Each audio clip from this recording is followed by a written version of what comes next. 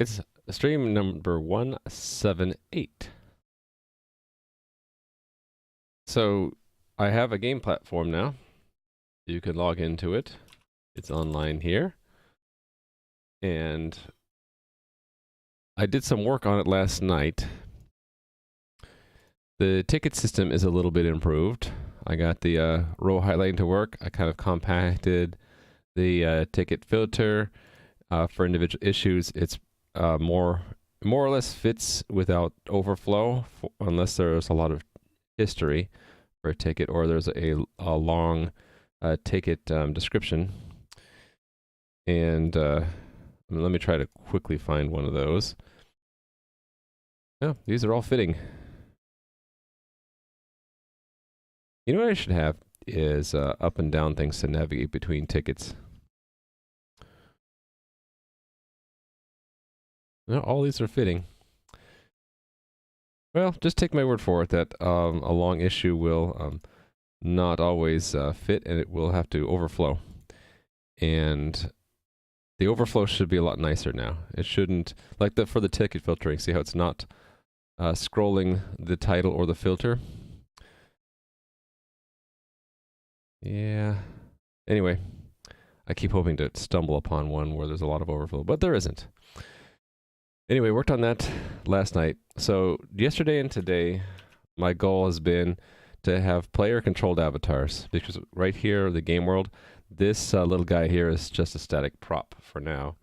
And I'm going to remove him and then make it so that anyone who's logged into the game has an avatar appear, probably with their name above it, or maybe when you mouse over the sprite, it would show the name or something like that. And hey there, develop it. Yeah, so yesterday I established the components that I need and integrated a bit of that system into the executor and the coordinator, but didn't get to the systems yet. So again, recap, entity component system. This is my take on it, that every game object is represented by an entity, which is really just an ID number that links together one or more components, and that's holding the data for game objects. And then these components are operated on by systems, which are logic that's executed either in response to some event or on a timer. And the systems and components that I need for these player-controlled avatars are just 3 components and 2 systems. I did all 3. Well, I didn't do specific classes for these 3. What I ended up choosing was to have components just be a JSON object. And so these 3 are just different shaped JSON objects. And I have the game right now creating them if you log in, destroying them when you log out, just for getting something simple working.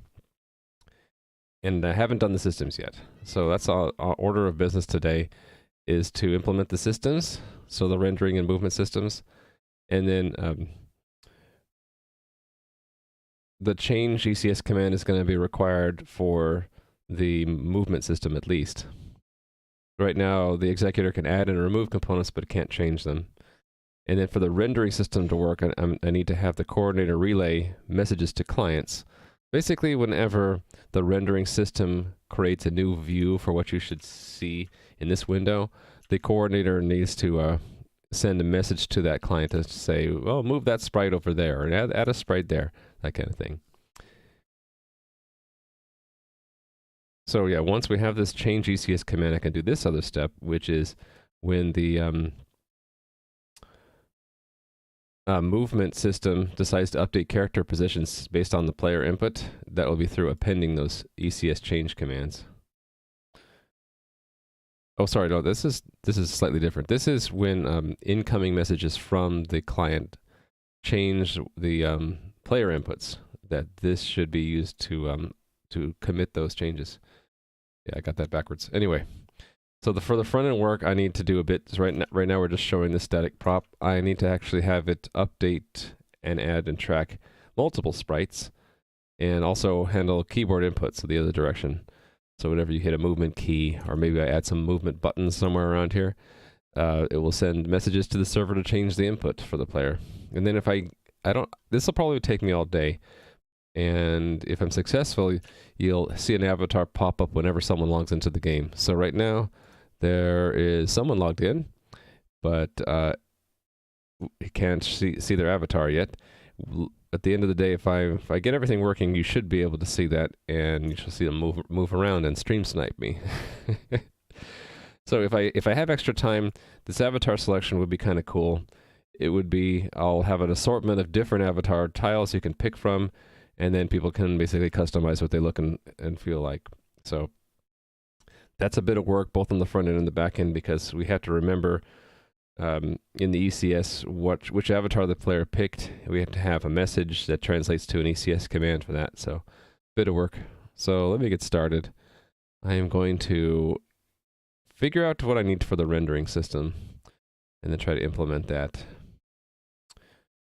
And actually need to have a place where these systems exist. So I'm going to refer a lot today on the prototype that I made back in January and February, which you can see a highlight of there. So essentially I made like a stripped down version, like a mock-up. And in that mock-up, I already have a bunch of components here and a bunch of systems. And this was to recreate an old Atari game called Gauntlet, which is where that little icon of the guy with the axe came from. He's my crude drawing of the warrior from the Gauntlet game. Okay, so did components yesterday. Today, systems. I want to look at one of these systems and see. Yeah, so there's a base class system. And, right, so it's told to update components. And there's a tick number, which some of the systems use to know like how often they should run. So I'm wondering if I should do the same thing, or maybe instead of tick, I just have total game time. And then systems can track. They can keep their own local variables if they want. They can track how much time has elapsed and whether or not they should run. Although I have to think about where I store game variables, because a server can stop at any moment and then start again, and we don't want it to lose state. And also, the game is actually run by multiple servers. There are 3 of them, and they all need to have the same state. So if the system's logic is running on all 3 and they produce different outputs, that can be a problem. I'm actually thinking what I'll do is I'll have systems only run on the leader server. And that means that any user inputs have to go through the game's journals to arrive at the leader. Actually, that's fine. I was already going to do that. So we'll have only the leader run the systems, which that should be fine. Yeah, because let's say if we do want state to persist, if there's a leadership change between servers, systems can have their own components to store persistent data. So okay, I'm not too worried about it then. Okay, so let me think about how this might fit in the real game. Based off of my architecture drawing, which was here, I had the ECS as a separate box. I think I ended up calling it components. I wonder if I should rename this to ECS and then have it also run all the systems. Then it would actually already have access to the store of the components, and then there's no coordination needed between 2 different classes. Hey there, Nui. Nui, you're late. I'm just kidding. You're probably enthralled on Adam's channel, like I was. I have to break myself away like 10 minutes before so that I'm not late. Hey there, said who? How are you doing? Okay. Hey, it's Crumpet. Red Rampage Crumpet, how are you doing? So yeah, if you haven't seen it, I have this platform online now. This is just a static prop, but the goal for today is to make it so that everyone who logs in can have their own little avatar and move around on the screen. And we had a lot of people sign up in the last couple of days to help me test it, somewhere upwards of like 40, 45 players, so that was kind of cool. Waiting class registration. Ah, I see. I remember that. Good luck. I hope you get the classes that time slots that you want. I always like to try to get the classes that were later in the day so I could sleep in. I hated it when I had to get a morning class. Okay. Yeah, do I want this components to also do the systems? I don't think so. In fact, I think I want to try to have stick to the plan of having the systems be logic only, no data. Hold on a second. Sometimes it's called the manager. Right now, my manager, so to speak, is this components because it holds on to all of the store of the components, which is a map from component type to another map from entity ID to component. So it's a 2-level map. So this is sort of my manager, I think. And systems is really just going to be functions. What if I just make them functions of this class? Well, Sethu, do I have the concept of manager correct? Would you call this a manager if it's the one object that has all the components in the game? Or do you mean manager is something that also has the systems in the game? Yes. Yeah, what if I just have a list of functions that are called? Hey there, Romania. How's it going? Usually it also holds the systems. Okay, that's what I'm leaning towards too. That this would have some kind of function that we call that ends up running every system. Pointers to them? Okay. I don't think I'm ever going to dynamically add or remove systems. They'll probably just be static, like they were in the prototype. Looking for a doc generator from comments? The one I use is Doxygen. But that's pretty old school. There might be a newer one, and there might be one for JavaScript specifically. I like Doxygen for C, C++, because it works pretty well. And it handles this kind of syntax, the Java doc syntax. You could just have a pointer to the system. Yeah. I don't see myself having dynamic systems, like adding and removing systems. Those probably just be static. Yeah, my idea was to have events, and so start and finish would be kinds of events, and an update would be a third kind of event. For the prototype, I just had an update. That's the only thing I actually needed. I didn't need a start or finish. Did I forget to pin that? My kitty's yelling at me. System. Yeah, I just had an update. I didn't have a start or finish. But we'll see. We'll see what I need to have. Should I plan ahead for that? I think what I'll do is I'll have a third argument, which is a type of event, and then update would be one kind. Yeah, we'll see how it goes. So let me think about this. I suppose what I need to do is have a unit test where we test moving a player around somewhere. Or do something that runs a system. I guess we're talking about 2 systems today, render and movement. Movement's easier to do, so let me put that up here. Let me do movement first. Render is going to be a big challenge because we have to remember, either we have to remember what the player saw last time it updated, or we have to always be constantly scanning to find out what sprites to draw, which is going to be a huge performance hit, I think. C++ code you're trying to understand? Okay. If it's quick, I can answer it now, or you can just put it in the Discord. Let's see. Unit test time. Components tests.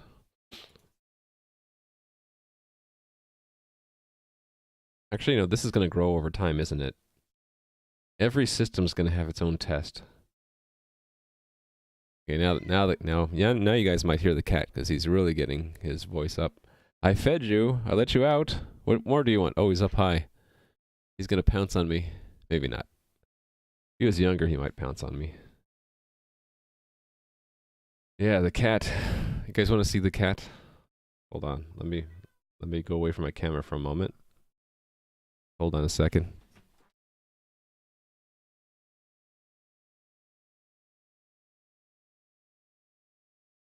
Okay, prepare for kitty cat. You ready? Ready for kitty cat? Kitty cat. Kitty cat.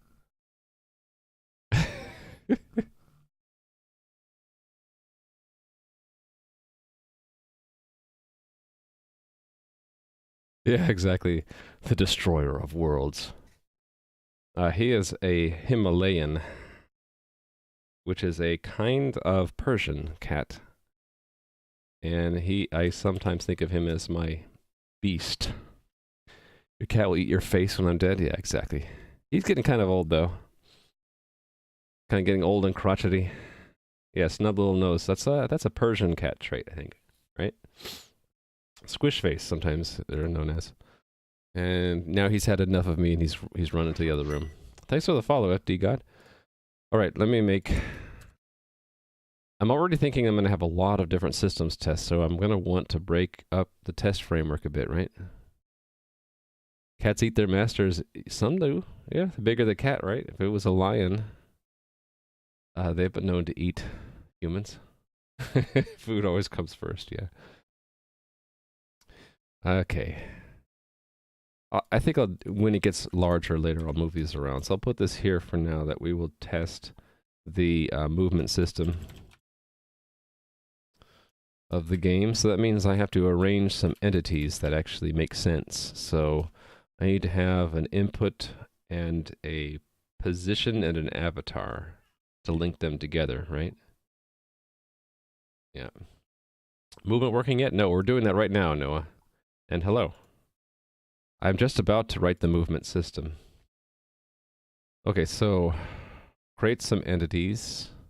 Actually, there's just going to be one entity called the character, right? And then we're going to create some components for the character, 2 of them. That should have an empty line there. Yeah, you can go online. You can't... This guy is still a static prop, so at the end of today, if I'm not slowed down too much, you should be able to get one of these for your character, and you can move it around with the keyboard. Oh, we have a new player. Then I approved the ticket system last night, too. So that sounds like... Oh, I still need to have a button. So I still have to close and lock that. But back here, I can unmask. There we go. Utsby's unmasked.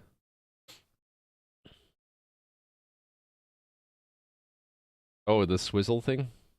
Did you have a question about that? Or you just want to show it off? Because that was kind of cool that you're showing. So said who works on OpenGL shader stuff. And should give a shout out to said who. Oh, it's not yours. You don't get it. I see. Because it's using a bunch of templates. Yeah, I understand that. This looks messy to me too. I would have to study this for a while. No idea how it works. If anyone else would like to try to figure it out, that'd be great. My guess is that these templates manipulate addresses to get to things. Where would I see a sign of that? With these numbers here? Perhaps?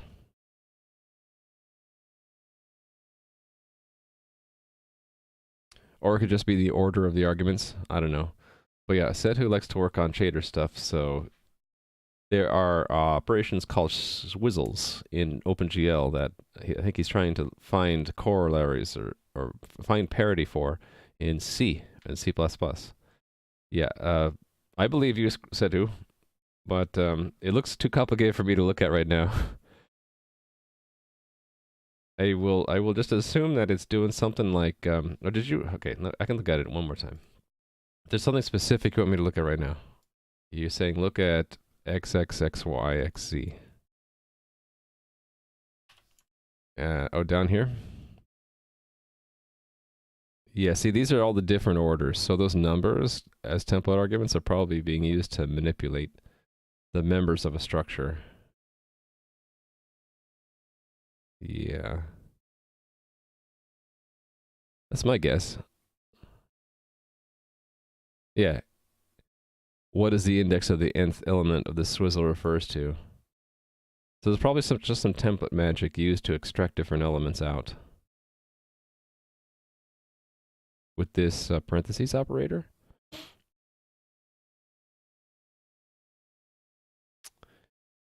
Yeah, kind of looks like that. So they're just using they're having the compiler use templates to pick out different elements and rearrange them. So,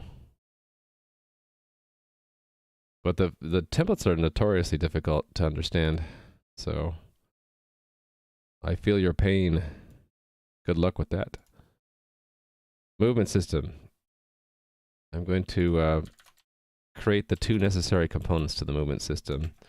One will be, I need to make sure that this matches also what the executor expects when we create a, not the executor, it was the coordinator, right? And I put it somewhere in one of these, and I forget which one. Was it profile? No. ECS. Yes, I made it. Here we go. So there's an in and a avatar and a position.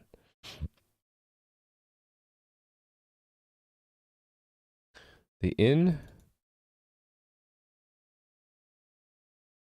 So I really only need input and position. I don't need avatar, because avatar, we don't really care who it ties it to. I need an in and a position. Actually, I'm just going to grab these two. These are the two components we need. And then let me rework these. So character is the entity. This is the contents of the input component for the character. And then we'll also create a position component for the character. Start them at x0, y0. That's the arrangement. And the act will be to call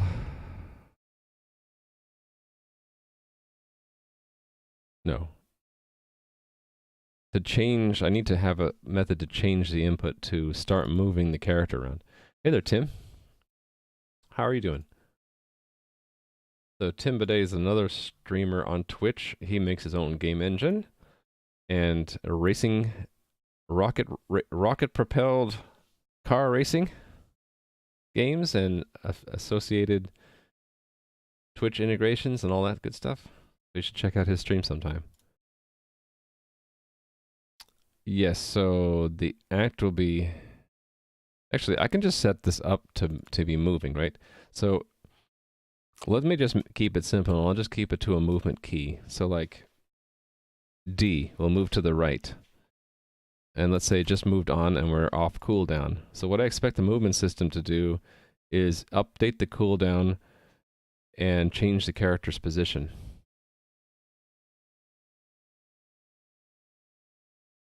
Does the vtable increase struct size? Yes, it does, by at least the size of a pointer, because you need a pointer to the vtable.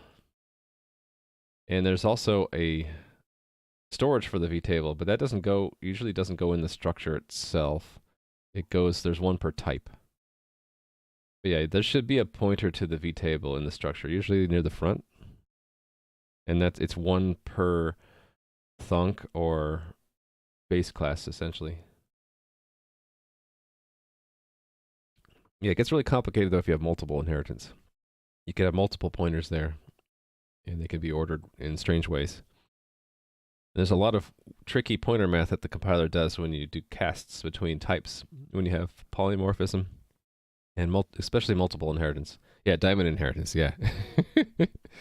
Avoid it like the plague. Okay, I need to decide, how am I going to invoke systems? I think I'm just going to say components, invoke systems, and we'll have events. So we'll have update, and it will be the current time. So let's say it starts at 0. So we'll have an update go to Oh, I don't know. Actually, it doesn't matter. It just needs to advance. So 0.001. So 1 millisecond of time. And then, is that all I need? Yeah, that's all I need. So invoke systems to do an update for 1 millisecond. All right.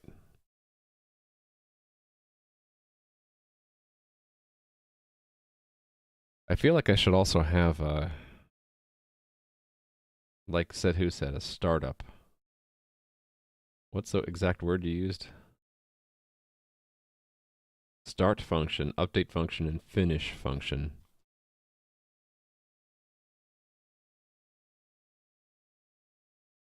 Actually, no, that's fine. We can just assume that the first time the systems run, they'll just operate on whatever's been initialized to. Back in C++, yes. This is a unit test for a system, a game system that doesn't exist yet. When we invoke the systems of the game, I expect this movement key to be applied to move this character. So that's exactly what the assert will be. That we'll ask the components to get the entity component of type. The type is position, the entity is character, and then we'll expect that to be equal to something.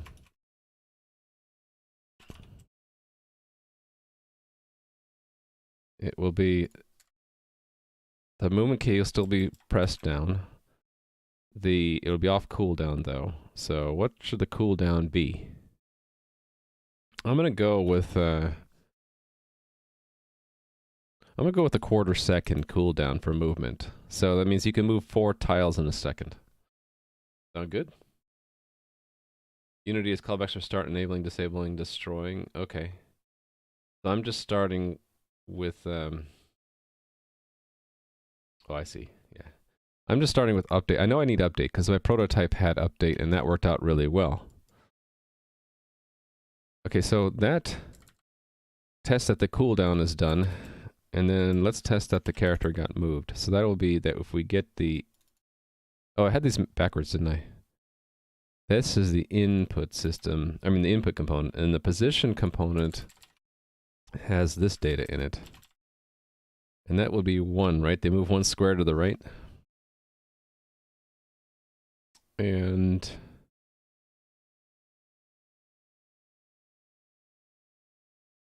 I think I want this to flip back to false when the movement's applied, because that flag will mean that you've started movement. That way, it debounces it. So if you quickly, I don't know if debounce is the right word, but if you quickly hit the D key and release it, these would both be true, and it would do the movement.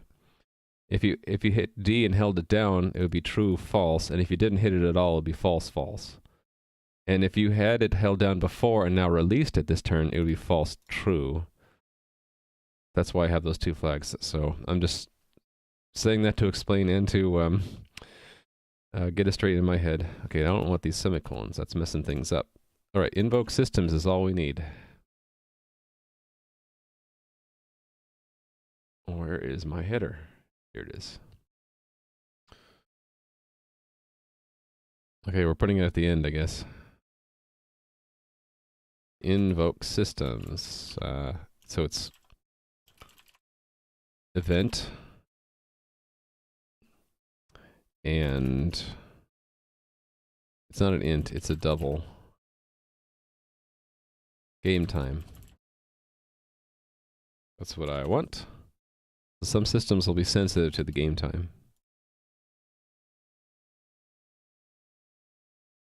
All right. I don't know why I copied that comment. I didn't really need that. I don't know what I'm doing. Just ignore me. So execute all game systems to handle the given event. Event. This describes the event that occurred. Actually, you know what I'm thinking about doing is making it a JSON object. That way you can have more data if I need it. So in that case, this would be, this would still be fine. because a string is convertible to a JSON object, but I can update it later. Yeah, let's make that a JSON value.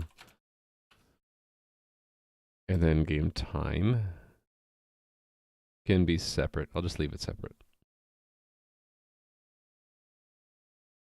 Game time elapsed or delta, it's total elapsed. So if systems need to have the concept of a delta, they'll need to record the last time they did something somewhere. Probably in the component itself. So let me know if I'm making any mistakes and I'll consider it. Because mostly I'm winging it, so to speak. This is the current total game time that has elapsed. All right, here we go. Doing it live. Components, invoke systems. So I think I want to have the same kind of deal that I had in the executor, where I had like a table of systems. This kind of a thing. And I just basically loop through them all. I guess it wouldn't be a table anymore, would it? It would be a vector of them. So let's change it to vector.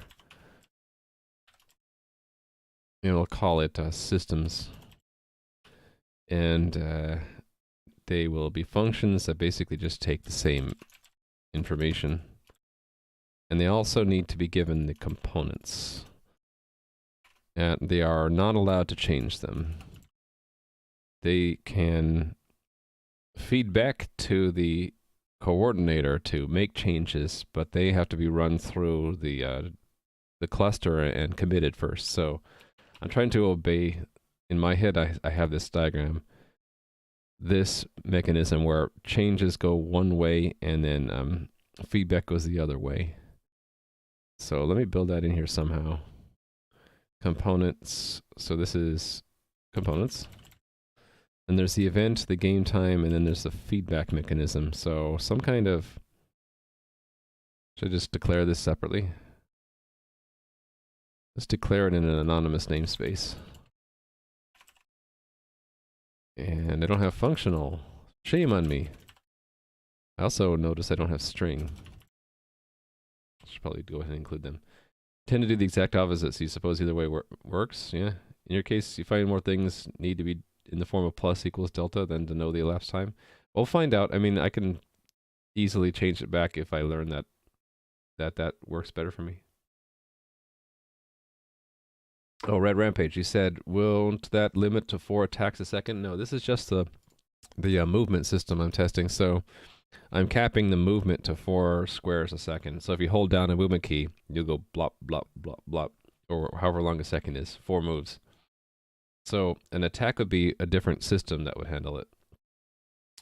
That's sort of one of the goals of breaking things up into different systems and components, is that each system is very narrowly focused. So this system only cares about moving the character. If we have attacks later, then that's a completely different system, which would have maybe a different cooldown or some other mechanism. Maybe not even a cooldown, right? It could just be that it decides that attack happened if you ran into them or something. I hope that makes sense. And let me know if I got some of that wrong. So I want to make a function type name called feedback, right? Feedback delegate equals a function. It doesn't need to return anything. But what are the arguments going to be? It's always going to be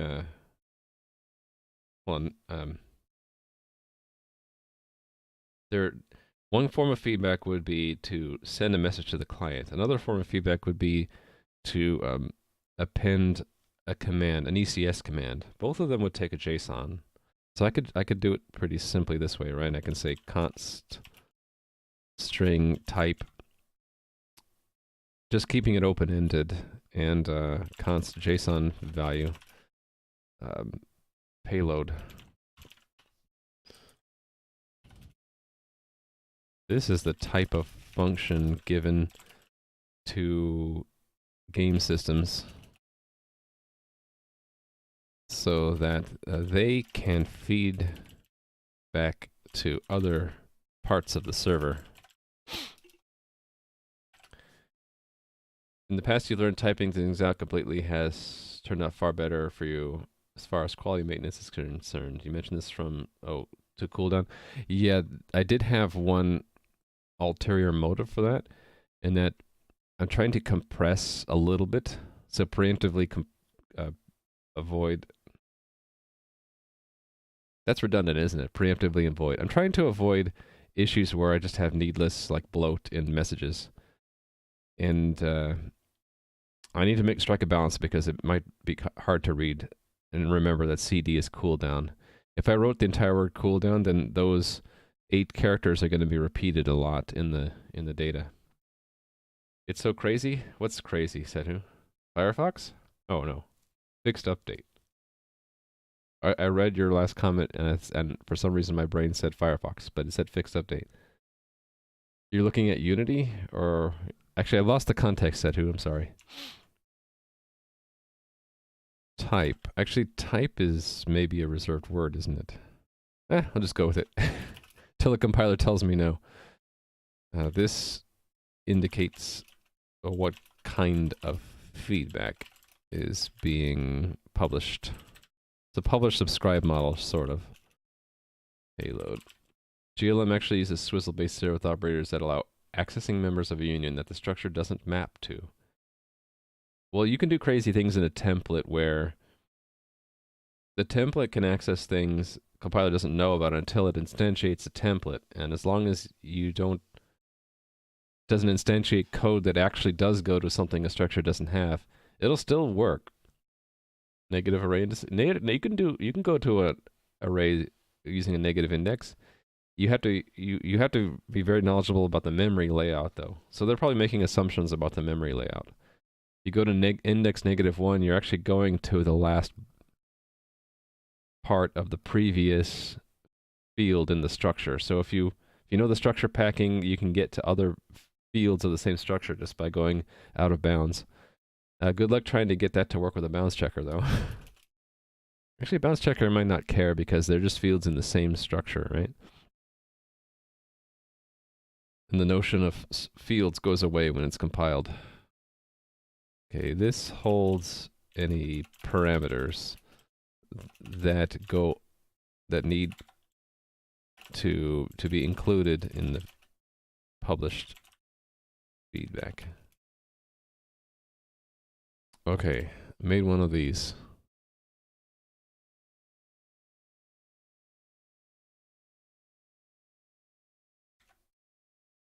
Actually, there's no need for me to mark it const.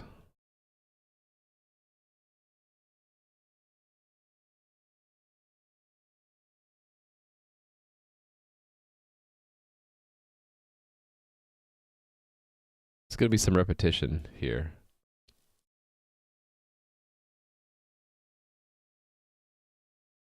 I'm just considering making a macro that expands to that. Do I want to make a macro? I'll think about that later. If I make a macro that expands to that, and then every time I have one of these systems, I'll repeat the macro, then it might obscure the names of the arguments from the IntelliSense. Okay, anyway, I copy-pasted this. Let me fix it. So this is my movement and rendering.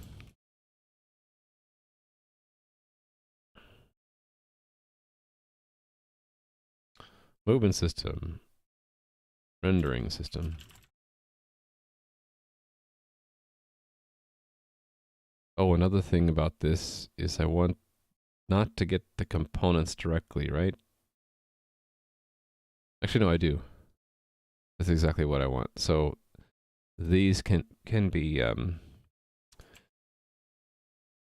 the anonymous namespace.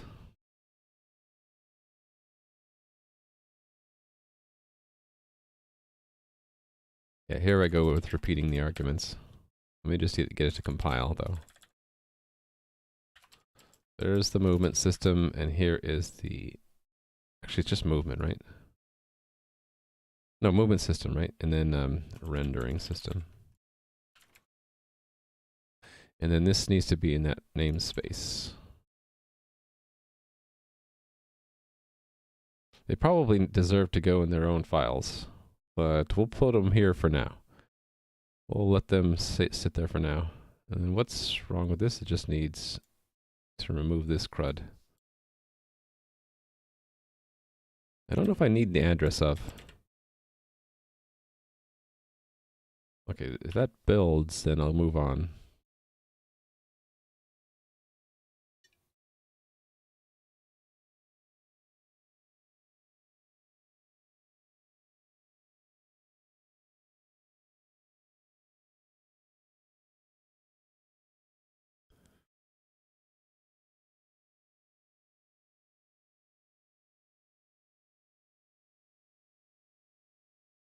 So let's define the feedback delegate in terms of a lambda expression. While it's building,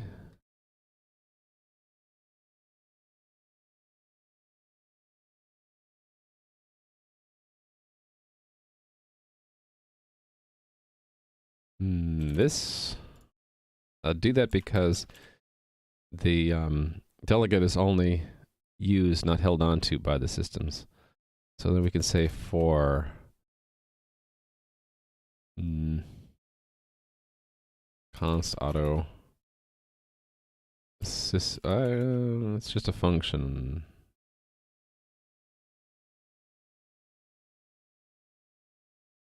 Yeah, it doesn't matter. System in systems. System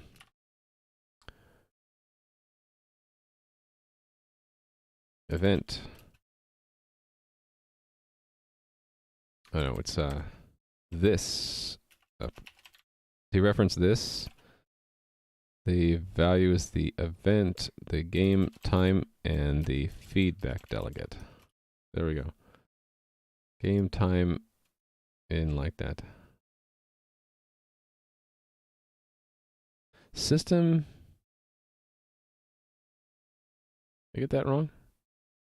It's a function. No instance takes that third argument.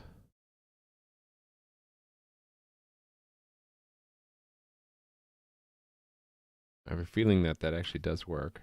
But I wonder if is it trying to call the global function called system? No, it's just IntelliSense was confused. Never mind. Okay.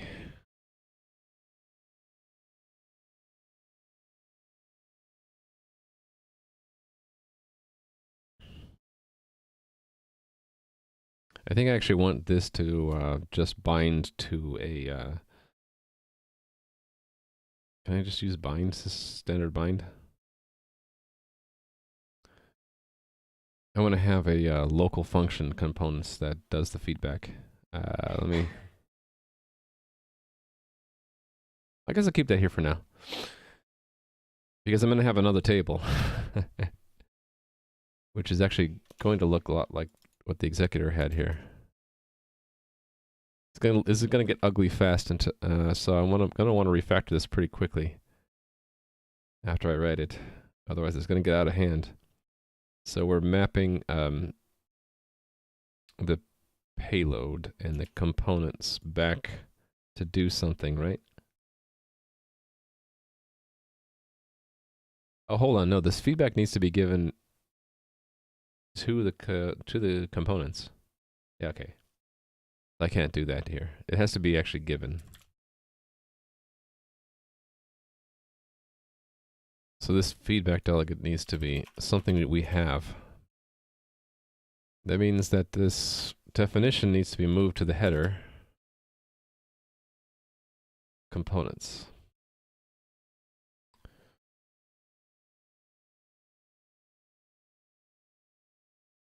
I put it here. Which means, yeah, we have functional string, good.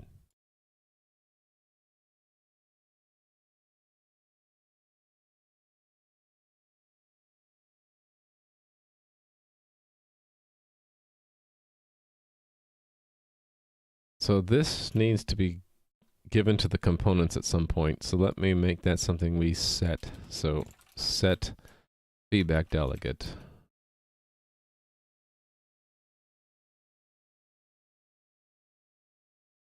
Provide the component. Provide the, what am I going to call this? Set who called it the manager. We'll call it the components systems. Components and systems. Oh no, it really goes to the game systems. Provide the game systems with a delegate to be used to provide feedback to the rest of the server.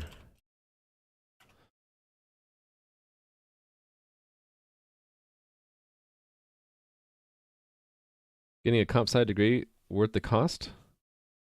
I think it depends on what you're going to use the degree for. If you think it'll help get you a job and the job will make up for the cost, sure, it's worth it. But if the jobs you're looking for, they don't really care if you got a comp sci degree or not, then maybe it's not worth it. DevOps? I don't know. We need someone who's worked on DevOps to say how valuable the degree was. It is frustrating, but I think in retrospect, after you get through it, you'll realize that it helped you learn basic skills on how to learn. Oh yeah, the paperwork sucks. I agree with that part. You won't miss the paperwork. Okay. Yes, Red Rampage Crumpet's signing up for classes right now, so he's keenly aware of the paperwork involved. So would you say the paperwork is worth the benefit, Crumpet? Or maybe afterwards, when the memory of the frustration with the paperwork is gone, then it won't matter so much. Yeah, it really does depend a lot. In general, I would say if you're planning to get into a career where you're doing DevOps, I think it's probably worth it. What if you already have a non-technical degree worth anything you want to be a developer as a second career? I think it doesn't matter what your previous career was. As far as are you qualified, it's can you prove that you have the skills to learn and to fit in? So one thing a degree does is it proves to your employer that you've studied it. It doesn't really say like how good you are because almost anyone can get a degree. So they still want to, interview you and teach you when you get onto the job. But it's better than not having a degree, that's for sure. Yeah, I think it's really depends, and it can be argued one way or the other how useful it is, if it's worth it. That's a really hard question to answer. Okay, this is okay, let's just copy what the declaration says.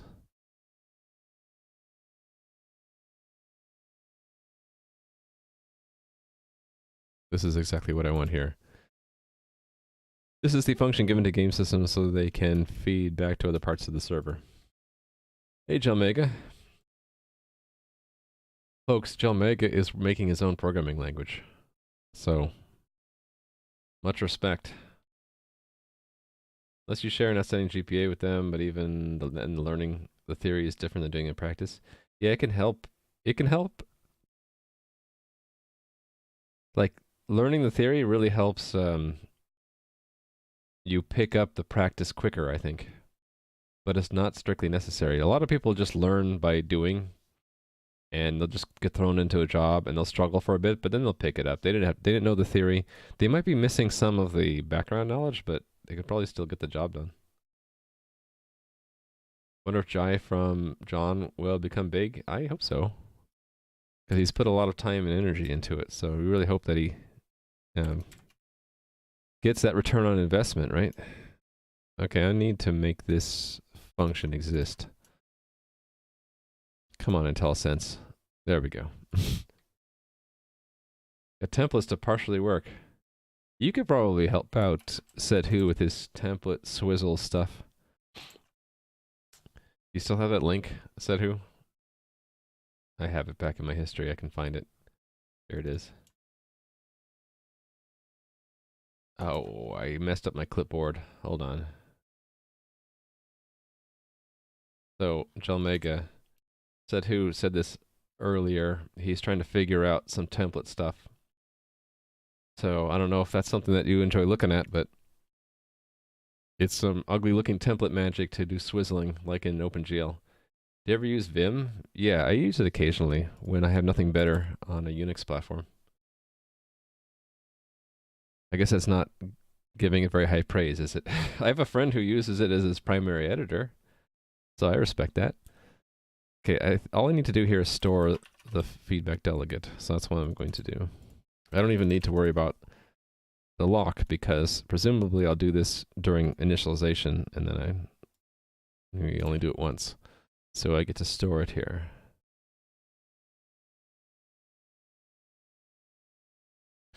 And then I'll just copy the comment for it. All right. Now that we have that feedback function, I can provide it. I don't know why that's giving me a problem now. Oh, because this is now scoped within that class, so I need to do that.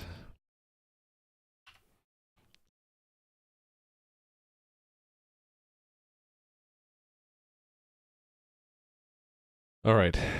That means the test has to provide a delegate. So let's do that.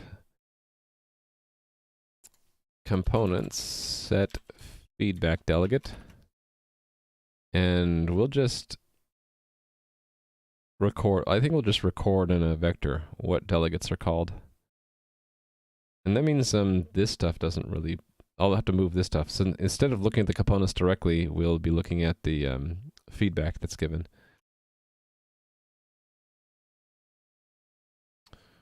Okay, so let's make a vector is in vector. And we'll need strings too while we're at it. Vector of somethings. Let's make some kind of thing. Struct feedback. Feedback. Feedbacks. So capture the feedbacks. That's probably all we need to capture, really. And then the arguments to this thing are type and payload. Actually, I'm just going to put that directly into this structure here. Remove that and that.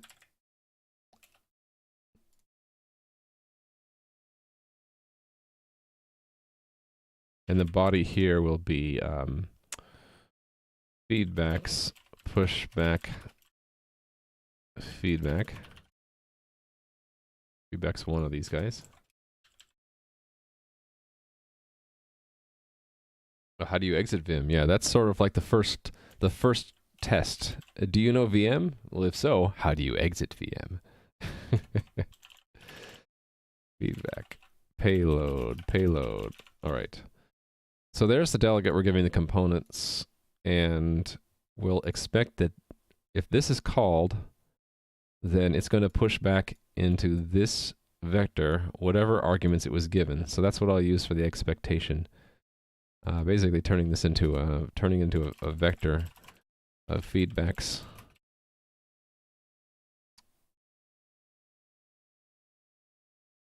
Actually, that means it would be nice if I could do this instead. Which means I might want to make it just a constructor. If that builds as is, then that'd be sweet. But I think I have to make a constructor. Oh no, it did work. Okay, I always forget if that works or not on a simple structure. I guess it does. So that means I can do it here too. All right, so what feedback are we going to get? We're going to get a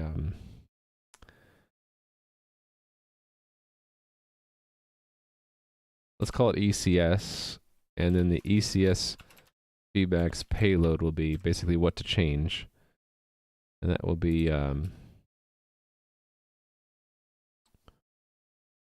let me model it after the ECS command. So that was in ECS CPP here.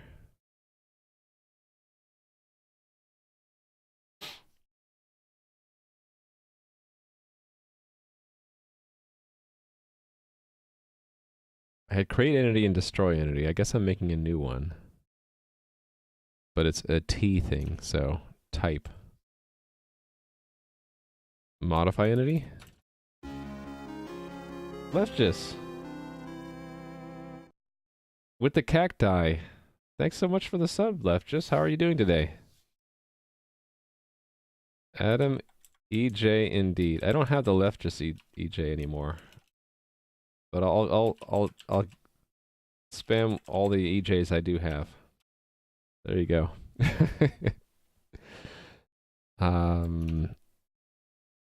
It's not modify entity, is it? It's modify component.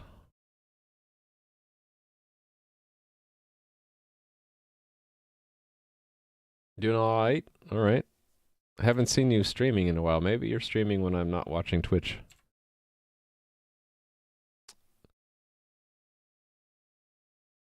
Okay. Let's model it after what the components actually has in its interface, which is down here somewhere. Set, and maybe I just call it that. Set. Anyway, it's type, entity, and component. So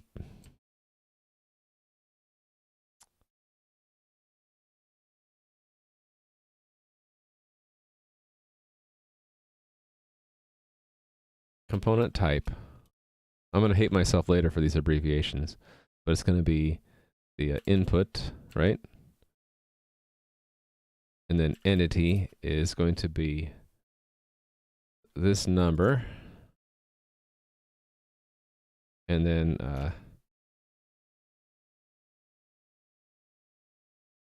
C for component will be this thing.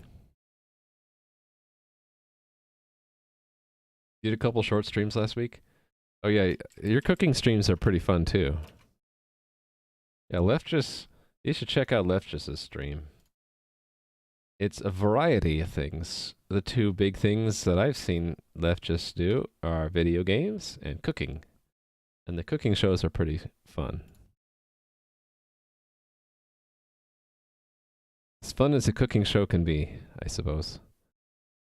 Alright, so we're going to have... This is how I'm encoding changes to my game, by the way. If you're just joining. We're giving feedback to the server saying we want to modify a component in the ECS. And this is the component's type. So there's the input and the position component, the entity ID, and then the component, which is, in this case, the data associated with that combination of type and entity. So it's the position of the character. So we're expecting that the feedback from the movement system will be to turn off the move flag, the move on flag, and to change the position of the character. That's essentially what this is saying. And that is what we expect from feedbacks. There we go. Want to practice the recipe first? No, you got to do it live, Leftjus, on stream. Come on, then we can't laugh at you when you mess up. Or commiserate, you know. I would never laugh at you. I would say, I'm sorry, bro.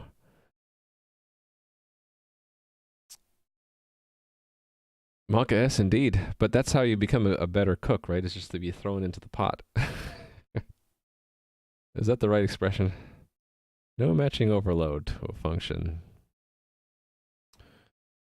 Yeah, the joys of interpreting C++ error messages. I have no idea what this is trying to tell me. I just don't have... Okay, here we go. That's the line number. Okay, so it doesn't like me comparing the feedbacks. So what's the feedbacks again? It's a vector of feedbacks. A vector of feedbacks. It didn't like that? It's a string and a value. Okay, it's possible that it doesn't like it unless I do that.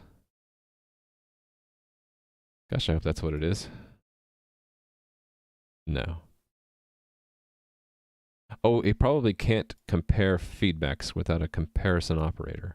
So we'll have to make one. Ugh. Okay, fine. Bool operator equals const feedback other const return that type equals other type and payload equals other payload.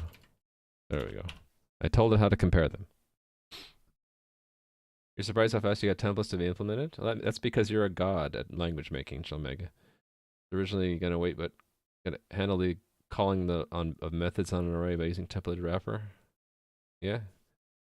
Hey, look, I got my stuff to work just by making a comparator. How did I figure that out? I don't know. I guess I've run into that several times before.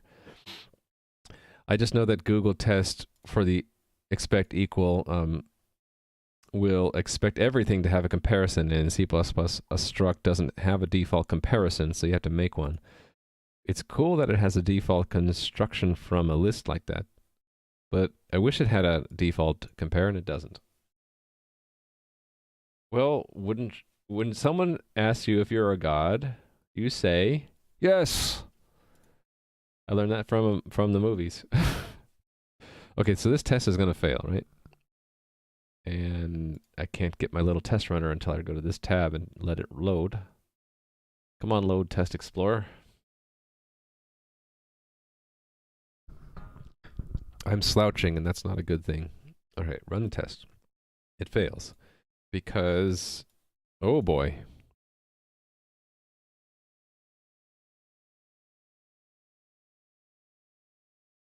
Oh, we don't have a pretty printer for feedback. Okay. Let's make one. Pretty printers are fun. It had to do with a static operator. Let me cheat and see what I did for JSON. I put it here somewhere, like at the bottom. Here we go, print2. That's what it was. You make one of these guys, it just works. So put that. Just build it into the components, I guess. No, it's a specific type for that test.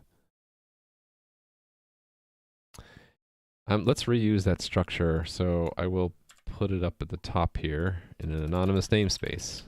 Actually, I don't remember if anonymous namespaces work with print2. I guess I'll find out. So we're going to promote this guy now to the anonymous namespace. And print2 will take one of it.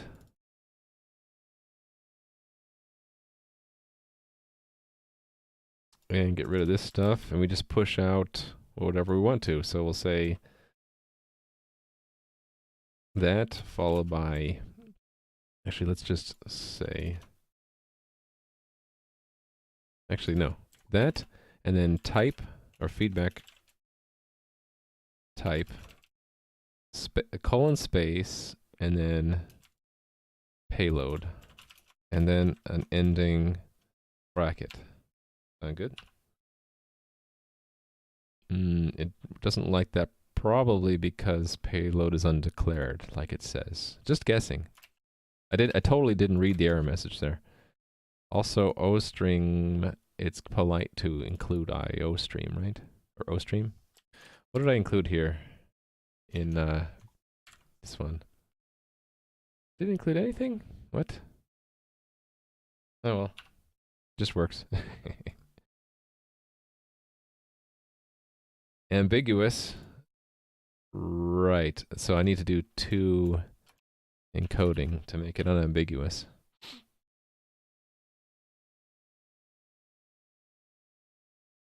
You had someone else you often watch and chat with. You said you were progressing fast. Your reaction was the following: not fast, slow, even been only gaming last week. Well, everyone's perception of time is slightly different, I think. You'll throw a message in show and tell before you go live?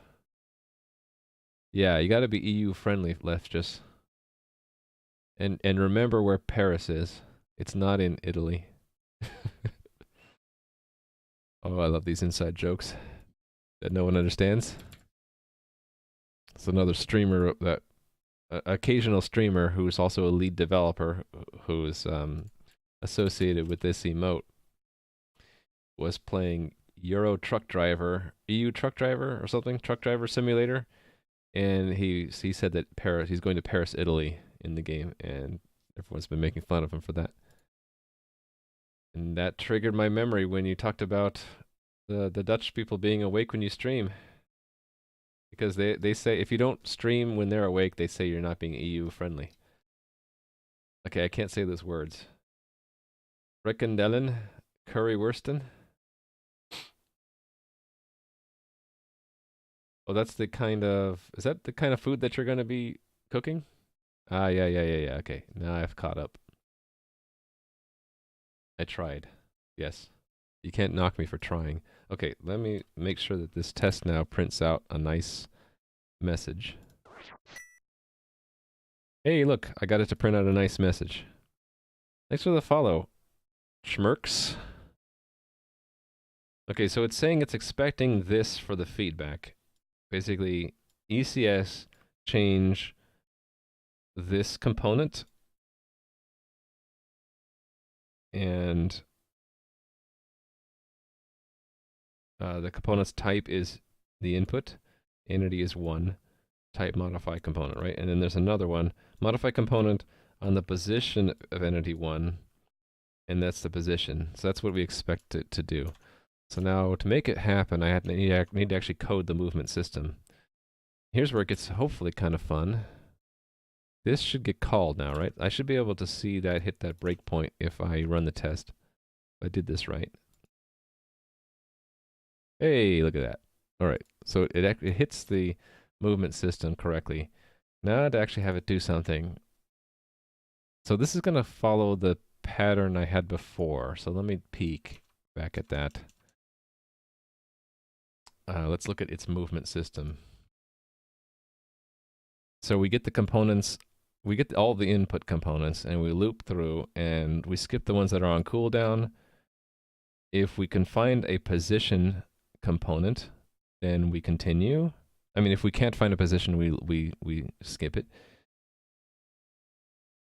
Then we look at what key they have held down to find out what to change in their position. And this one actually goes and modifies it directly. Instead, we're going to make a feedback call instead. And it'll start the cooldown, manipulate those two flags I talked about before, which the prototype had an integer and a flag, so now they're two flags. And it is also marking the tile as dirty. I think I'm going to need that later to coordinate with the rendering system.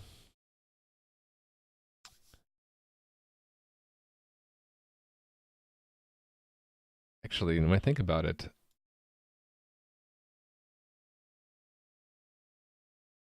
yeah, I'll have to add that to my list, won't I? I'll need a tile component.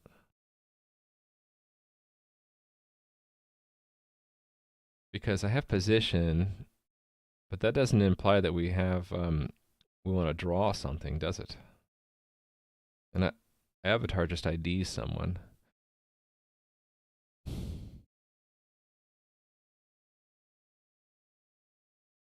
Actually, I'll just keep it simple. For now, I'll have some kind of flag in the avatar. So identifier of the player's character and flag that indicates whether or not they moved. Actually, it'll be more than a flag. How about the time? That time of the last move.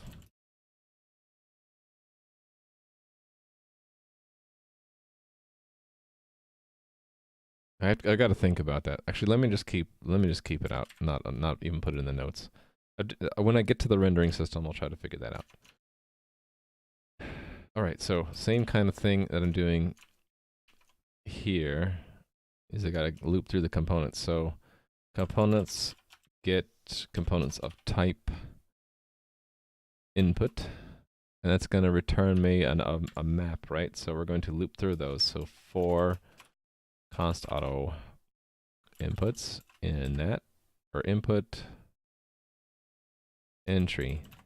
I like to use the word entry for iterators or pairs.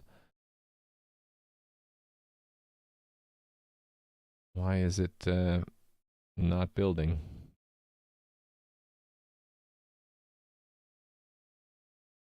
What did I do wrong?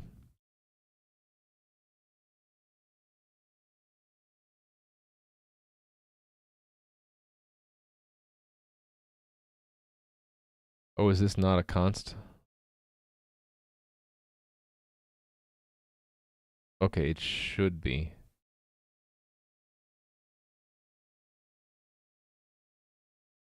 Let's fix that. It's not constant, it needs to be. Actually, all of these that do get should be constant. Destroy not constant, create not constant, destroy, yeah. Okay, it was just those two, the getters were not constant.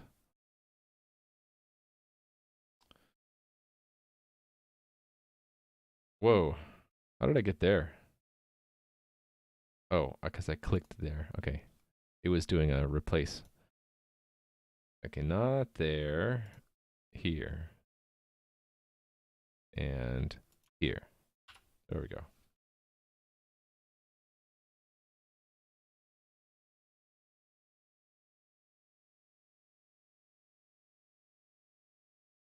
When do you have time to talk about our Lord and Savior, Adam 1331?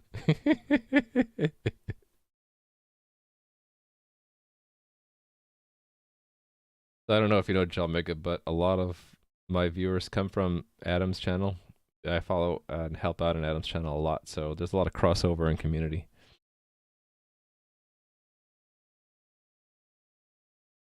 Like Adam has the Adam EJ, and then I have my EJ.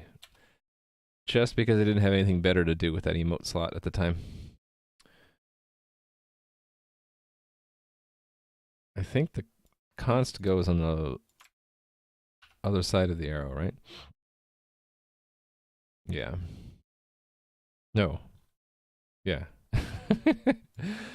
IntelliSense showing a red squiggly just confuses the heck out of me sometimes. Alright, anyway, we have looping through the input components. Oops. Close that. I lost the movement system because I didn't pin it. There, I pinned it. Right, so we skip it if it's not cooled down. So if input entity second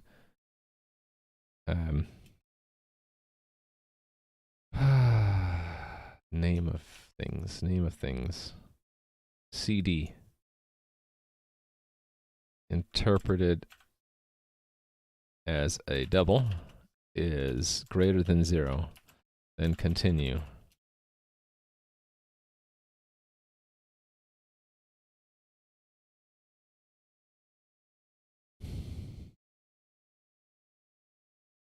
Tim was talking earlier about delta time versus absolute time, and I had coded these cooldowns to be delta times, I think because in this original thing I was always modifying them. Right? Yeah, I was always modifying them. It would be easier if they're absolute times, so I could just compare with game time. So I think I'm gonna make them absolute times. So 0 means it's cooled down anyway, relative or absolute time. So this will be if game time is less than the time it will cool down at, then we continue.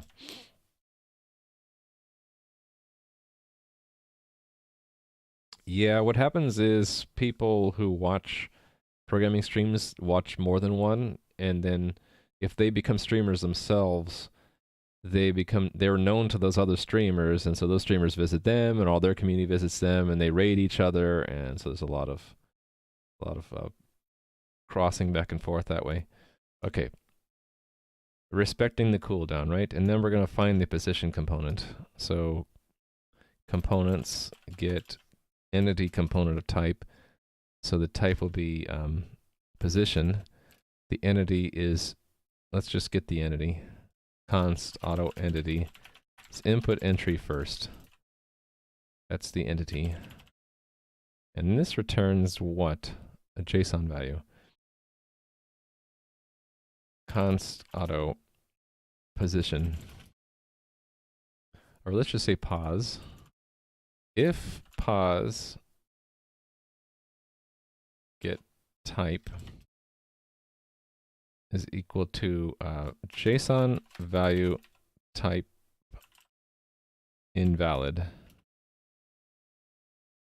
then continue. And so it's basic. I guess I could compare it to null. Well, no, it's not. It doesn't return null. I have it returning an invalid thing on purpose. Okay, yeah, then we switch on the movement. So input is input entry second. So switch on input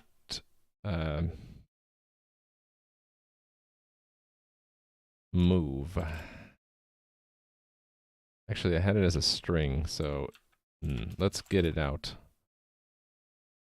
Move equals interpret as a string in move. If move equals A, let's just hard code it for now. ASDF or ASDW. So left, right, up, down. Let's record deltas. I think I did that in the prototype, right? Well, I modified the position directly. I didn't want to do that. So let's do a delta x, delta y. Delta x is -1 here. Here it's +1. And w is up, so delta y is -1. S is down, so that's +1. Okay. I get to decide what happens if they move off screen now.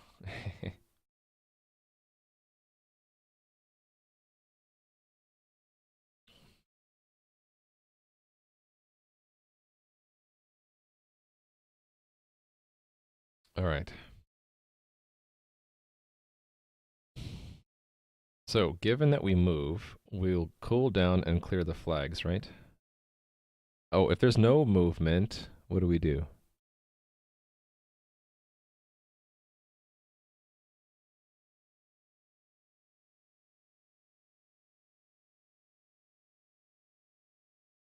This seems to imply that we always cool down every time it's evaluated. I don't like that, though.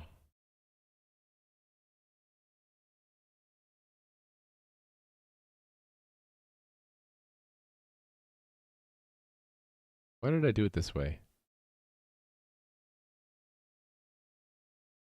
Okay, I don't like that. It should be that if there is no movement, we should skip it. If move empty, continue. Then we move, so we'll guarantee a cooldown. So we will do a feedback. What is this? I don't know why it showed me a red squiggly there. I don't know why. So feedback. Whatever the test required. Modify component. No, ECS. ECS JSON object.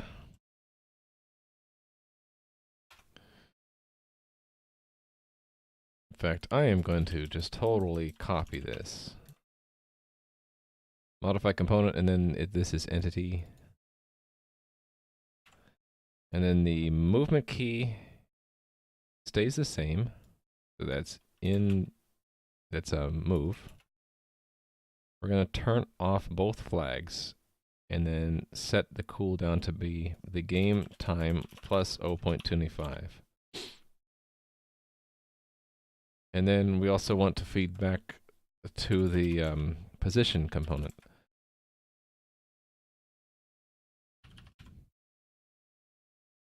This one. Entity. And then this will be position. Actually, we should extract out the positions. I can do it in line here. So that is int position x plus delta x. And then this is that y delta y. So don't try to go off screen because there's no check. I could add that in there, but do I want to add that in there? Would it count towards a cooldown? Let's have it count, but we'll zero out. We'll just we'll put it in bounds. That's what I'll do. So this is this is auto x equals that, and then y is y. If x is less than minus, what did we say? It's do some quick math I can't do in my head. It's 604, right? So divide that by 32. No, it wasn't 604. It was 19 times 32, 608. 19. Minus 1 is 18, divided by 2 is 9. So we can go 9 squares away. So less than 9. Actually, I can just build it in here, right? If I use algorithm. Yeah, okay. Standard min of the standard max. This is a min-max. Min-max thing. So for min-max, you want the minimum to be first, so it's -9, and then the maximum to be next, right? And do the same thing with the y.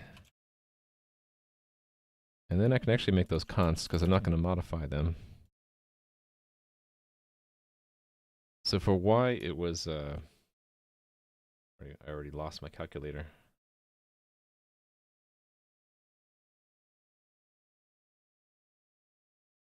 It's 480, right? So 7. All hard-coded for now. So now you can't leave the space on screen. How do you know who is from what region, country? Twitch does an IP geo, whatever you call it, geo lookup based on your IP address. Also, yeah, you can kind of deduce based off of when you're on, and sometimes people will just say what country they're in. So you might have told someone.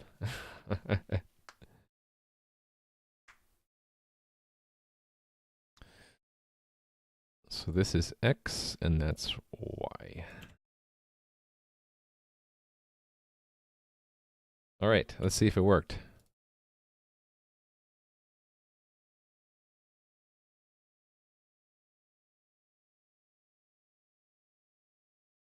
Run it.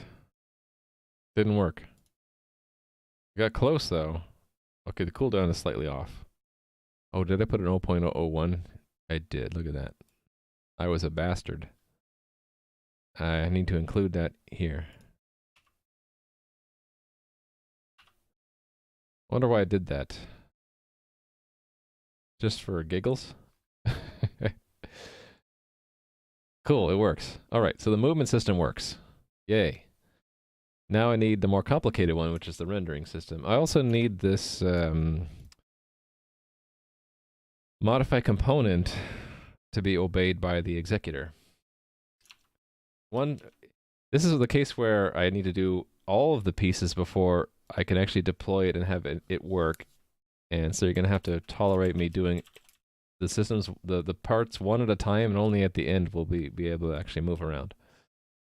I'm going to say we are establishing the systems in the ECS, and the first one is the movement system. So establish ECS systems with the movement system. All right. Temporary, of course.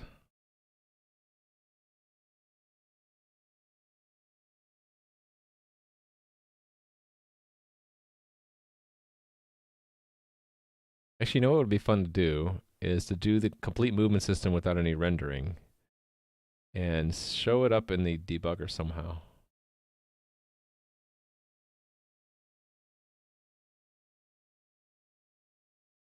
Let me think about this.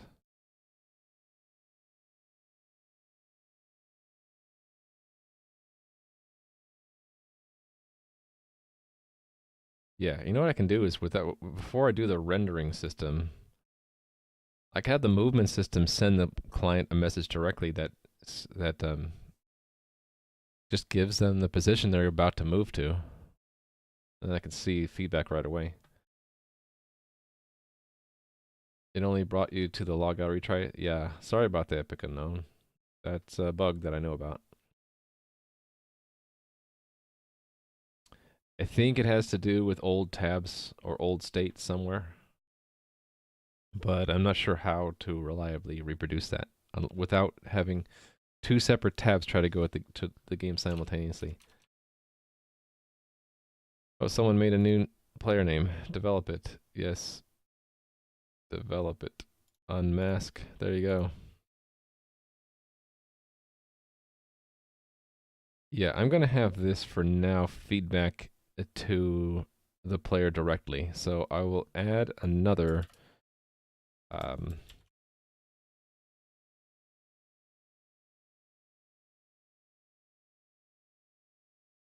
just occurred to me, if the modify component doesn't actually apply until the next time the system runs, the system will be operating on old data.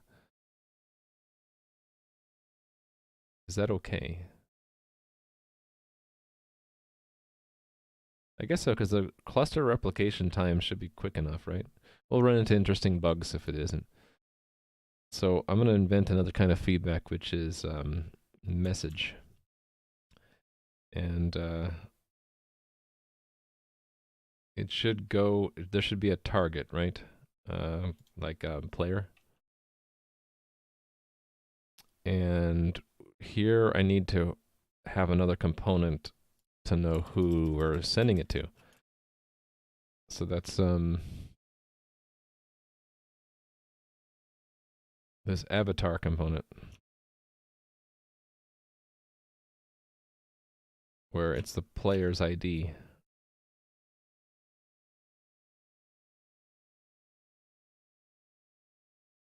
And I can pick any number I want here, so I'm going to pick 85 for 85 filter. So that this should send a message to player 85. And that message will be... Let me think about this.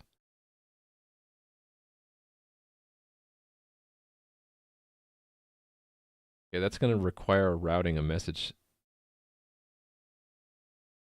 to the proper server, isn't it? Yeah, it's going to be a different kind of thing, but nothing that I can't handle. Okay, so the message...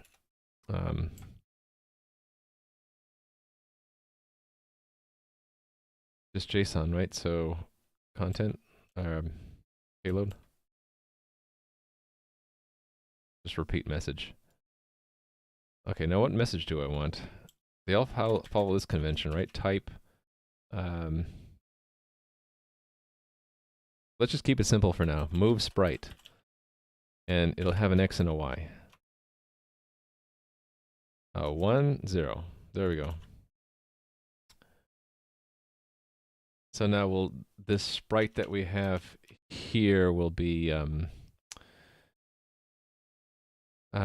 somewhat controlled by the player, presuming the input can be received. Yeah, actually, you know, this will work. Then everyone will have, they won't see each other, but they'll see themselves. Yeah, and I can actually deploy that. That might be interesting to see. So I don't need the rendering system. I just have the movement system directly feedback temporarily. You got spam whispered? I got that once a few weeks ago or last week.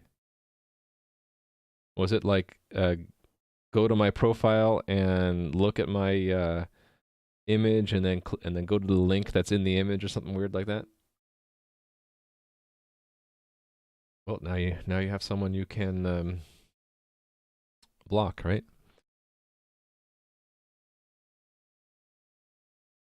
Did I mess up the syntax here? This looks okay to me. Why am I seeing red squigglies up here? Syntax error. Okay, I have a syntax error here somewhere.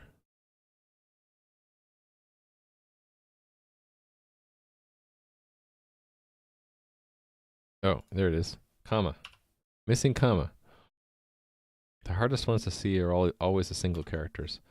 Okay, so this will not pass anymore because it's not feeding back. Let's make it feedback for now. Directly to the client. Message. Let's just copy this template, so to speak. And this is X and that's Y, and then the player, I need the player ID. So that means I need to find the avatar that goes with this person. I guess we can make it conditional. Yeah, let's make it conditional. So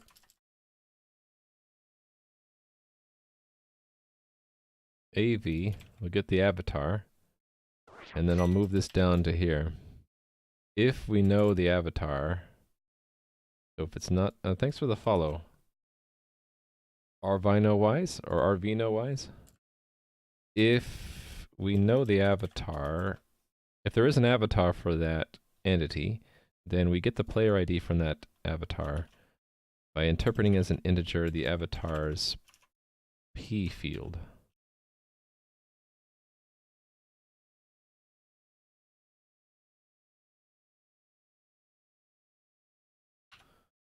Let's see if I got it right. Yay, okay. So, what do I need? I need modify component. I need to register a feedback delegate that understands ECS and message. And then I need the machinery to move messages back to the client. So what do I want to do first? Let's do modify. Well, let me check it into the Git first. So this is movement feed position directly back to client. And say this is temporary, and just done to get some quick testing without needing the rendering system.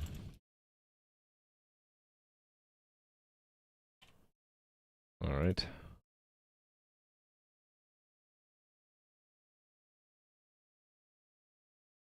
Modify component. I think I'll do that next. That's part of components test also, right?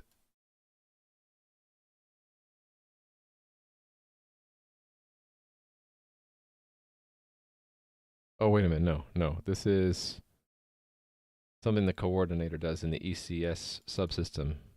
This thing. Oh, no. I'm wrong again. I'm wrong twice. Third guess. Yeah, it's in the executor. I have create entity, destroy entity, and now let me make a new test for modify component.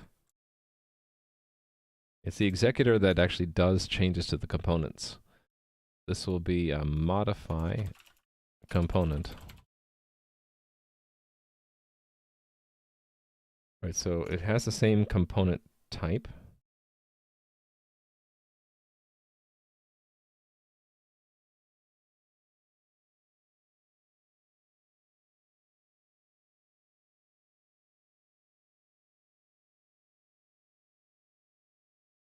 A T instead of CT. Oh no. Oh, because I already had a CT. So it's really this that I want. So I need to seed it with an existing component. Because there's also an E for entity.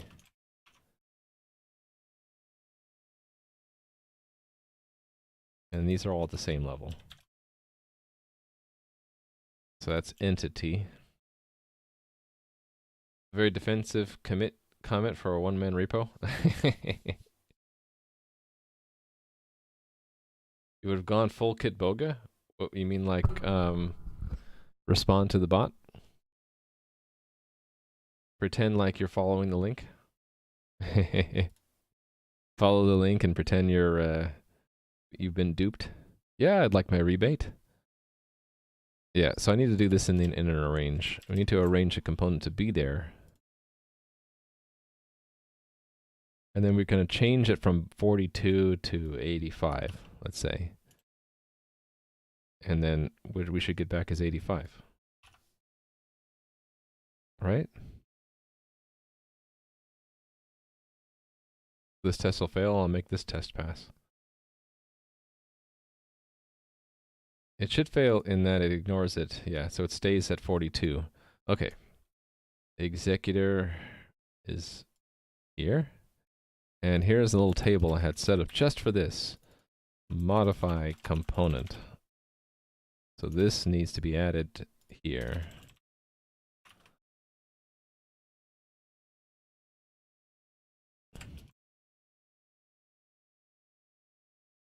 Boilerplate. I love boilerplate. Change the data for an entity's component, for a specific component. Okay, so we got to recover the entity ID and the type of the component.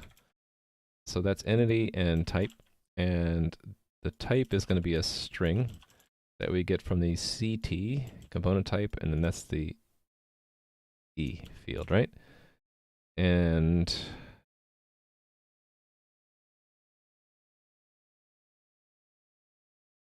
C is the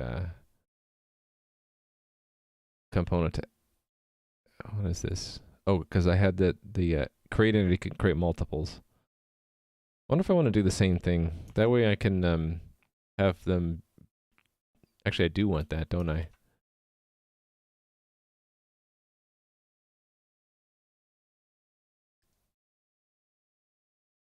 These I should probably gang together.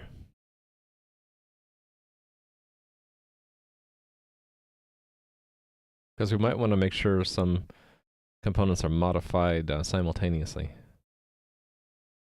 Yeah, I'll do that later. I don't have to do it now. Keep it simple. So it's just the component, and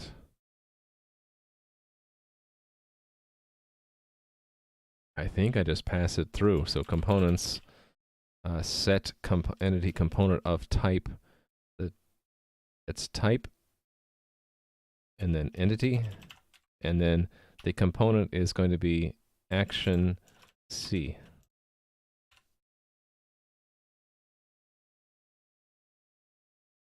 And that should be it. This should work now.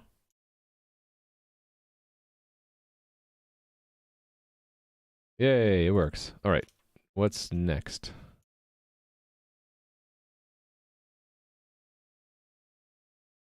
So it'll ignore the MSG. No, maybe I should do the feedback first.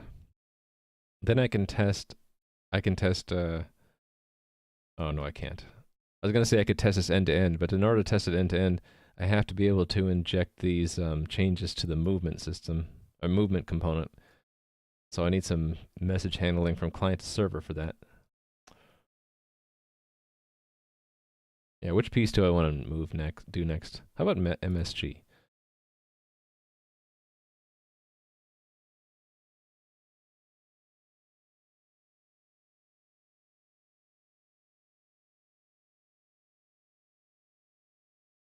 Actually, for this entire thing, this feedback needs to be in place in the coordinator. So the way I can test that is with an ECS thing. It should go to the mock executor. No, it should queue a command, shouldn't it? Yeah, exactly. It should queue that command. So that's the next thing I'm going to do. That's in the ECS part of the coordinator. So this will be ECS command appended on ECS feedback. Actually, there are two versions of this, right? If we're the leader, we append it. If we're the follower, we need to request that the leader append it. So let's make two tests. ECS command appended on ECS. Actually, it's always going to be the leader. What am I thinking? So it's actually pretty simple. There's only one test. We just need to pretend we just need to call the feedback function. So the arrange is just become the leader of the cluster. So this one. And I can do any ECS command I want, doesn't matter. So the act will be we should assert that the feedback function has been set though. So assert true that mock no, not mock executor, components. Actually, you know what we'll do is we'll get it out here. So const auto feedback delegate. We'll have a way to grab it from components as a backdoor for testing. Get a feedback delegate.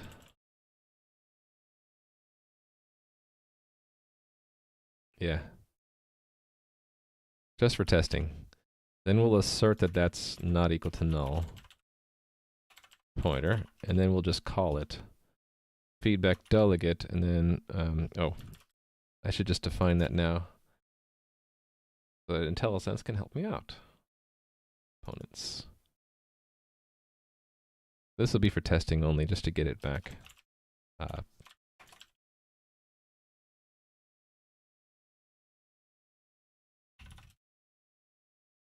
Return the feedback delegate associated with this, with the game systems, or get provided to the game systems.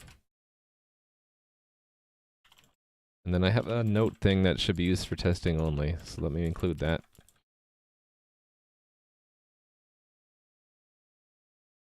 And then this is returned. All right, and then we'll, no, go to that, please. There we go. Put that here, which means I can take that onto auto and arrow that, so I don't have to repeat the components : and then just return it.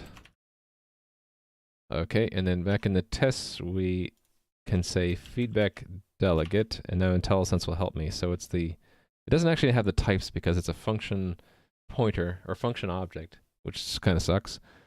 I just have to remember it's type and then payload, right? So the type will be ECS. The payload can be whatever the heck I want. So it can be a foo bar or foo 42.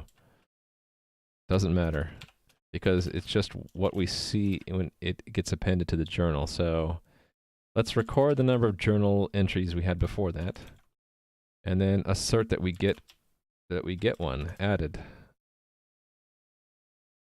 So we should have one more, not two more. We should get an ECS command, and oh, actually, I guess it does have an array. Right, I was thinking about making it support an array, and it doesn't yet. So it'll just be one thing in the array, and this it'll be exactly this thing right here. There we go. There's the test. So this will fail right immediately on here because the coordinator doesn't set the feedback delegate yet. Yep. So let's do that as a first step. The coordinator, probably when we mobilize, should set the feedback. How come it's not going? Is it in this function here? Or this file? Mobile, yeah, okay. Here's where we store the components, so this is probably a good place as any, right? Yeah, because I'm also setting up other delegates. Yeah, I'm setting them like that. Let's just do the same kind of thing. So, do I want to capture this? Is that safe? I think it's fine. Famous last words. I guess we'll use it directly. Components, set feedback delegate, capture this, and then set up what we're going to do. So the feedback delegate, again, is given the type and payload. And then what do I want to do with them? I want to just pass them along to some subsystem. I don't have one specifically for the ECS, but I guess I'll just keep it in this impl, right? Is that where I was putting the ECS stuff before? I don't remember. Collapse.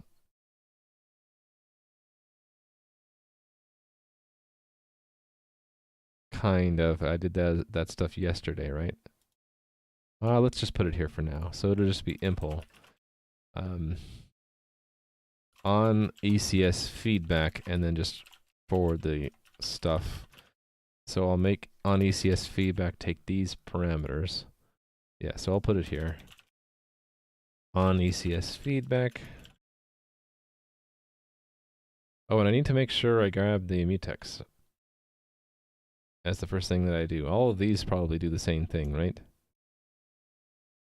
Yeah, they all do that.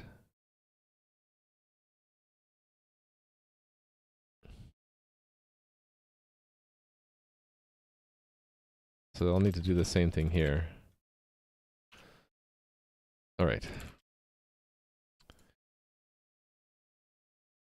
React to feedback received from the entity component system. And then let me just copy the argument documentation. Copy pasta. And then copy the prototype and paste it where it's implemented. Do some little fix-ups here for in your implementation. And then I don't need the impl, do I? It's probably here as well. Well, no, those aren't given to other components. What's one that is?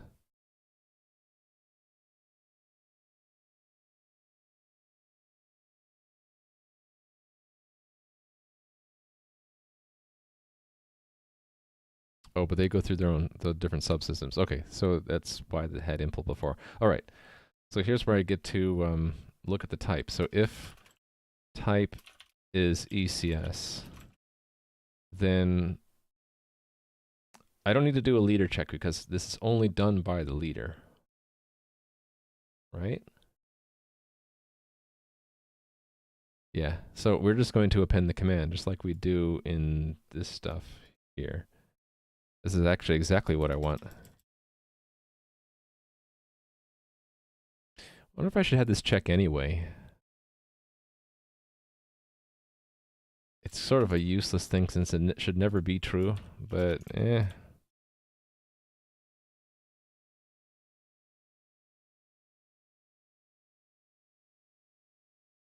All right. We make a new ECS command. The action will be one object, which is basically the payload, right? I just put payload here.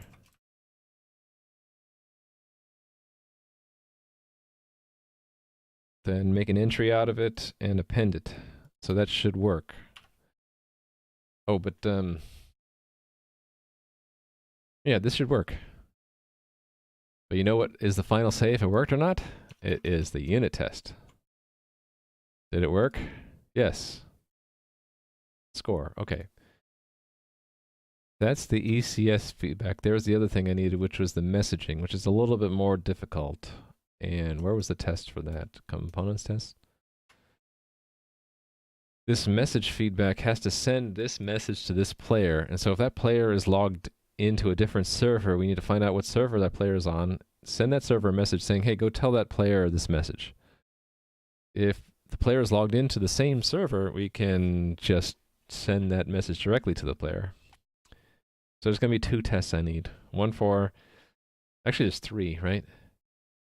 There's three cases. The player could be logged into the same server, they could be logged into a different server, or they could be not logged in at all. If they're not logged in at all, then they never know what happened in the game, which makes sense. So let's make these three tests. All right. So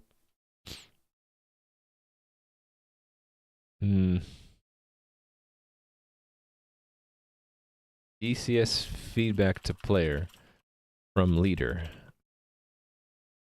Oh, ECS feedback to player logged into leader is one test, and then the other two would be logged into follower, and then not logged in.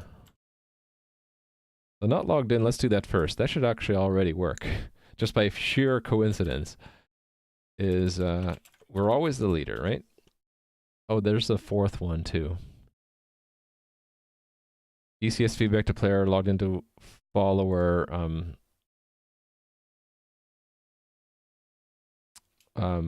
leader perspective. Well, how about we'll say leader informs follower when ECS feedback to player logged into follower. That's a long test name. I hope Hideo isn't here. And then this would be follower. What ECS feedback to player logged into follower. Okay, so this would be follower informs player when ECS feedback to player logged into follower. Yeah, okay. My apologies for the extremely long test names. I use them so that later when I come back here, I can read that and say, okay, I have a rough idea what the test is for. Okay, so when they're not logged in, it's simple. We don't do any login stuff. We just do the feedback. And this is a little bit more elaborate, right? Because there are two things we need in it. We need the player, which I can invent any number I want, so I'll just use 42. And then the message is another, is it MSG? Yeah. Is another JSON object, which doesn't matter what's in this one, so we'll put foo 85 in there. Okay, so the assertion is that nothing is done. How do I check that nothing was done? That it should not send any messages at all. How do I check that? Actually, this is sort of a silly case because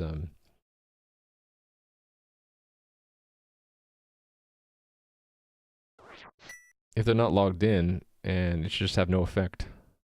Yeah, so this is a silly case. I don't care about this. Thanks for the follow, Chartinison. I'm not sure if I'm saying your name right. I'm gonna take the guts out of this test and just repurpose it for one of these other tests. Leader's probably the simplest. So there we have to add a test user, and then we have to have them log in. So let me find where we did that before. It's like log in. Yeah, one of these. So the player forms a connection to the server, we log in.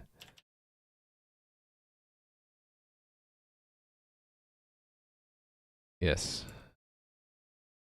So test user is added to the system. We mobilize the server as a leader of the cluster. A fake player logs in and identifies themselves. They are Alex. And so the act is that we want to send a message to the player whose ID is that's test user ID. What I should see as an assert is that the player receives a message. So assert true player wait for messages, and then the messages should be where do I have an example of that? Get text messages received. One of these. So they should receive that message. It should be exactly this message here. There we go. Hey there, Drew Clayman. Were you here on stream 1? I could look back at my old videos and see. You didn't change your name, so it's possible. I don't remember. It's been a long time. I didn't have a face cam back then, did I?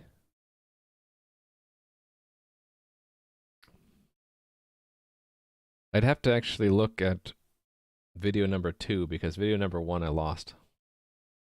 That was bad.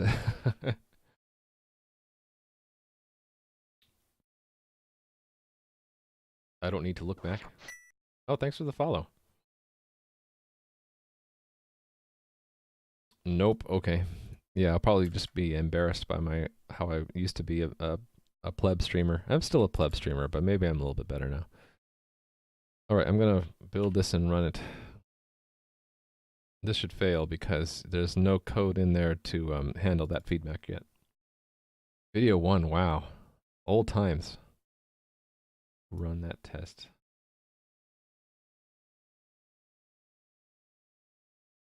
Yep, so it doesn't send anything to the player. So let's add that code. So that's in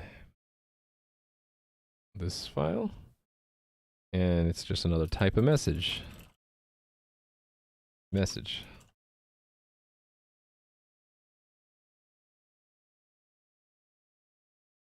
That's true. Could plebeians veto? It's very progressive of them.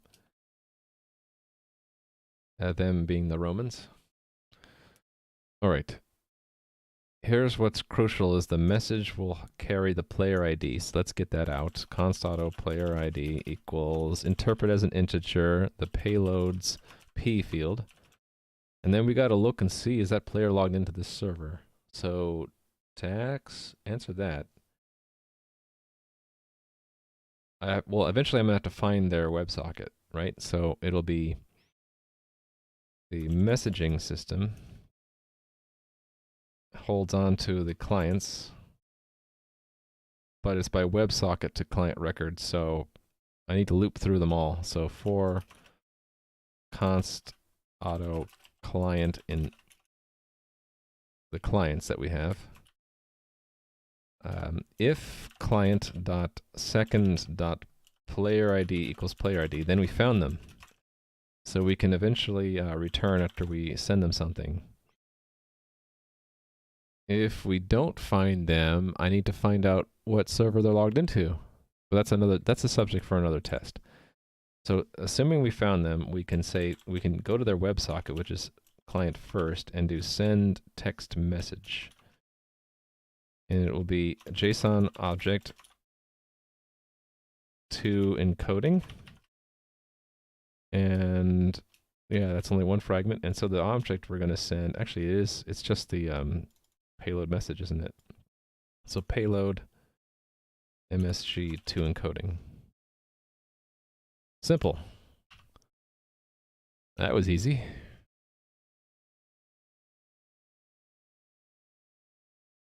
Yay, it worked. All right, now the more difficult cases. Leader informs the follower. So that one, it's not that the player is connected to this server, so we have to have a peer connection. Let's see if I have that line around here. Okay, here we do. A peer connection, which is a follower of the server, instead of a player. So we have a peer, and right, so it's a similar thing. We have to record the fact that they're logged into that server, and we can do that by simulating a login, right? Let's see if I have that code somewhere. Commands login. I'm looking for a make shared. Yeah, I'm looking for this. I guess I can pull that out. That's sort of lengthy. Don't I have a simpler one? Aha. Here's where I want. I want exactly that. Don't think it matters what the journal entries are before. I don't think it matters. Yeah, I got that, but I didn't need it. Let's delete that. All right. So we simulate a login. Actually, this is part of the act. I actually needed that code that was there before. It's the same code. And that goes there. So we simulate a login.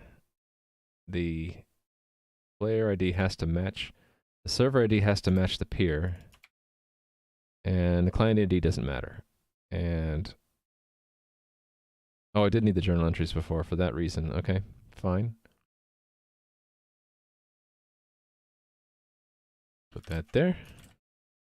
Okay, so this will fool the server into thinking that the Alex is logged into server 1337. So that when we say send Alex this message, it should go to that peer. So the peer will receive a message, and then here's where I get to invent what I want it to say. It should be, the messages between servers have a standard convention, right? Let me look for an example of it. That would probably be under profile.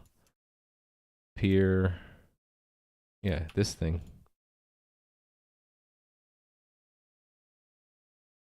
I want to find a buttoned up example. Okay, here we go. They all look like that? Yeah, they all look like this. Okay. Let's just take this out. Exactly. All right. So the type will be, I get to pick whatever I want. Let's call it ECS feedback.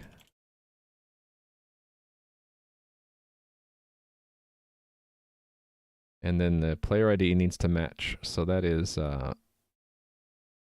what did I put for that? Oh, test user ID. And the client, actually, does this matter? I've already identified, it already knows the client ID, right?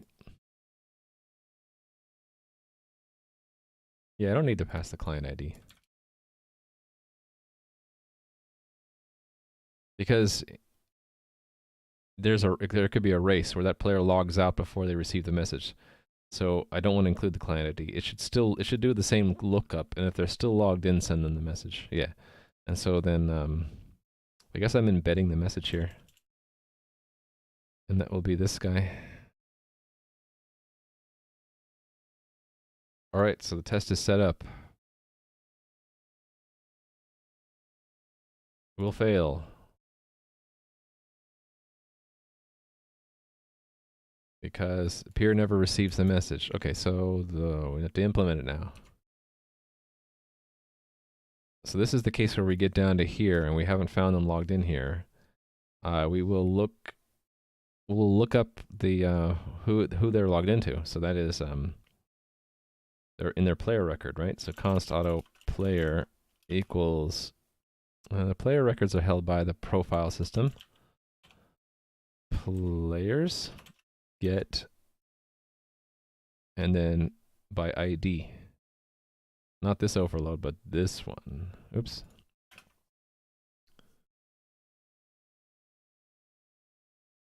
This one by ID.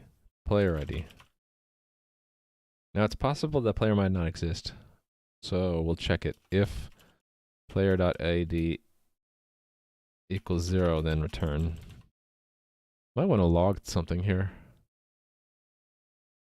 Diagnostic sender, send formatted message. We should probably print this as a warning. It'll be ECS wanted to send a message to player some number who no longer exists, who does not exist.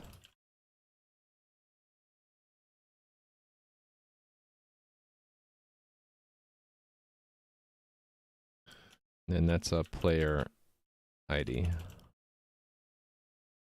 The other possibility is they're not logged in, right? So if player dot client ID is 0,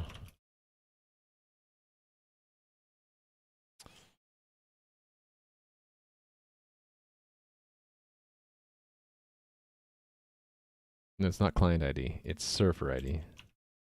And actually a better way would be to find the server that they're on by looking it up. So there's a server list, right? Messaging In other instances? Yeah, other instances. Right, and that maps from instance. So I can say const auto, logged in instance. What do I want to name it? Other instance. Find player server ID. Actually, the other possibility that I should check first is if the record shows that they're logged into this server, but the server can't find a client for them. So let's check that. If player.server ID equals instance ID, that's our instance ID, and that's also a warning. ECS wanted to send a message to player who is not logged in. No longer logged in.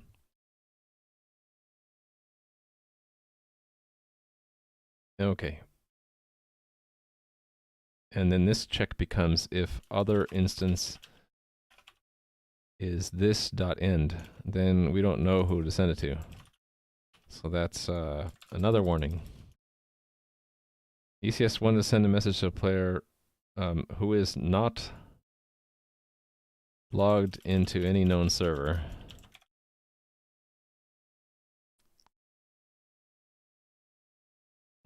And let's put the number in there in case there's a bug. And so that will be player server ID. It's just an int. I'm just making sure that they're all ints. Okay, they're all ints. So if we get down to here, then we know that they should be logged into another server. So, and we have access to what is it? Other instance.second, which is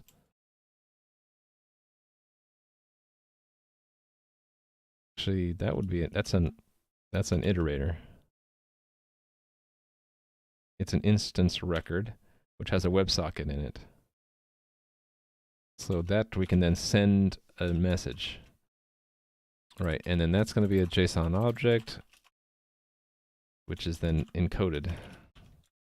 And the message will be type whatever had the unit test require ECS feedback. Actually, let me just copy from here. Player ID is player ID. Message is payload message. There we go. There's our test.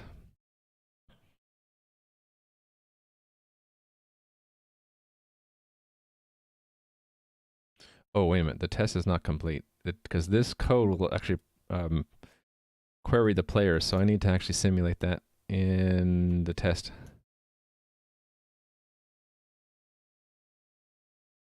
Yeah, when the mock executor publishes that they've logged in, we should do what the executor would have done and do this. The ID is the player, so test user ID, server ID 1237, client ID. Actually, I can just repeat this stuff here.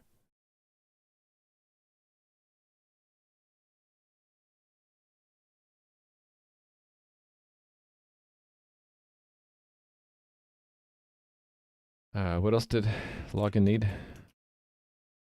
Client ID. And then a token. I don't care about that stuff. I'll just use empty string, no, and then 0 expiry and 0 login. I don't care about any of that stuff. So token, IP address, nothing. I don't care about that stuff. All that the leader is going to care about is the server ID and the player ID have to match. Okay, let's try this. Yay, it worked. All right, then the final piece is the follower side of this. There's actually quite a bit of different tests, but I'll copy this anyway. We have a peer, but we don't become a follower.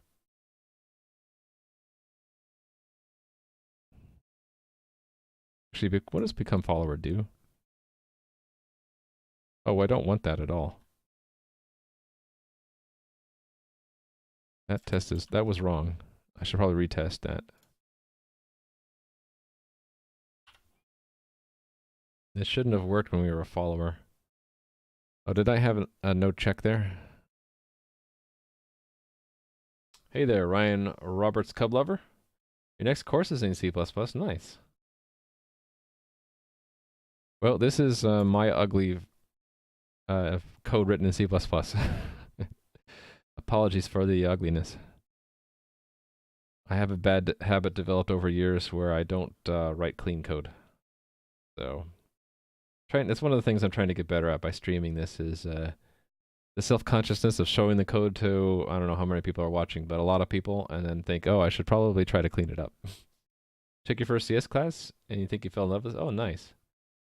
Yeah, there's a lot of analysis you gotta be prepared to do. Data analysis. So it's quite challenging.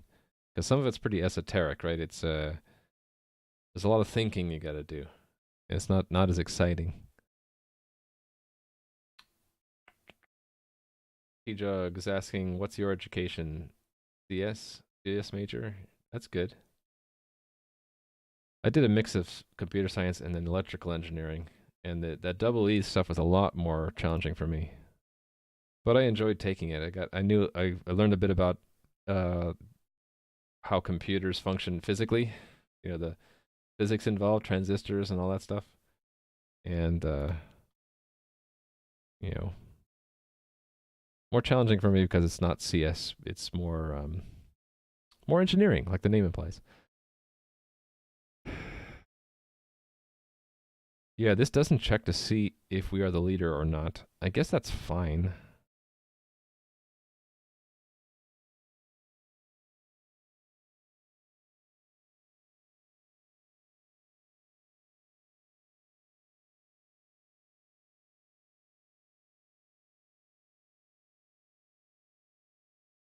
Yeah, okay.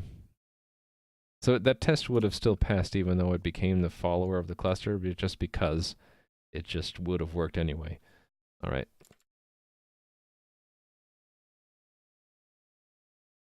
I'm getting there. I'm getting there. Actually, I have my Linux machine booted up so that as soon as I get this working enough, I have to finish this part, and then I have to do the front end, and then I have to do the... There's one more piece, but then I should be able to build it on Linux and deploy it, and then, oh, yeah, the front end work. We have to do the mapping keyboards to messages part. We'll get it soon. I have plenty of time today to get that done. Yeah, this stuff takes longer than you think it will. I'm still learning how to set schedules that are realistic. So we're a follower, so I need to become... this is what I want. I want to become a follower of 1337.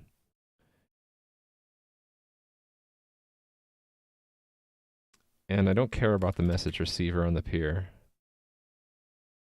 Right, I do want that because we're going to essentially... no, I don't want that. Never mind.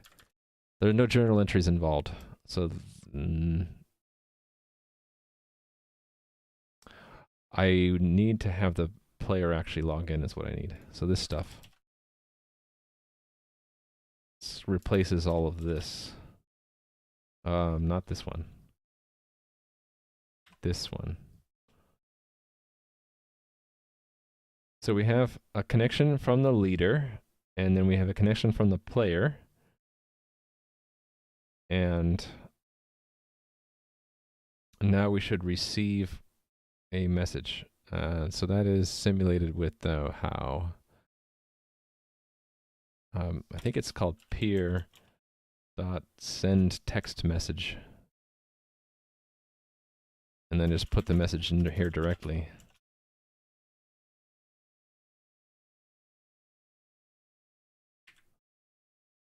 And then I want the same result as way up here. So that moves to there. The player should receive this, so I need to just formulate this message correctly, which is conveniently right up here, so I can paste it there. So let me reread the test to make sure it makes sense.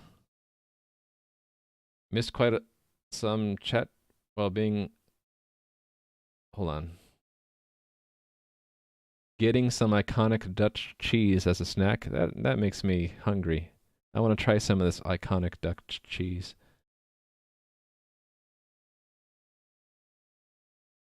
All right, so this test says that there is a user. There's also another server, and we become a follower of that server. So we're a follower in the cluster. That player connects, identifies themselves as that test user. Then the follower, who's the peer, sends us a message saying, provide some ECS feedback to that same player. This is the message to send. And then what we're expected to do is, or what the player will expect to see is that message sent to them. The test looks good to me. Probably asked this already at some point, but do you have some client you're doing this for? This is a fully personal project. So my dream would be to actually build up enough content and user interface to make this look like a cool game to play, especially if you're a fan of retro games like the old Ultima series. You know, some of us older people really love these old games, and so it would be cool if I had my own version of that, and then I had enough things to do to make it compelling. Then I could start opening up areas of the game to be subscriber-based or paid, and then make enough money to survive. And this would become my job. If that doesn't pan out, then this just remains a hobby. This has always been a hobby of mine. I just never really got serious until I got laid off from my last job. And I'm like, okay, I'll dedicate a year or so to try to make something out of this hobby. And yeah, I just have to find another job or find a way to get really frugal and retire early if this doesn't pan out. We'll see how it goes. Most indie game stuff like this doesn't pan out financially, so I'm kind of prepared for that. That what was it, like 98% of the time people try to do this, the first time they fail. But it's always been somewhat of a fun hobby, and so even if this doesn't pan out financially, it'll still be a fun hobby for me. I'll at least get my friends and family to play it once in a while, I hope. Sounds rough. Publish this on Steam. So this is available now. Steam would maybe help get it more noticed, so I am thinking about stuff like that. So if I wanted to get this more noticed, I would publish it everywhere. I'd publish it on Steam, I would publish it on itch, I would publish links to it on Reddit and all social media. And that's more of a marketing thing than a technical thing. Because when it comes down to it, this is an internet game. So all that I would be doing to release on Steam would be to just package up the web front end as a Steam app. So I could do that, you know. But it's more important to me that it gets noticed and that people like it. So the getting noticed is the biggest problem. Getting people to like it is also a problem, but not as tough as getting noticed. I've been watching other Twitch streamers making games, and some of them have made really cool games, but they're having a really hard time just getting noticed out there. So people just don't know about their games. Like, do you guys know about Thrusty Ship, for example? That's made by another Twitch streamer here named Mike in Principle. It's an awesome game, and it's on Steam, and you can not only can you buy it now, but you can play a free demo of it. But like no one knows about it. Just don't start selling it as early access game. No, the idea I had, of course, is to make it a constantly evolving game. And I don't know of too many other games that do that, but basically it's launched now. You can't do anything, but the more I work on it, the more you'll be able to do. So it'll never really be finished. Unless I guess I stop working on it, which I don't see myself doing because this has been, like I said, this has been a hobby for the last 10 years for me. It wasn't multiplayer. I had this kind of thing going single player just between me and my kids and my friends for a long time. Yeah, that's the other thing. There's releases. I mean, Mike will tell you this too if you watch his stream and you ask him about it. There are games being released on Steam every day that you don't know about. There's so much crap out there that you just get lost in the crowd. And it's not even just early access. Stuff gets released like full access all the time. It's just so much of it. You just can never find it. So I would need to do not only Steam but like Humble Bundle, itch, talk about it on all social media, and then, yeah, that's the real challenge, I think. Okay, this test. Ooh, I got a bad function call. Let's debug it and find out what it is. Interesting. It failed on that peer connection. Oh, probably because we haven't mobilized yet. Yeah, let's mobilize. That's probably why.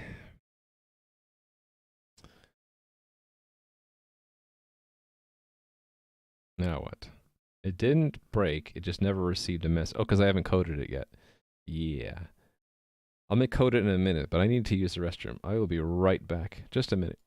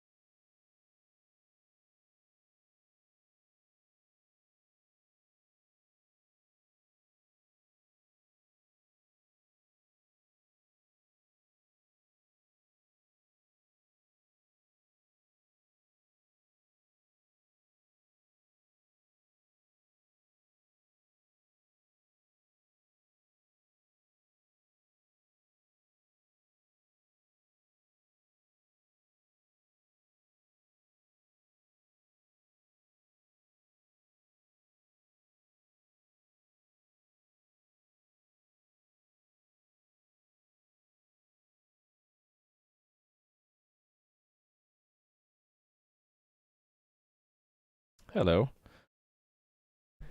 You just discovered that you can cut cheese using cheese? He must have some pretty sharp cheese. Ha ha ha. Am I familiar with Jeff Vogel and SpiderUp Software?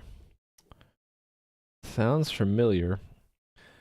The developer that I'm familiar with that talked a lot about marketing is the one, I can't remember his name, but he's the one who made Crypto the Necrodancer. And he made a long blog article that is in my list of marketing advice. And reading his article led me to do this for my game, which is to come up with hooks, ways in which to make the game unique and stand out and get noticed and hopefully be successful, you know? And I picked 2 hooks to start with. Make it so that as you move from one area to the game, in the game to another, that the UI changes, and kind of tie that into the mood, the mechanics of the area of the game you happen to be in, right? And the other hook was to tie it to Twitch, so evolve it on stream, have live events, in-game perks and rewards, that kind of thing. So I can't remember his name again, but he made Crypto the Necrodancer. He made a blog post about how what really helped him be successful in making a game is to put in hooks, things that make your game interesting, that are different from all the other games. So you just don't make your own clone of something and have nothing be different. You want to make something that is different from everything else, and people say, oh wow, that game is cool because no one else has done that before. Yeah, I don't know Jeff Vogel, although it sounds very familiar, so maybe I've read about it. Yeah, but he would know a thing or two if he's been making these since the 90s. Okay, so I think, yeah, I did not implement the receipt and handling of that message, so let's do that. That all messages come into the coordinator in, there's a table. I need to expand all the code to see it though. There it is. There's this table of server messages. So we're going to add a new one called ECS feedback.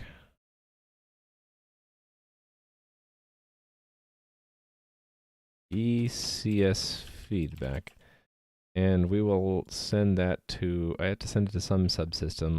I'll pick messaging. Actually, is that the message I wanted? Really, it's more generic than ECS feedback, isn't it?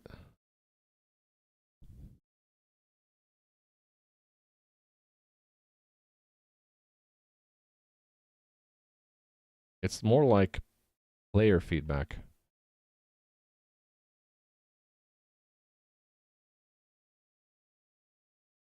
Yeah, let me change the name a little bit. Let's find where I use that name so far.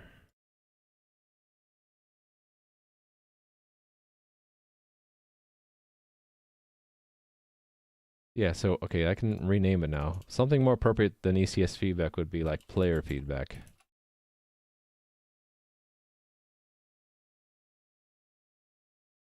Yeah. Yes, replace. Yes, okay, now we've replaced it. Player feedback.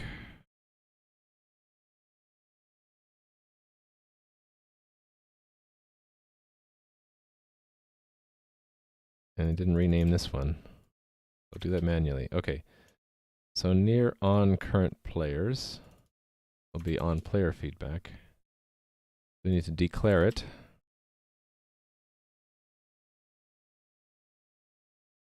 Player feedback. And then where it's implemented, I need to do the same. Copy pasta on player feedback. So this is receiving a message from one other server, and then we need to interpret, well, the thing to interpret would be the player ID, and then look up the player, and then send them the message if we find them. So a lot of that stuff is done already just now. I did that where? On ECS feedback? Yeah, here. Right, I got the player ID somewhere and looked them up. So let me just copy all of this. And then I'll go to on player feedback and paste it. Alright, so instead of payload, it's message.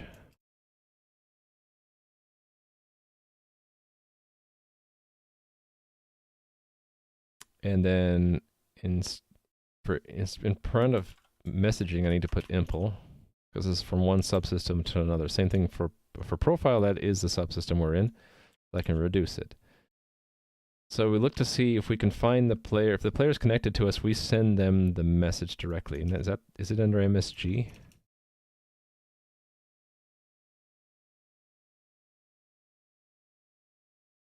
No, it is message. And also, this is player ID. I did the full name. Okay. Actually, I suppose that's all we need to do. If we get down to here, then they aren't logged in here anymore. So I can just print the error message, or the warning message. Let's just say, who is no longer logged in. And then that's it. There we go. Done and done.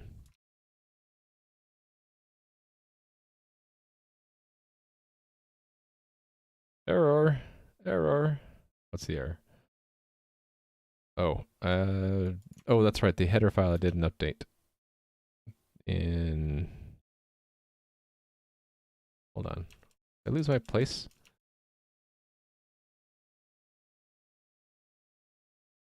I think I lost my place. It was in messaging, right?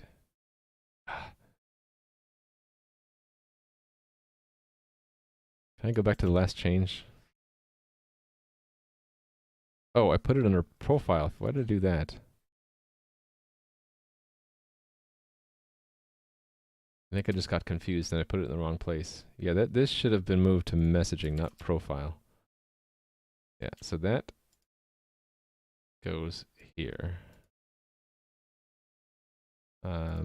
Need to pick a place. Near get band addresses. Sounds good to me.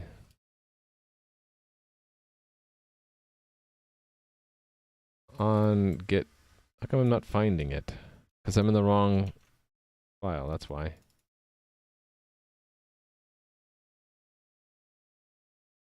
Right here. It's in the messaging subsystem.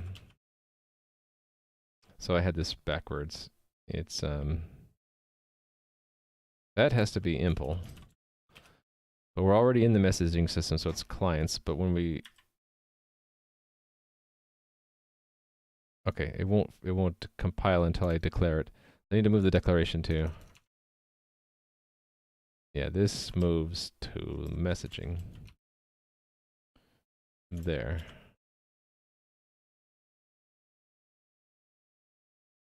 Cool.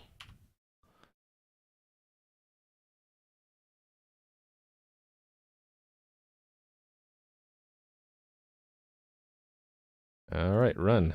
Yay, it works. Let me run all the tests. This is where stuff breaks. When I haven't run all the unit tests in a while and then run them all and then things break.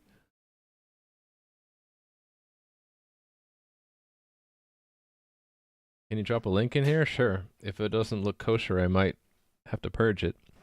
But I will err on the side of trusting you at first. Looks kosher. I'll watch it later. Thank you for that. I put a link to it here. Along with your prefix. Thank you very much.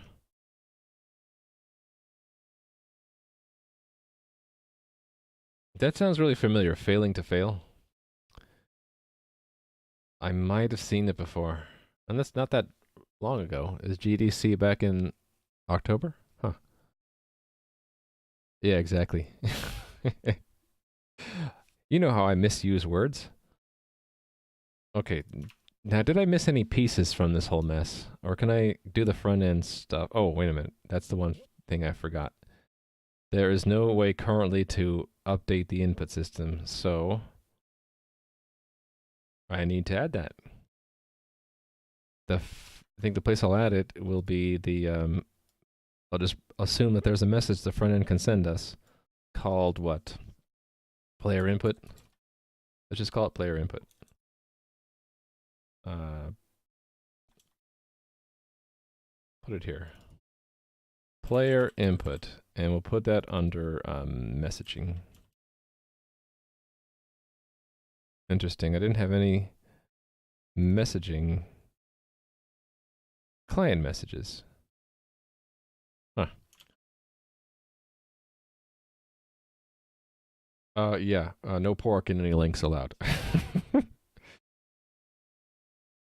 Alright, so this stuff uses the evil macro stuff, so let me find an example of that. Okay, it's just this. So I need to declare a client message in messaging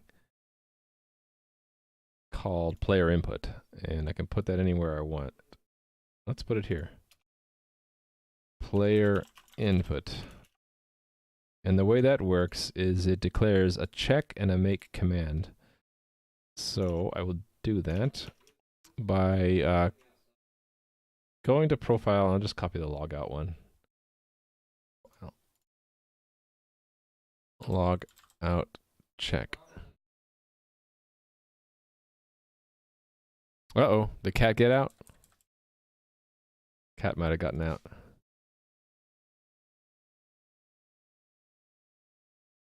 Cat likes to escape when people leave the door open. He might have escaped. He doesn't go far though. He hangs out like near the house, and then you go out there and you call him and he comes back in. Seems that you need to figure out why main array 32. Well, what's different there? I'm looking at the two. Oh, they are the same. Why are they not equal?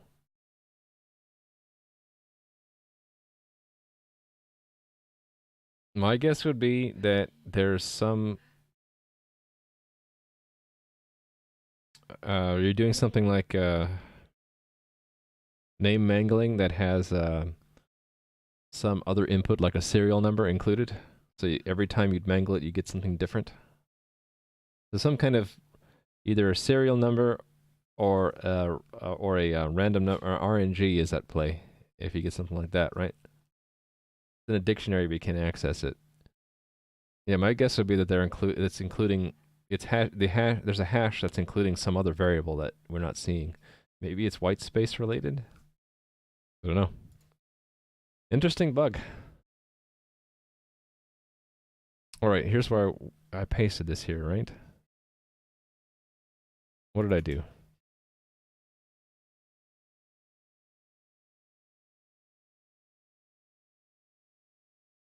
Aha, yeah, so this is renamed to player input. Check, and then player input make command. So the make command doesn't need to do anything. Oh wait, no, it does. It does. I forgot. The check should just make sure that they're still logged in. Why is this not build? That should build when I have that. This is not including the evil macros? It's not. I need evil macros. Give me my evil macros. Now it should work. If I'm in the correct file. Let's try building. Oh, wrong subsystem. That should be messaging.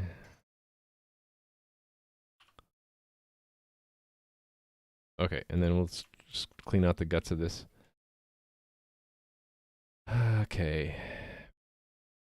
Yeah, what do we perform when we first receive the message? That's what check does.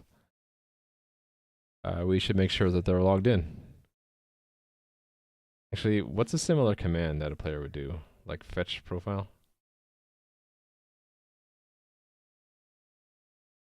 Thinking. Change profile?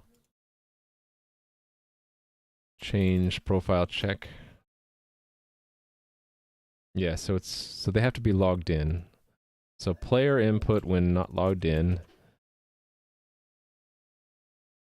And I guess we look them up.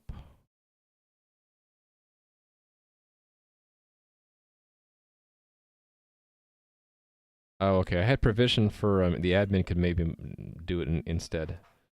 I don't need that for this.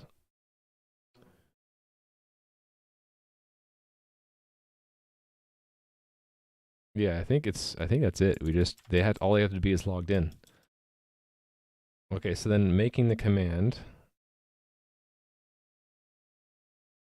This is just to make sure they still exist in the system.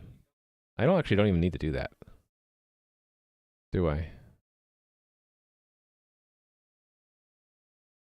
I just need to find their input entity. So we would go to the impl and the components, and we say get entity component of type. And I'm looking for the entity that, oh, no, I have to loop through, don't I? I have to get all of the entities. I have to get all of the avatars and find that, okay, actually, I already did this. I did this yesterday. It was like perform logout or something in the main implementation. On player logout. Yeah, so I did that. Let me just copy this. Yeah, this is exactly what I want.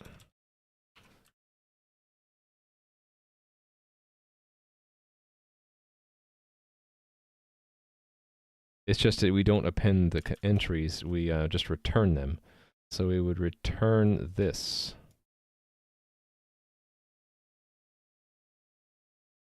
Oh, and I don't even have to do it's returning commands, not entries. So I don't even need the entry. I just return the ECS command. Like that. And if I get down to here, we're not doing any command because they're not logged in. All right, good. So go through the components which are under impl. All avatar components. If the player ID matches, then we're making an ECS action, not to destroy. We don't want to destroy the entity. What do I want to do? I want to modify a component, don't I? Modify component. Actually, this is exactly what I want, right? I have to actually get the input component and then do a modification, don't I? Actually, there could be a race between this and the movement system. I wonder if I'll run into that.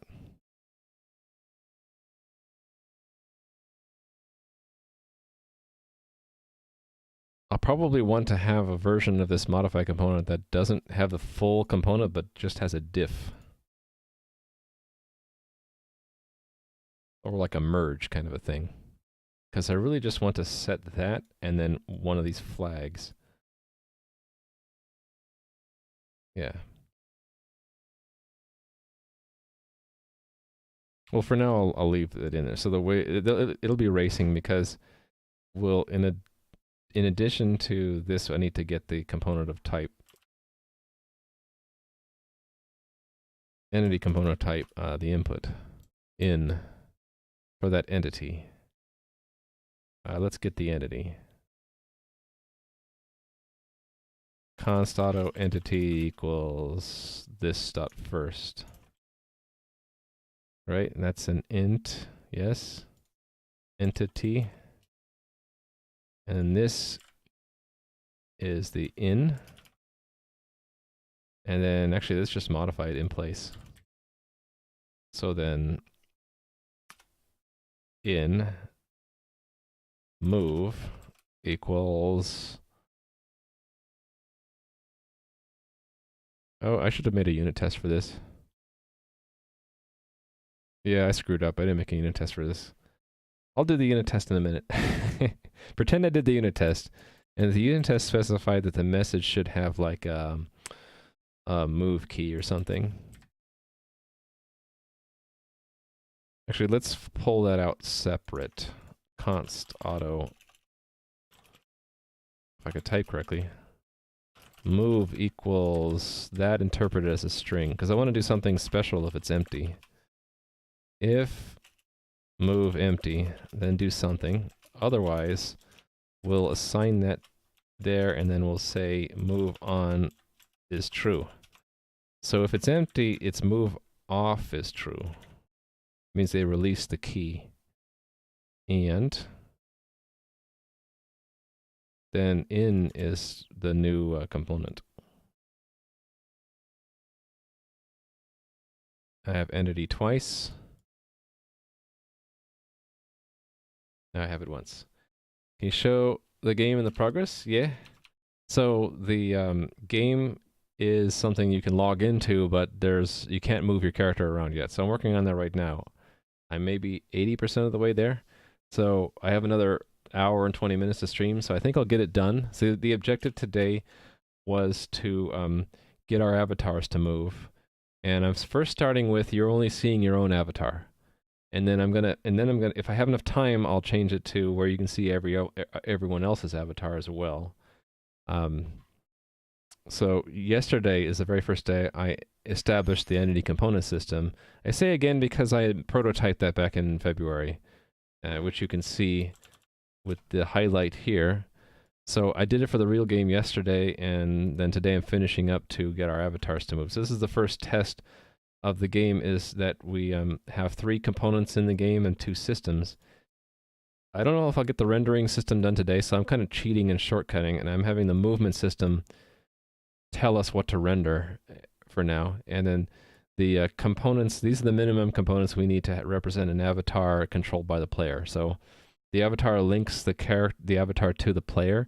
Position tells us where it is, should be drawn on the screen, and then the input is recording your keyboard either keyboard or mouse gestures on the front end. And the system called movement is converting those inputs into changes in character position. So I've already done that part. And yeah, the character will move with WASD at first. I might also put some directional buttons in a panel here, because I can do that. Just so that people on mobile can do it. Although if people have told me that on mobile it looks more like that and you can't get to the panels. So that's another thing I need to do at some point. I need to change the layout when you're on mobile so that the panels are maybe accessible through the left instead of the right, or I don't know, I'll figure it out. But for today it'll just be WASD. In this pane will move the little guy around. So just like always on my stream, This is mostly done from scratch, and so everything is slow, and eventually months from now we'll hopefully have a game that has stuff in it. But this is a lot more than I had up until now. You couldn't even log in before. Now you can log in if you go to that link. All you'll be able to do is create an account, and that's about it. You can go and add tickets to the game. That's another thing you can do. Do I have that in another window? I do. I had that somewhere. Here. I was going to show it here. So you'll go here, and you can create a new account, and make sure that the CAPTCHA thing shows up. If it doesn't, that means you don't have third-party scripts enabled, because it uses Google's CAPTCHA scripts. And either way, you either create an account or you already had one. I happen to have one. So I'm just going to fetch my password and log in. But you should be able to get to, you don't have to set an email address, it's optional. It's only if you want to reset your password, and unfortunately that's broken right now anyway, so don't bother with email. You can just create an account, you can change your password, you can download you can see what kind of data I actually store, which is really just what you enter. And if you want to report an issue, you can do so with the in-game thing, or there's also an issues GitHub repo I made. Or you can just tell me in my Discord or in chat, but you can delete your account when you're done or just log out. And yeah, if I'm successful today, you'll be able to move the little test avatar around. That's the objective today. I guess I will leave that up in the background. I can see who's logged in here. I'm logged in and so is Utsby. If I wanted to, I could ban myself, which would be amusing, but I'm not going to do that. Hey there, Steampunk Devil. How are you doing? Alright, so did I screw up the syntax here, or is that just IntelliSense being a booger? It did. Oh, that's a function call. There we go. It had the squiggly in the wrong line to begin with. Okay, so if I did this right, if the player sends a player input command, it gets translated into a change in that player's avatar to turn on or off the movement of that character, which will translate into movement in the background. As long as I run the systems. Right now I'm not running the systems ever. That's a piece I missed. First things first though, this I need to test. So I don't have a test for it, so let me add one. Messaging tests, I guess. We'll add one at the end. Player input. So let me find a test where we have a player equals.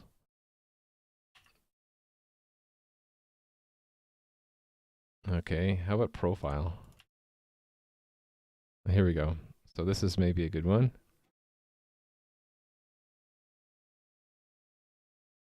No. Anyone where they send a message. Yeah, like this one. Let's copy this one. All right. So, we don't have tickets, so we'll remove that. Let me keep it simple by having it be a leader server. The player logs in and sends a message, type player input, and then they'll say, let's say they move down the D key. All right, and then what do I expect that to happen? That should result in an ECS change, right? Because I just coded that. It should append to the modify component command. Or I mean, it should request a modify component from the ECS, so let me look for a similar test. Something like modify or change profile would do this, right?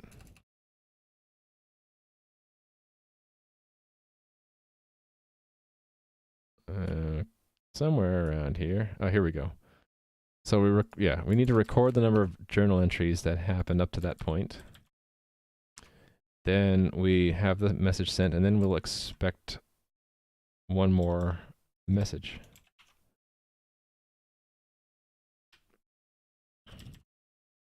We'll expect a ECS, what did I call it? ECS command. Yes, ECS. Well, thank you, Hulk.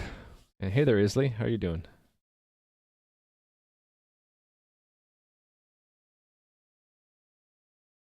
All right, so the command will have an action in it, and we can expect what that is.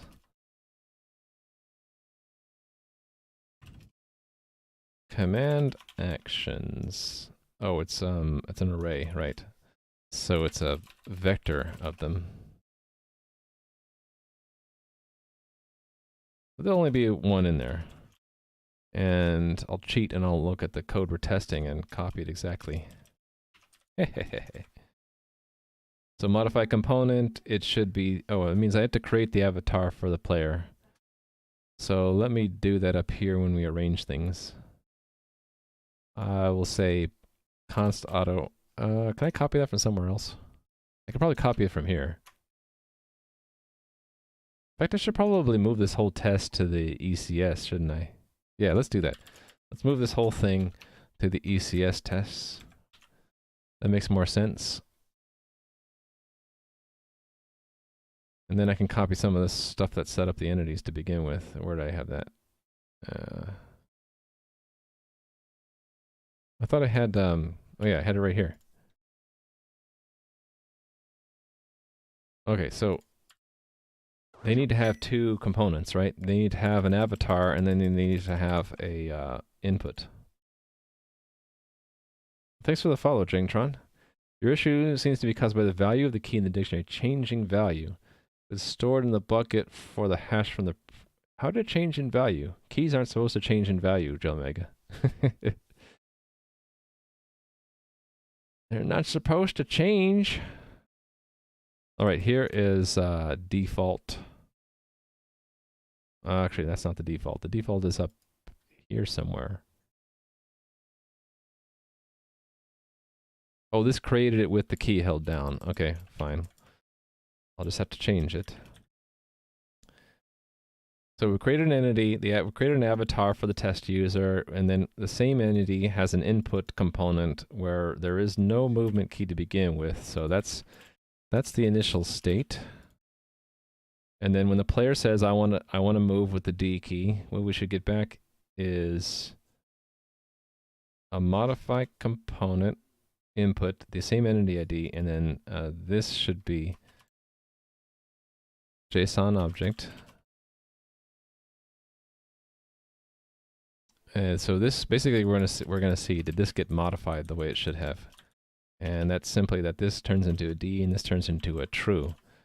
And let's have this another test variant of this. So player input start moving, and then we'll have a stop moving. Stop moving. So we'll have them that they were moving like that, right? That they are moving. They didn't just start or stop. And I suppose we can simulate a cooldown.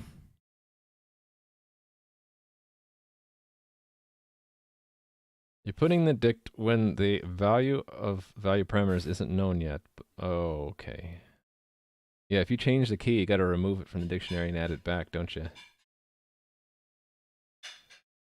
You might need to have a second level dictionary from the thing that you know that doesn't change to the key of the other dictionary. I've had to do stuff like that before. It's sort of gross. All right, so if the input goes to empty string, what we want to see is this should actually technically stay with the way it is, but this becomes a true here, and the cooldown doesn't change. Right? I don't know if I'm handling that move off correctly, now that I think about it. I need to go back and fix that if I'm not doing that right.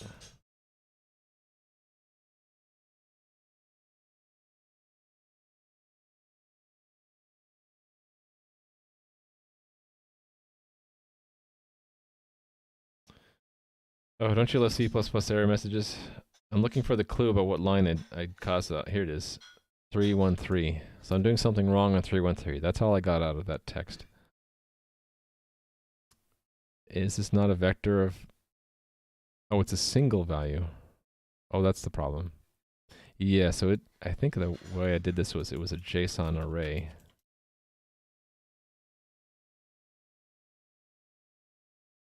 Containing an object.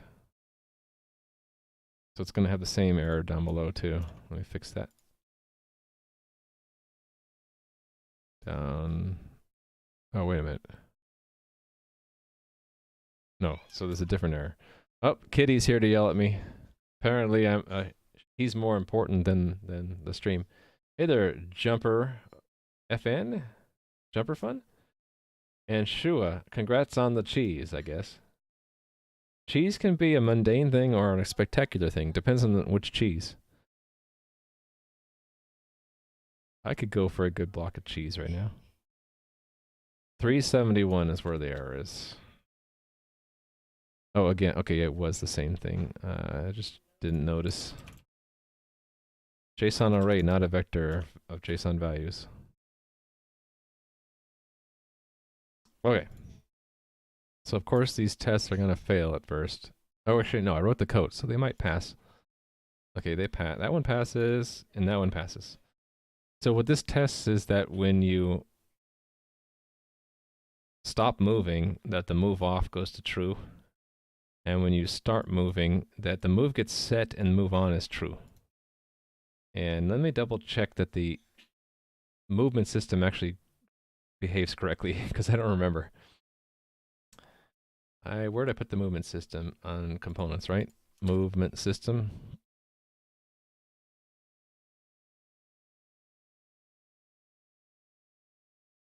Yeah, I didn't do it correctly. I have to handle move off. Yeah, so this isn't right. This is if move on is true. So if bool in move on, then do this stuff. Right?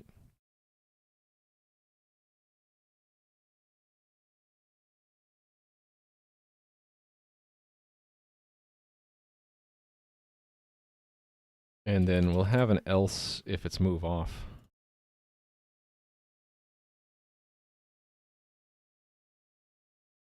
Actually, if move on is coupled with move off, it cancels, so I should have it the other way. If move off, then we cancel the move if there was one in progress. And canceling it is just updating the input component only. So that's this part. And what's wrong here?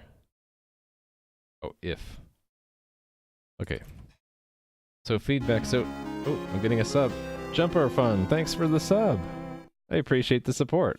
I hope you like what you see here. Let me know if you have any questions.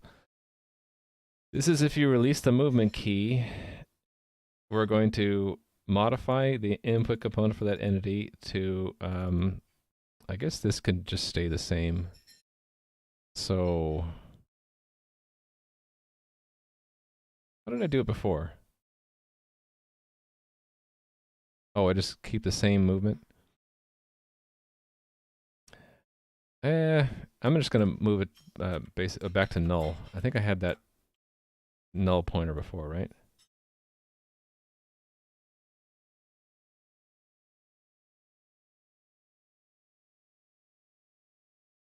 Actually, this is wrong.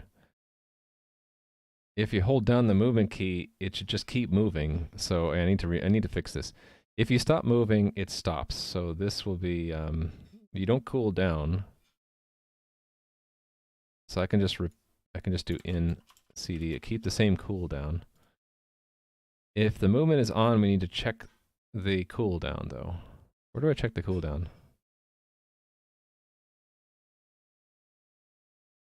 I thought I checked the cooldown at some point.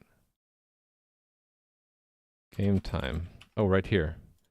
Yeah, we want to check the cooldown only when we get down to here. Hold on. No, I'm wrong about that. It is after all this happens. Yeah. Here we want to check the cooldown.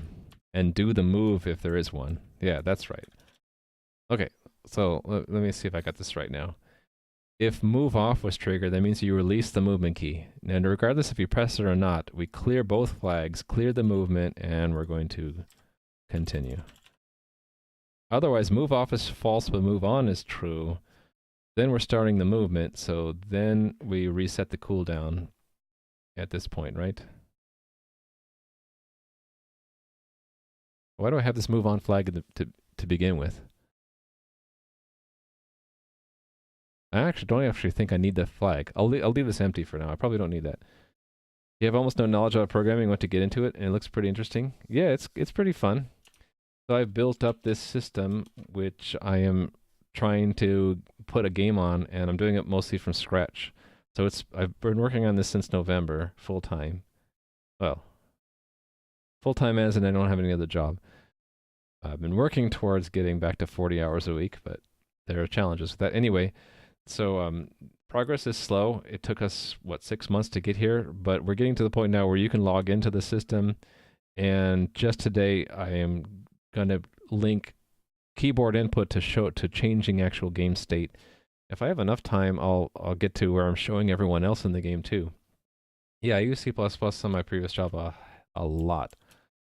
So I worked in an R&D group, which worked with multimedia, and a lot of the apps I did were in C++. Have you used Redux? Nope. I don't know what those refer to. I have like a really weird indentation style that that people don't usually like. I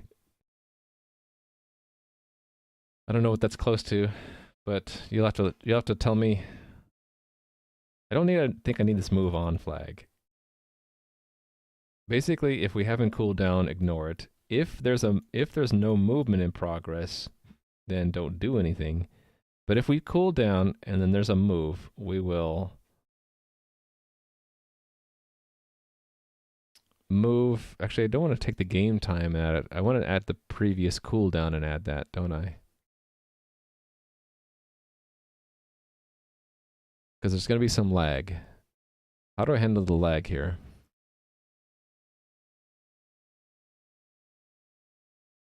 I guess, yeah, it has to be the previous cooldown. Do I capture that? I should. I was repeating myself here. And let's just capture that here. Const auto cd equals that, and then I can just say if game time is less than the cooldown. And we haven't cooled down yet. Otherwise, we're going to take the previous cooldown and add this horrible magic number, which is just here for testing, which is how much time has to elapse before you move again. There's other magic numbers here. This is to keep people on screen. Okay, did I get it right finally? I think so. Let me make sure I didn't break any tests. I'll have to look up these things, Allman versus Ratliff. So you're saying I'm using Ratliff. I'll have to look that up and see.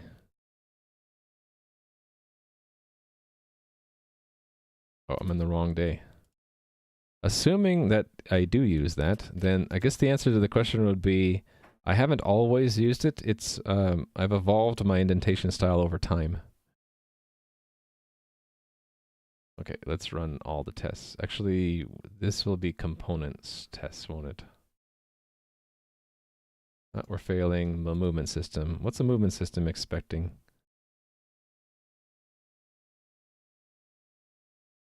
Oh, yeah, that's actually a bug in the movement system.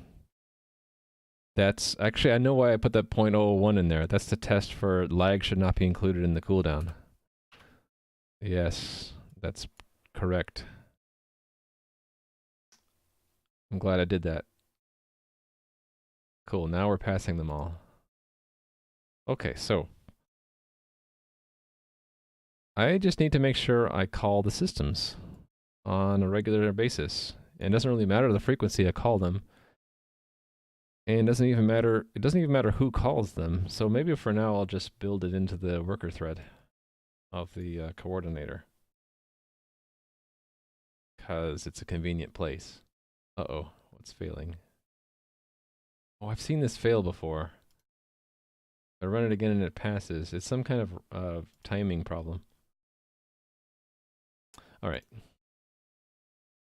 Sure, you can link the wiki. Of course you can.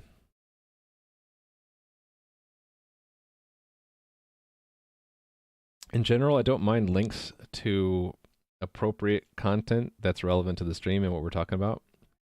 What will get you purged is if you just post a link to something irrelevant or disturbing or something like that.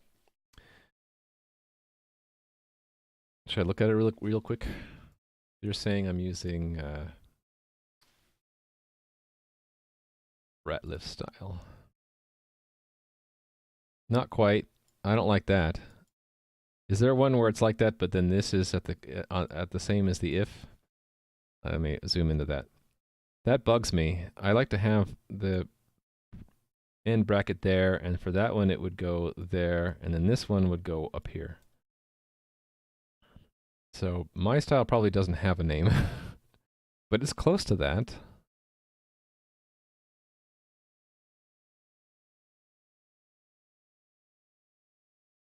Line up.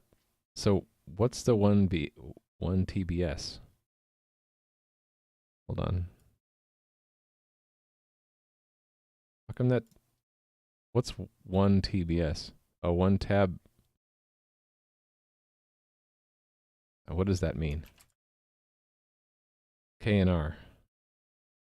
Okay, yeah, I guess I'm closer to K and R. I mean, I can read all this stuff. The Ratliff bugs me though because that just doesn't seem right to put it there. This is just really odd. Yeah, so I used Allman for a long time, and I know a friend I used to work with who does like that style. But mine's more of the K and R variety. It just seems more natural to me.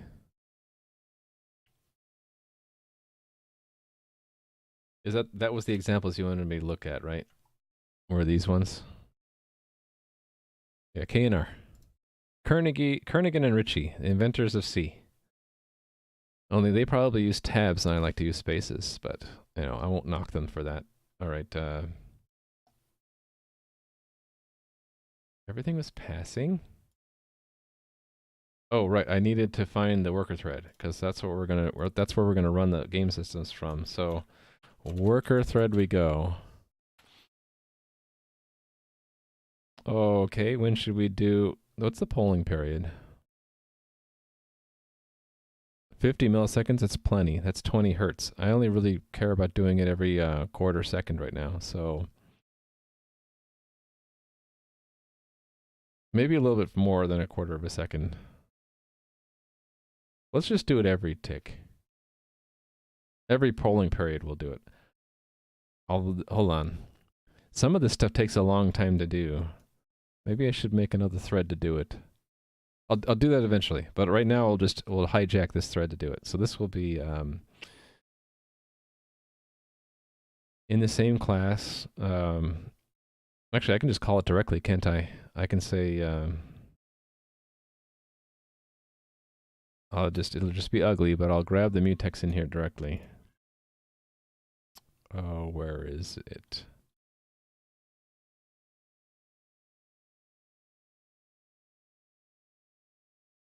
That's interesting. Does this grab the mutex? So isn't this dangerous that I do?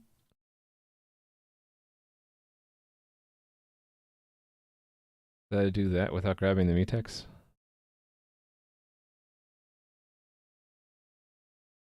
Oh, that's probably protected by its own mutex, so it's probably fine.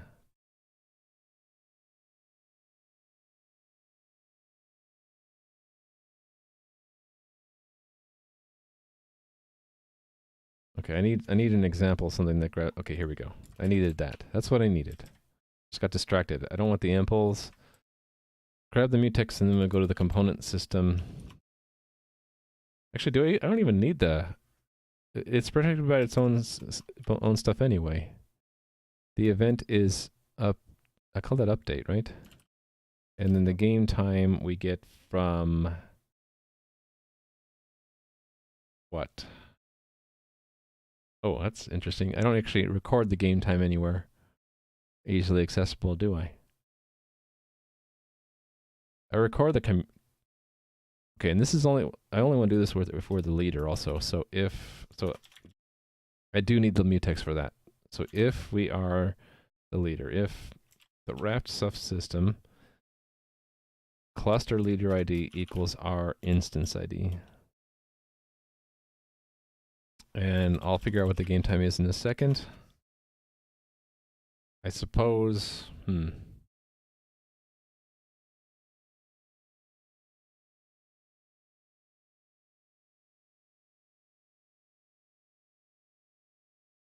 Oh, I just thought of another bug.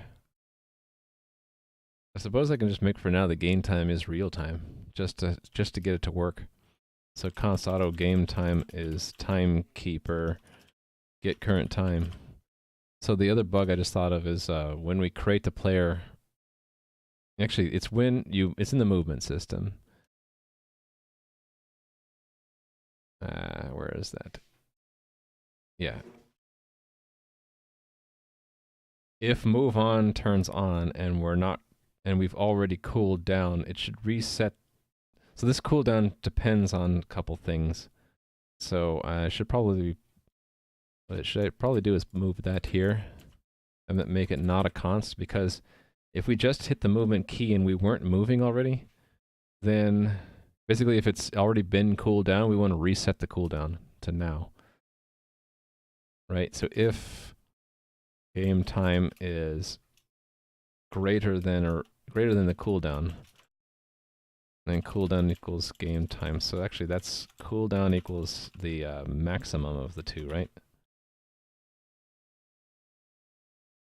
And yeah, okay. These are both doubles, right? So why does it have a problem with that? Oh, I think it's spurious. I think that should just work.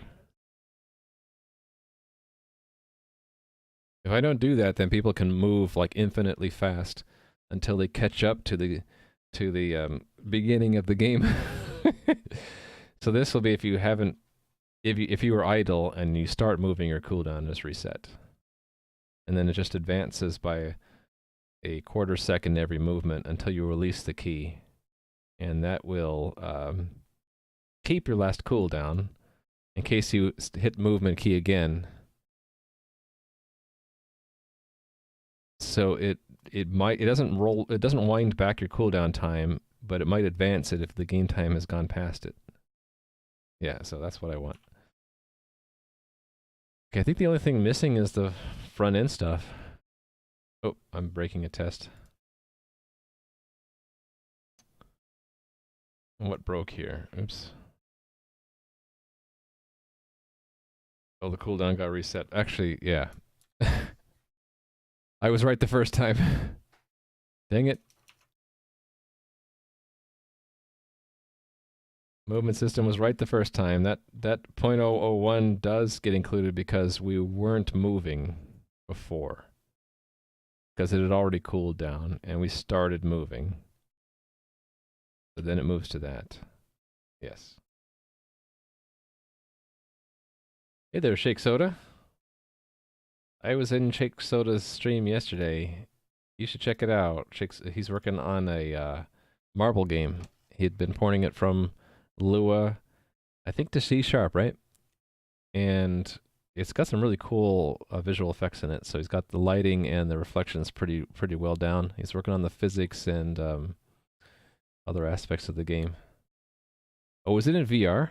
I didn't realize that. Nice. That makes it even more cool.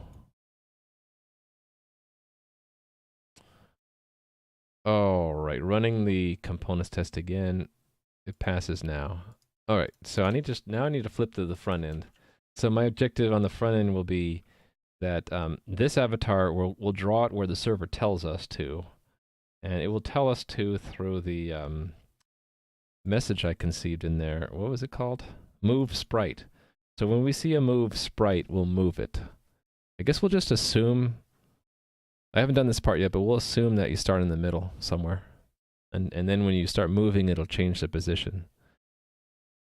And then the second thing I need to do is when you hit the WASD keys, it should send the game a request to move, which was where did I put that? Messaging tests?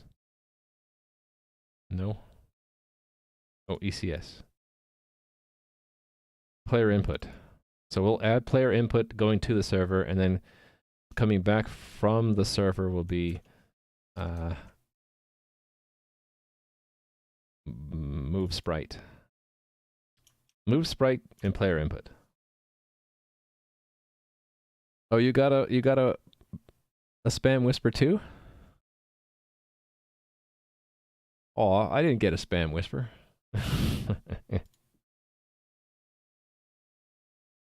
I shouldn't ask for spam whispers though. All right. Let me check this in because I haven't checked in a long time. Yeah, I guess there's there's spamming going on in Twitch. I got one like a week ago, and I had never gotten one for like however long I've been active on Twitch, which is almost a year now. Okay, added a bunch of stuff. Let me see if I can separate things out here. Let me add this one first. So this is that the executor honors the modify component ECS action.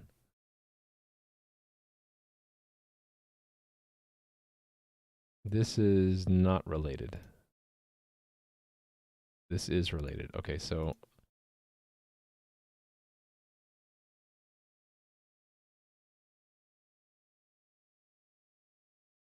did I add get feedback delegate? Okay, that's separate. Okay, so this is executor. Honor the modify component ECS action. And then what's next? Yeah, let's do the feedback delegate next. So that's the declaration of getting it. Oh no, I already checked in the set. So let's just check in the get separately. This is for testing. So this was added for testing. So components, add get feedback delegate for testing. And then what is this one? This is fixing a bug in the movement system.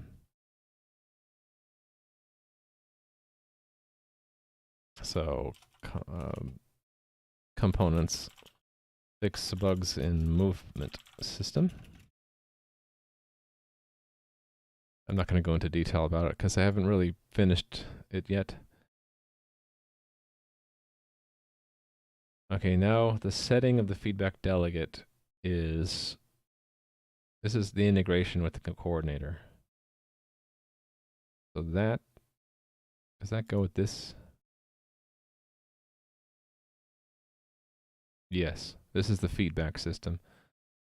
So what am I, and then this is separate. Okay, so let's do the feedback system first. That's this, but not that, or any of that, or any of that. This one, yes, though. And that one, no. So just this hunk. And along with this.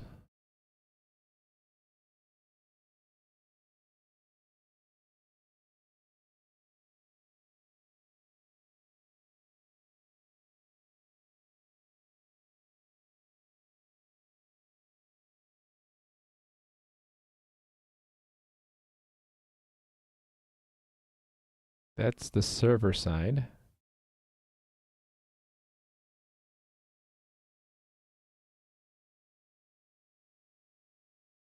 And this is the other end of the server side, so I want this part actually.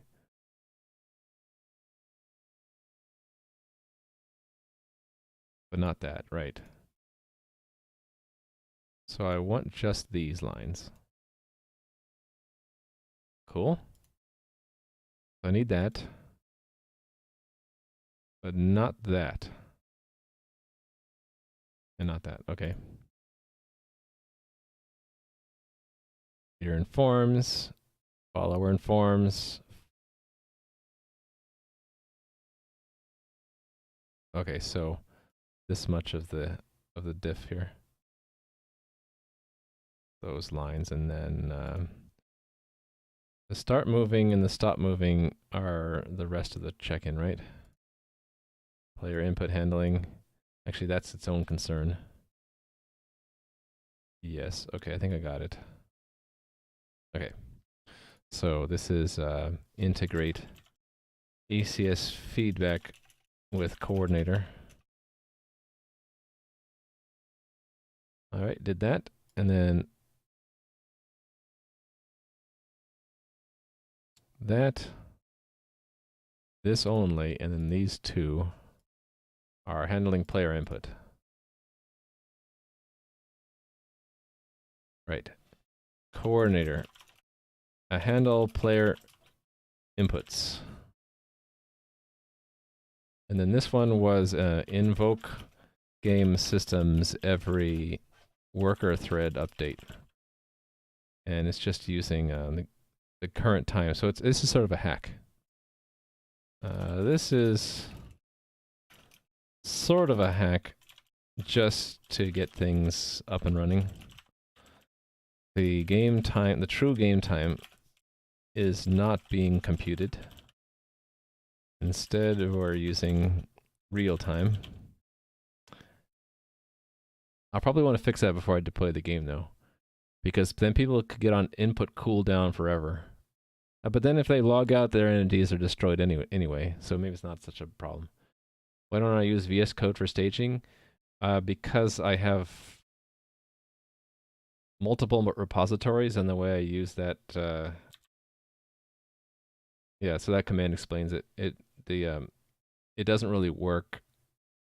VS Code's Git plugin doesn't work with multi-repositories if they're nested, and you're not using Git submodule, which I'm not, so I have issues with it. So, unfortunately, it would work for this file because it's in the main repo, but a change in a sub-repo doesn't show up for me. I can demonstrate that. So, if I go to this, I do see that, and I could type in the commit. But if I were to change, let's say, something in a sub-repo, like the... would be a good example of that.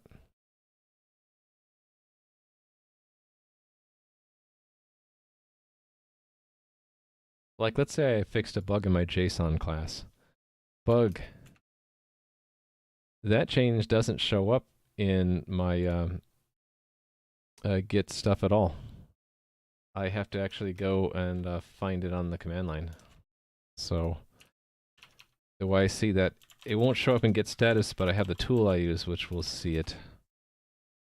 It will see that it's a change in the JSON. Right there. Hold on, let me finish when it's... Okay. It sees that there's a modification in the JSON repository. If I had the equivalent of that in VS Code, that would be cool. But right now, it doesn't work. This works in Android Studio, interestingly, but it doesn't work in Visual Studio. Yeah. One day I'll get it to work with VS Code. I think it's just because of the way I manage subrepositories through this manifest here, where it's my own custom XML file that tracks which branch every subrepo is in. And instead of using submodules, I don't like to use submodules because submodules don't truly track by branch, they track by SHA-1 hash code.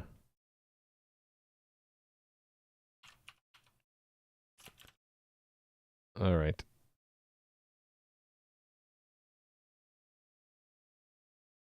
Also, let's just track these as bullet items. The true game time is not being computed. Instead, we're using real time. And then also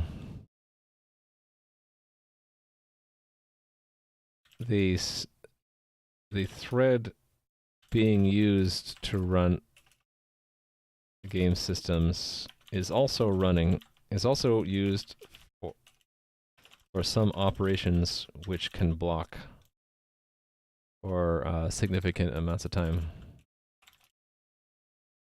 So we might see some server lag, server client lag. Really, it's server lag. Lags internally to the server. Okay.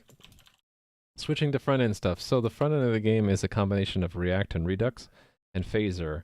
And it's some of Redux and some of Phaser. So I need Redux to... I use that to manage the state of the app and some of the side effects in the app. So one of those is the commands that come in. So let me do that command first. Let me find the command that we're going to be catching. Where was it? It was here, I think. Move sprite. So we need to handle the move sprite command in the front end. Front end is player console. And I'm using Redux middleware to capture a server command. So that's under server messages. So there's a table here of server messages that we can receive. So I'm going to add to that move sprite on move sprite. And then what we'll do in that, I'm going to dispatch another action based on the message we received. And it will be reflect sprite moved. And then we'll have X, which is the message.x. Is that how I encoded it? Yeah, just X and Y. So message.x and Y is message.y. Probably a simpler way to do this. I'll keep it like that for now, though. Missing L in reflect. Oh, thank you very much. Plus 1 point for Shua 211.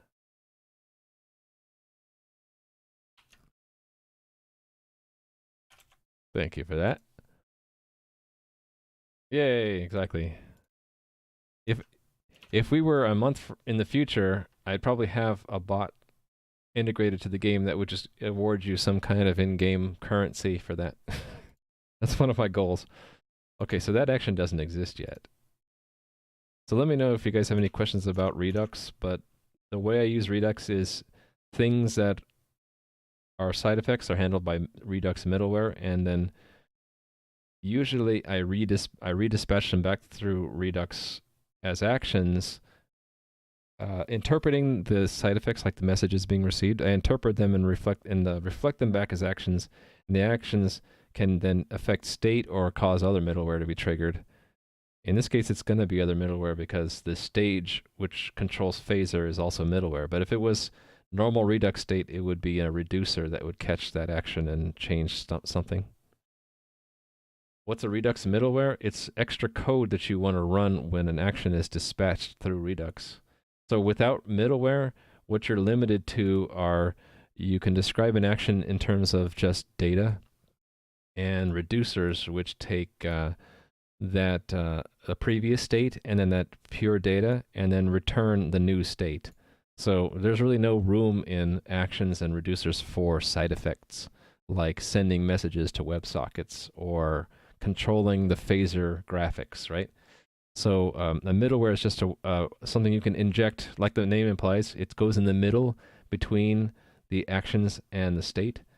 And when you set up the Redux store, you can, one of the enhancers you can give is applying middleware. And the way the middleware works, what middleware was I on? When it's hooked up, you're given access to this set of things you can do with Redux. So you can get the Redux state at any time, or you can dispatch new actions. And then you return a function well, no, when that's called, you return a function that later, when an action is being handled by Redux, you're given like the next thing in the chain of middlewares, or the first reducer if you're the last middleware, and then you're supposed to return a function that, given the action, you do your thing. And the one thing I decided right pretty early on is the first thing I'm going to do in my middleware is forward it on to the next guy. So this pattern you see elsewhere in like message handling APIs in general. Like I remember seeing this first in Windows. Windows event handlers would have to decide, do we want to bubble the action up and do something else, and do we bubble it up first and then do our thing, or do we not bubble it up? It's the same kind of thing. You can pass the action along to the next middleware in the chain and then do your own thing, or you can choose not to send it on and just capture it and eat the message. I always send it on and then do extra stuff if the middleware cares. So in this case, the middleware cares about it if I have a handler, so it cares about these messages that come in. Specifically, if it is a how do I describe this? Oh yeah, sorry. There are two tables. It only cares about the receive message action, and if we get there, there's another table that it only cares about the message we received if it's in this secondary table. So it's just like a filter, you can think of it. Yeah, you can cancel an action just by not calling the next in the chain of middlewares or reducers. That cancels it effectively. So I never cancel the actions, because when I did that, it was causing weird problems. Thanks for the follow, Eloquente Ente. Okay, so yeah, this middleware only cares about the receive message action, which is posted by the game connection, I think. So the game connection makes a WebSocket, and one of the things it adds to the listener is the message listener, and it just turns that into dispatching that received message, parsing the data as JSON. So this is physically how in the JavaScript front end we convert an incoming WebSocket message into a Redux action, and then the other middleware takes that action and then parses out the type of the message and dispatches it to the correct handler. So when I add the move sprite, when we receive the move sprite message, it first goes into the game connection and then goes to server message, and then finally it'll hit move sprite, and then we can turn it into, so it's refinement of the event, right? It comes in as first an event to from a WebSocket. We turn it into a receive message, then that gets turned into a server. Actually, receive message gets turned directly into a reflect sprite moved after a table lookup, and then that I think I'm just going to take that and turn it back to the stage middleware, which will move our avatar. But I need to make sure that this is defined. The move sprite needs, yeah, this reflect sprite move needs to be defined as an action. Did I add that? I can't remember if I added that. I did not. That's one piece of boilerplate that I tried to reduce down to single lines when I could. Sprite moved.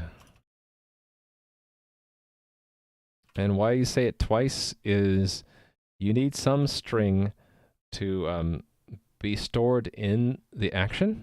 That's just something Redux requires, and that shows up in the debug tools. So that's the all caps with underscores, that string. This one gets turned into the name of the function that this ends up calling here. So I guess I could use one string for both, but I thought making function names with all caps looked weird. Why do you reflect something like moving a sprite? Don't you have the position in store? You can just handle it in the reducer. Because of two things. I wanted to separate concerns. So server messages doesn't care about how you move the sprite. It just says we need to move a sprite.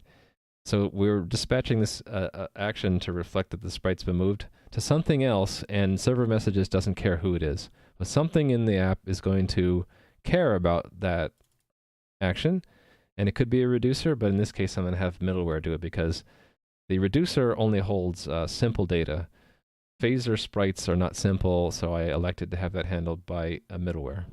So hope that answers the question. I'm going to take this action and add it to the stage middleware, because that's where all my phaser stuff is. And that's here. Whoops. Didn't mean to do whatever I did. Actions reflect sprite moved, and then we'll add that here. And that gets an action in the form of X and Y, right? And I forgot some punctuation. Okay, I have like 25 minutes left to get this working. Actually, I think I'll be getting it just in time, and then I'll try to deploy it and let you guys play with it. Okay, I had a test sprite. Where did I put it in the stage sprites, right? Where did I do that? Ah, it was just one. So I think I can just to get this working, I can hard code that ID as well here. And I think I just need to say, I need to get the sprite. So const sprite equals stage. So I need the stage. Stage sprites get ID, and then sprite. And this here's where I don't really remember. So I'm going to look at my prototype and cheat and see what I did there. I think I just call set offset or something, or set x. So the prototype had a similar arrangement where when you get it back a message saying that something moved, it would call a handler. Let me find that. Where was it? Did I make a nice table or not? I think it was in this render because I was using the full rendering system.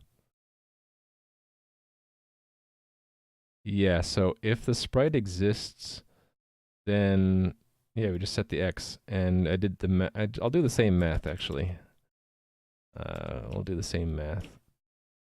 Why am I always setting the origin every call? Just cause?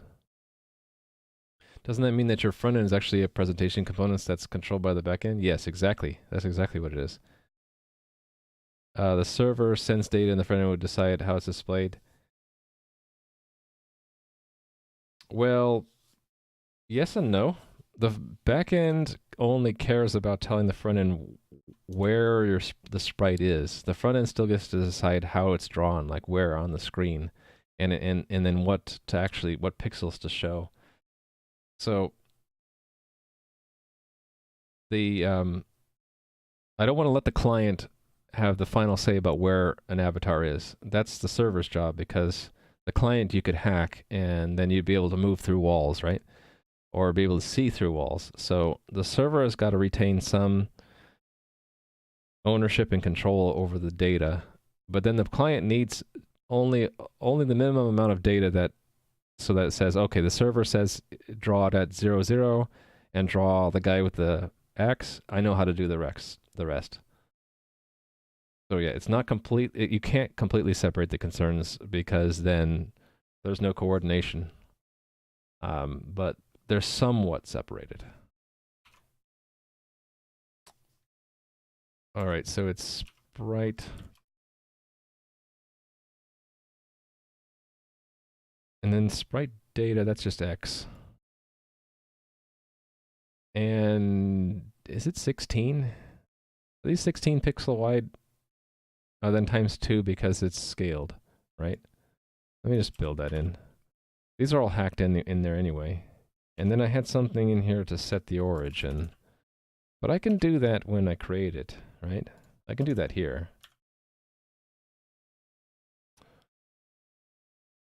All right. I have no idea if that's going to work, but it should. And now I need to do the other direction, which is keyboard input needs to be sent back to the server. So I'm going to cheat again. And then never hit save on those. I'm going to look at the prototype app and see, how did I handle keyboard input? On key down, okay. What did I do with that? Oh, I built it into Pixie. I'm not using Pixie right now. How am I going to do this then? Shoot. Thanks for the follow, SPJG. I haven't seen such an organized developer. Oh, well, thank you. And hello, how are you doing? Browsing? Yeah, this is sort of a problem because my prototype used Pixie for keyboard input, and I'm not using Pixie anymore. Oh, thank you. I guess I'm gonna have to look this up. And let's not use the incognito window. Let's use this window. Phaser key input. Sure, let's look at this example. See if we can make it work. There's a little man. Okay, now what do we have to do?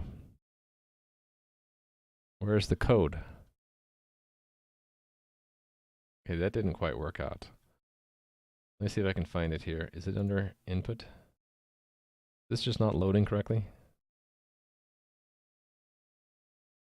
Cursor key movement? Not working. Is this just a screenshot? Oh, that works. Oh, it's arrows. Okay, let's see how the code looks. Game input keyboard create cursor keys. That's interesting.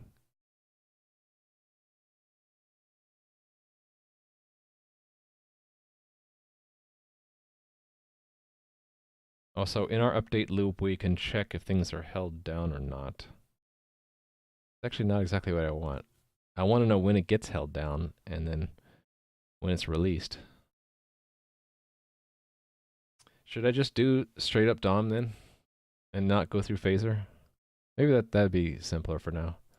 So let's do MDN on key down. All right, global event handler. Do they have an example? They do. Is that what I would do? Just add event listener?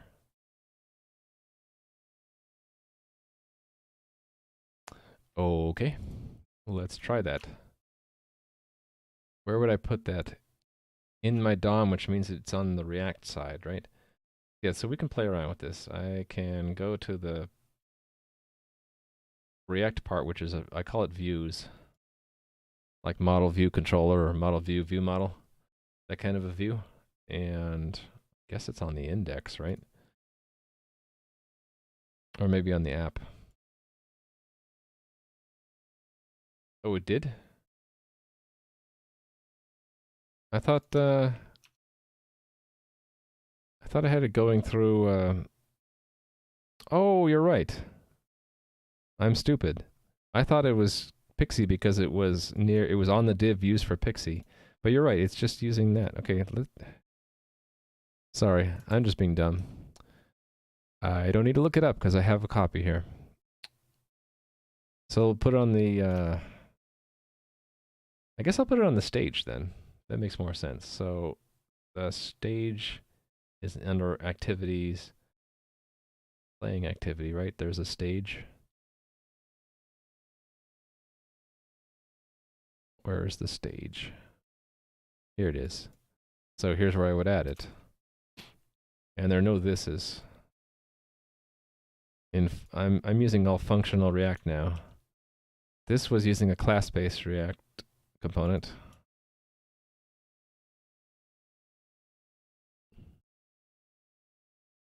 All right, I'm ignoring repeats, and I'm getting, what is this index of key? Oh, I had a nice little map here. Yeah, let's do the same thing. So I will have const move keys and A S D W.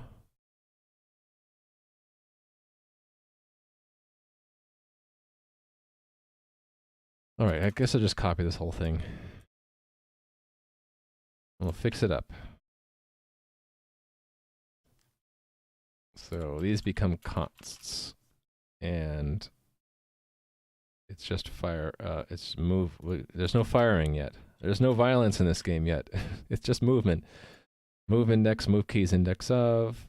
If it's 0, then okay. I don't do this state anymore. I'm going to dispatch an action here, which is, since we're in React, it's through props, so it'll be on move or on move, on start move, and then move will be the key to upper. I do to upper again. I know I've done that before. Uppercase?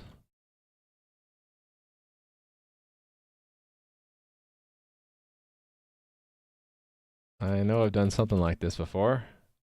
Upper? Really?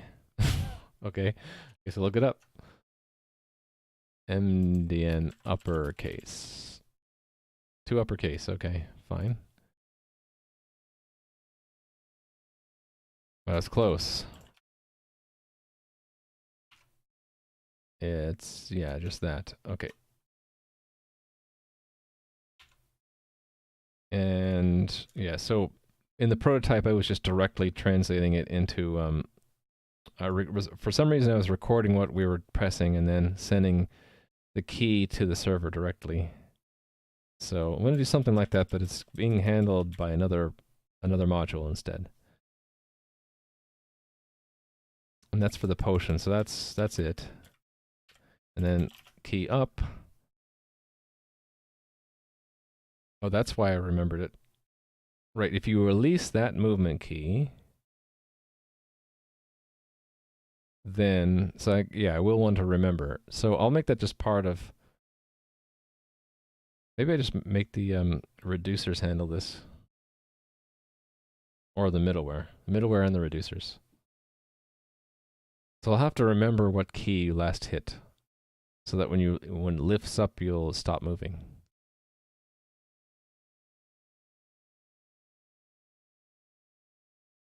So I guess I'm just turning it into on stop move directly without doing this check. Probably should do this index, right? And then this becomes just a stop move. So I don't need this return. Stop move. And then what it'll do is it'll check to see if the movement key matches the last one it sent to the server, then it will it'll stop moving. Okay. So that means I need these props: start move, stop move.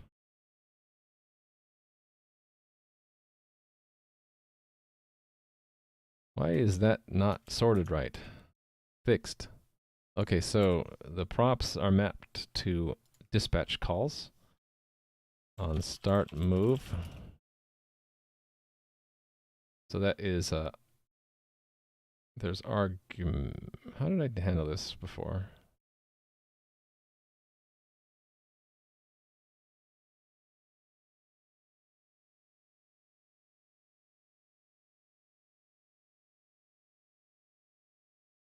I'm trying to get more consistent on this. So let me look to see what I've done in the past for this kind of thing.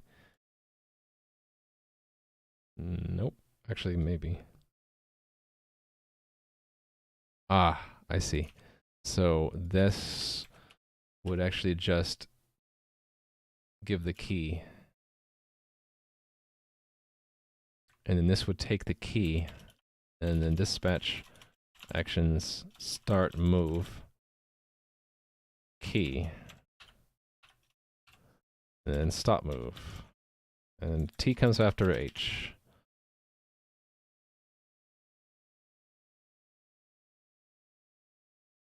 Okay, so that's more actions I need to declare.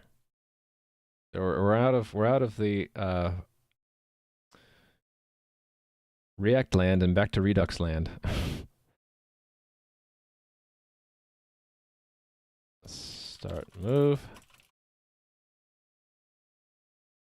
and stop move. Okay.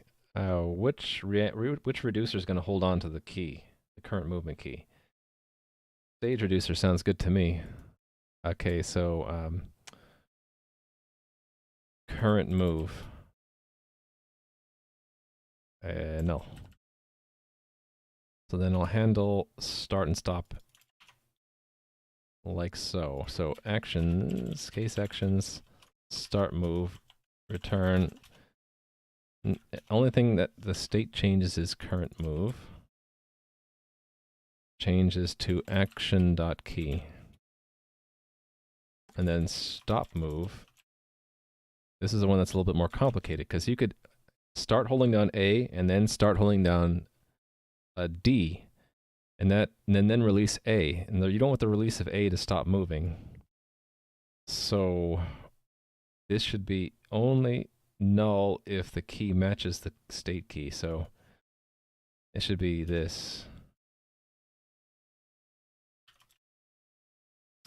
That equals state.currentMove.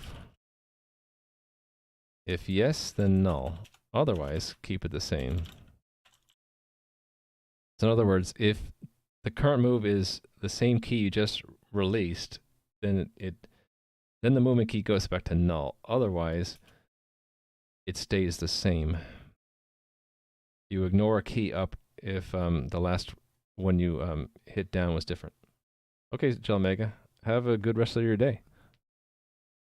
Okay, that's it for the reducer. Now, I guess we're going back to the stage middleware, and this will also handle it. Actions.start move. Start move. And stop move. And I believe they just need to look at the Redux state, right? They don't actually need the argument. Because the reducer is run first, and that is going to figure out whether or not we actually are starting or stopping. No, start move can just use its argument. That's fine. The stop move will only react if the move got cleared. Yeah, I think that works. Right here. Right, so it needs stage, definitely. Oh, no, it doesn't need the stage. We need dispatch. And we need the action, which is going to be the key.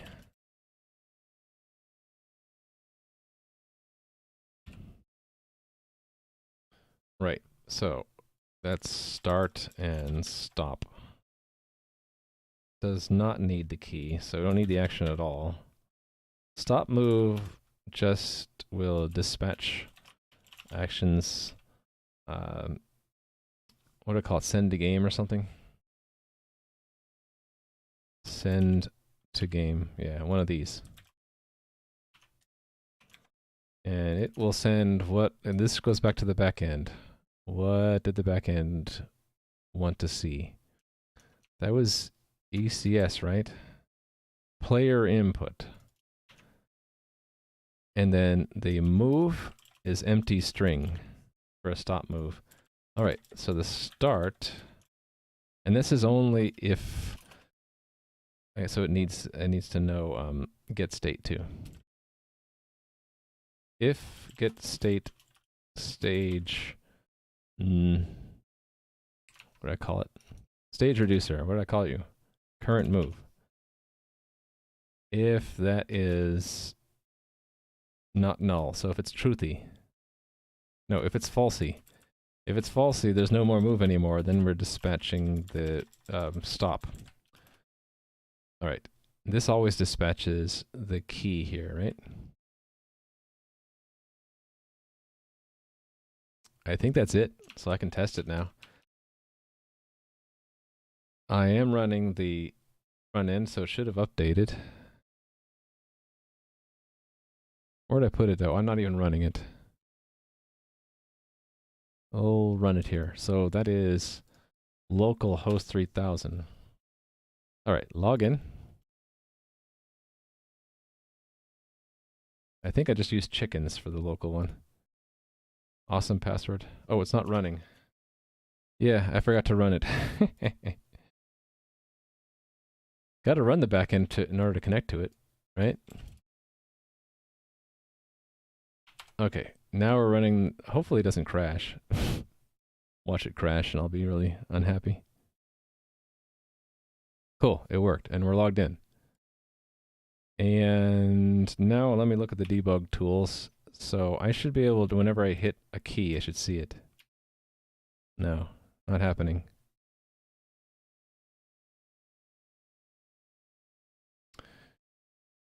It's possible the on move handler is broken. Let me look.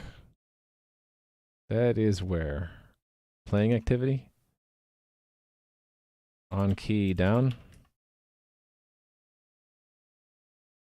So let me do a debugger here.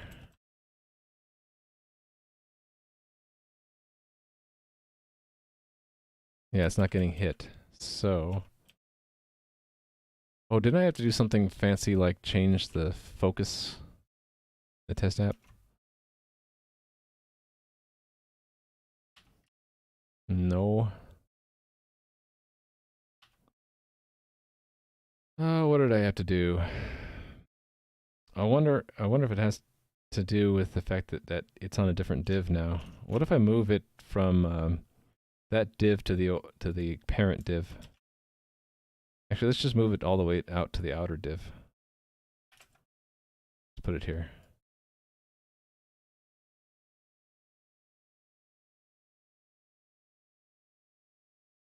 Oh, it's still not handling my keyboard input. Wonder why not. Let's see if there's something attached to it. Let me zoom in on this so you guys can see. So I should have attached it to this div. And let me look.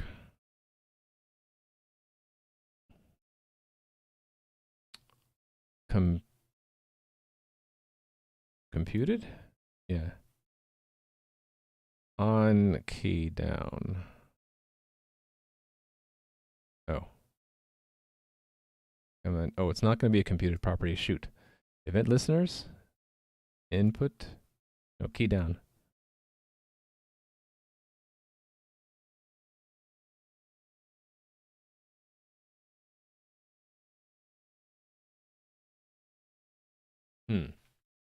Hey there, Mark.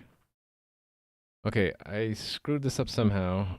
The key capture's not working. I don't know how to test this. I thought it was enough to just do that, and then if I hit a key, but it's not hitting my breakpoint at all. So what did I do wrong? Sanity check first. Let me break something. Okay, that broke it. So it is reading that.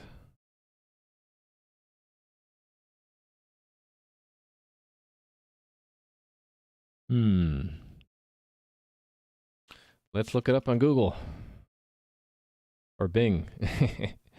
This would be div on key down. There might be something I need to enable.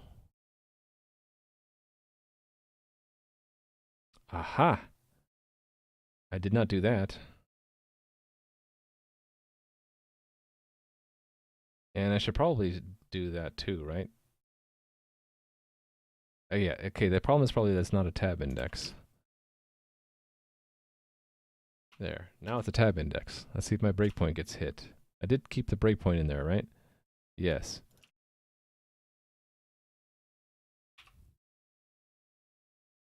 Nope. Oh, but I do have an error. What's the error say? Invalid DOB property, tab index. Oh, I misspelled it. Okay. Don't trust everything you read on the internet. Tab index. How long did it take me to get really good at programming? It's hard to say, because one thing is, unless someone's grading you, you're self-evaluating, and then it depends on your mood or your experience. You might think, "Oh wow, I'm really good at this," or you might think, "Oh wow, it's just really confusing to me. I suck at this." And but then you might show someone else your work, and they're like, "Wow, you know a lot more than I do." So I do have some advice. It's either under advice or it's under learn. There we go. I tried to write some words of guidance and encouragement there in my notebook. I would suggest if C++ was confusing to pick an easier language. So let me go to that link that I just pasted. That should go to here.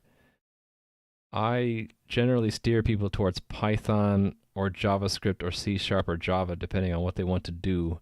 So if you're just learning or you're like machine learning, which is sort of a hot topic these days, Python is great. If you want to do front-end web dev, JavaScript is great. If you want to do game development, Unity, C# is great.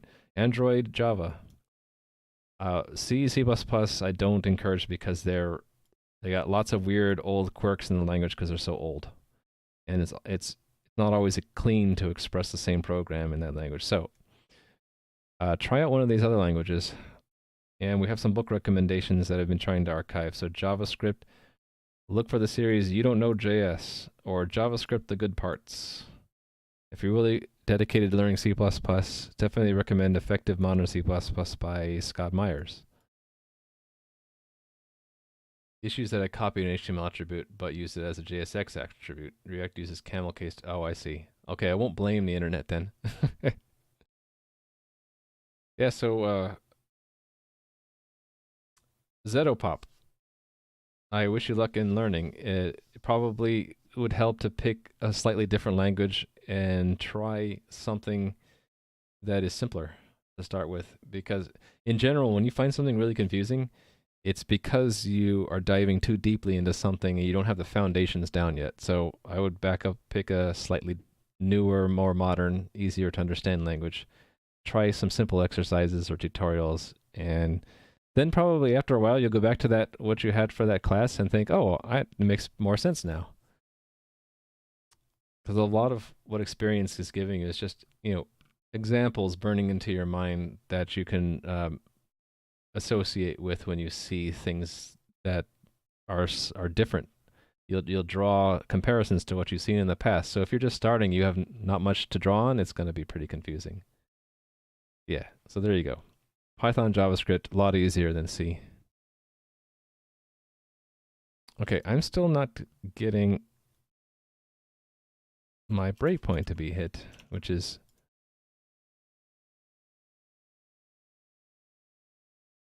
makes me sad. Oh, there we go.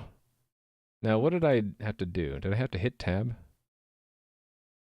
I had to click somewhere in the window. So people are going to have to know to click on the window to begin and get the blue border around. Okay, that's sort of a hack. There's got to be a better way to do it, but I'll go with this for now. So everyone, when you try it, you'll need to click somewhere in the window. Does it matter where? Or hit tab? You can't click here, it looks like, because Phaser is grabbing that. But if you hit tab, wait a minute.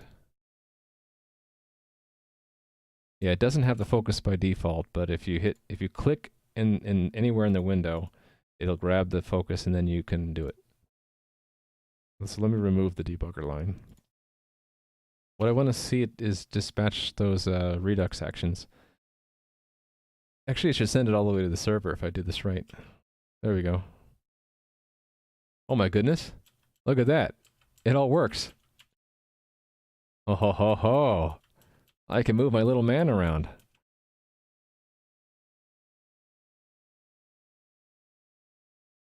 I have a little problem with negative. Oh, no. It's just that it thinks I'm at the bottom right corner. I need to offset the stage a bit. Oh, this is cool. Let me offset the stage and then I'll let you guys play with it. And that'll work out time-wise because I'm at 4 hours. Okay, to get this to line up right, I think the math I was using was wrong. So, where was that? The stage middleware, right? When reflect the sprite was moved, Yeah, I need to add 9.5 and 7.5, I think. So click, and now when I move around, okay, it wasn't quite, it was off by 1, I think. Did I get this backwards? Is it 8? Is it off by 1? He's too...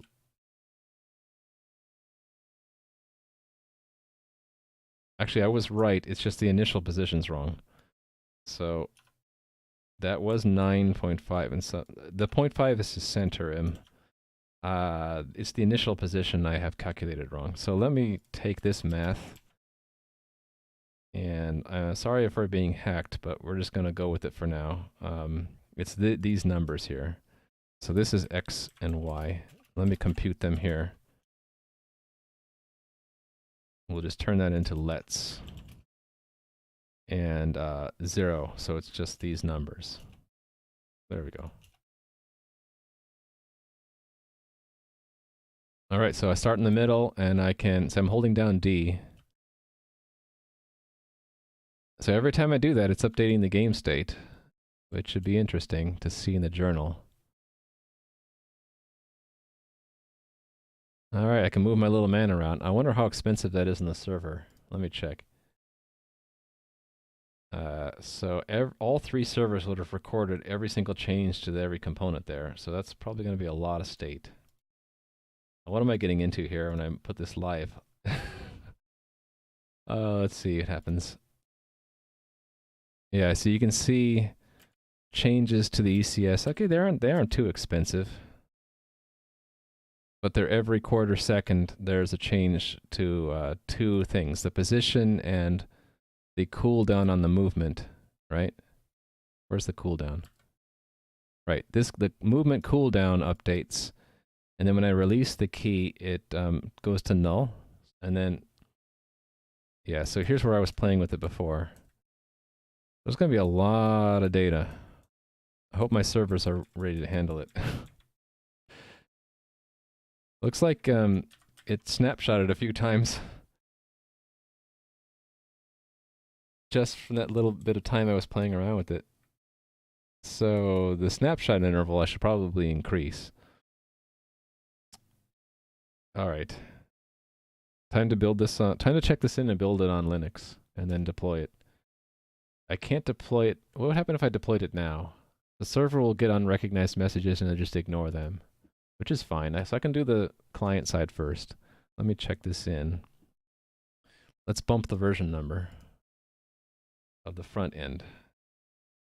That is in package JSON. We'll bump up the middle one since now you can move around an avatar. How about that?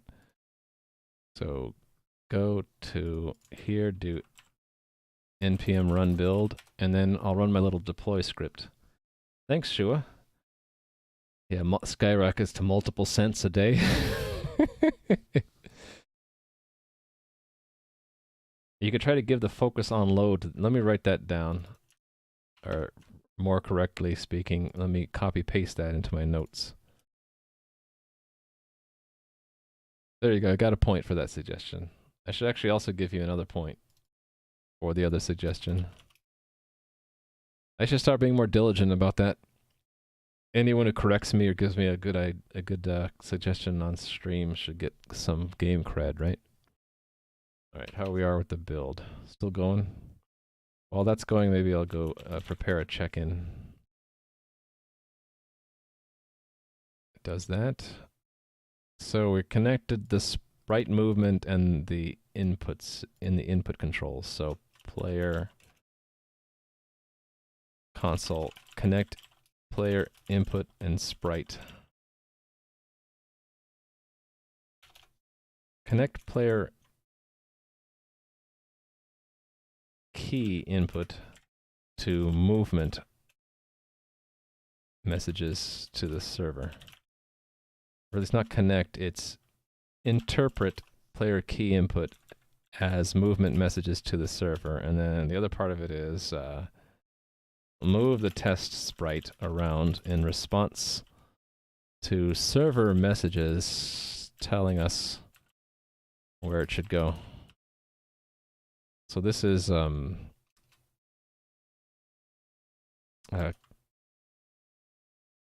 enable avatar, test avatar movement. There we go. And hey there, JFBN. Found my stream. It'd be a good source to help you improve your own programming expertise. Well, thank you. I hope you learned something. Let me know if you have any questions. I just got this to work, which is super cool. It's not perfect, and when I upload this to the real server, it's gonna be a pain. You can't log in. I'm sorry, Nui. What's going on with your login? Can you create a new account? Thanks for the follows, ZitoPop and JFBN. Let me see if I can't log in. Was I gonna do it this screen anyway? I think I did. Yeah, I'm logged in. Let me try to log out and log back in again. So for anyone who doesn't know, the link to the game is there, but I haven't deployed this latest version yet.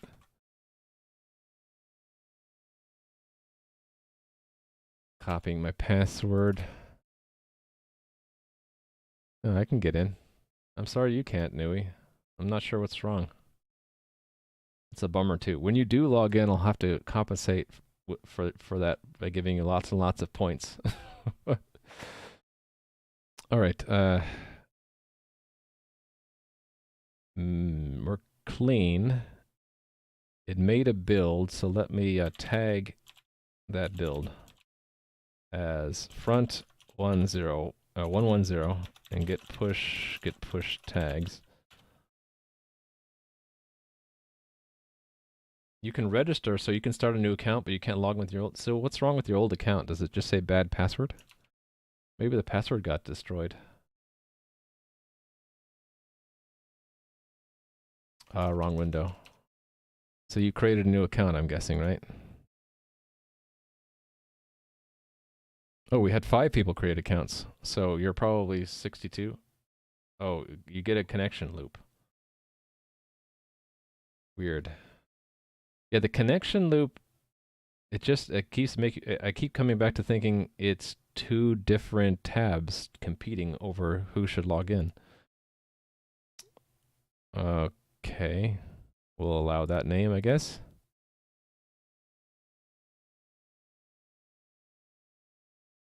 Who's next? Test account Nui. Well, we know who this is. So you're able to register. It just logs you out right away, huh? Yeah, it's like some other tab is still trying to log you in with the other old credentials. ZitoPop. Unmasked. The masking doesn't matter right now, but it will matter when I show other people's avatars. Okay. JFBN. Unmask. And yeah, I need to reduce this to a single button. Is that Guy or JVY? The V versus U problem with my font. Either way, it's fine. Not logged in anymore. So I gotta find them. Okay, here they are. And browsing, okay.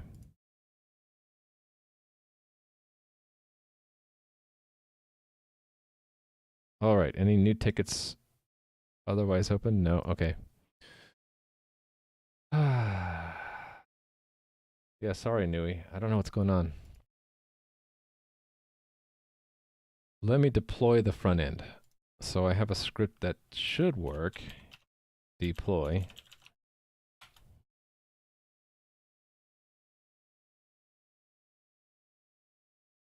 So after this, I don't have automatic client refresh. So after this is done, everyone's got to refresh their client, and then it'll start interpreting the inputs, but the server will say, I don't know what that command means. I'm actually not sure what that'll do. Let me try it myself.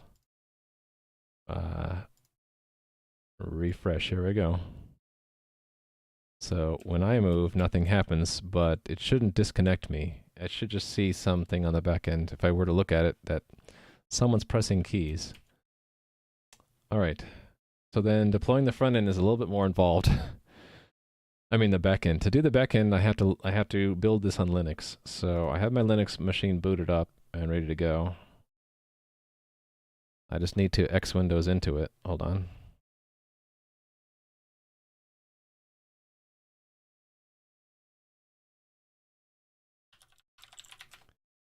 And starting a session, and that should, after a while, I should get an X terminal. I could check your data. Let me do that. See, but you, when you create a new account, if the old account had something wrong with it, then the new account shouldn't, right?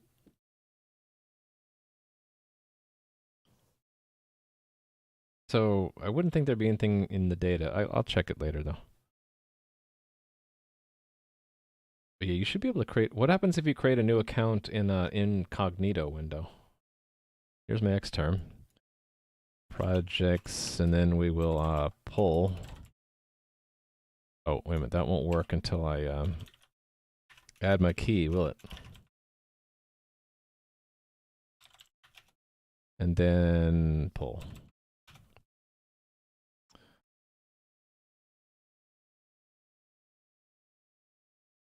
Okay. Have you tried incognito window? Just curious. 38 commits. I might have some interesting compiler problems. A lot of the time stuff compiles as is on Linux. Sometimes there's problems though. So it's cmake build release. Let's see how well it does. So far so good. It's about halfway through.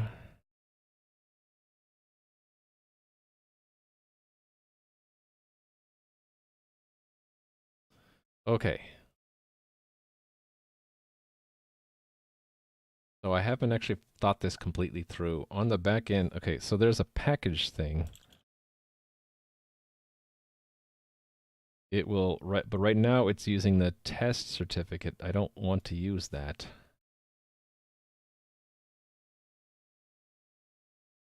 I'm not going to run the automated packaging. I'm just going to update the server manually. That's what I'm going to do. So that means I'm going to take the cluster offline for a moment, upgrade the code, and then bring it back up. Yeah, that's weird. The connection loop just shouldn't happen. Very strange. Okay, so I can stage though, right?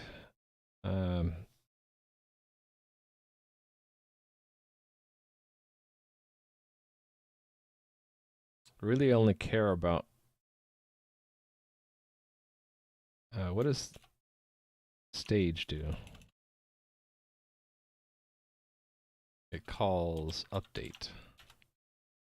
Okay, that kind of does what I want. So stage it is. And then on the stage, let me strip the executable. And then I need to get that file over to AWS. I think I have the key. Didn't I have put the key around? No, I didn't put it on this computer.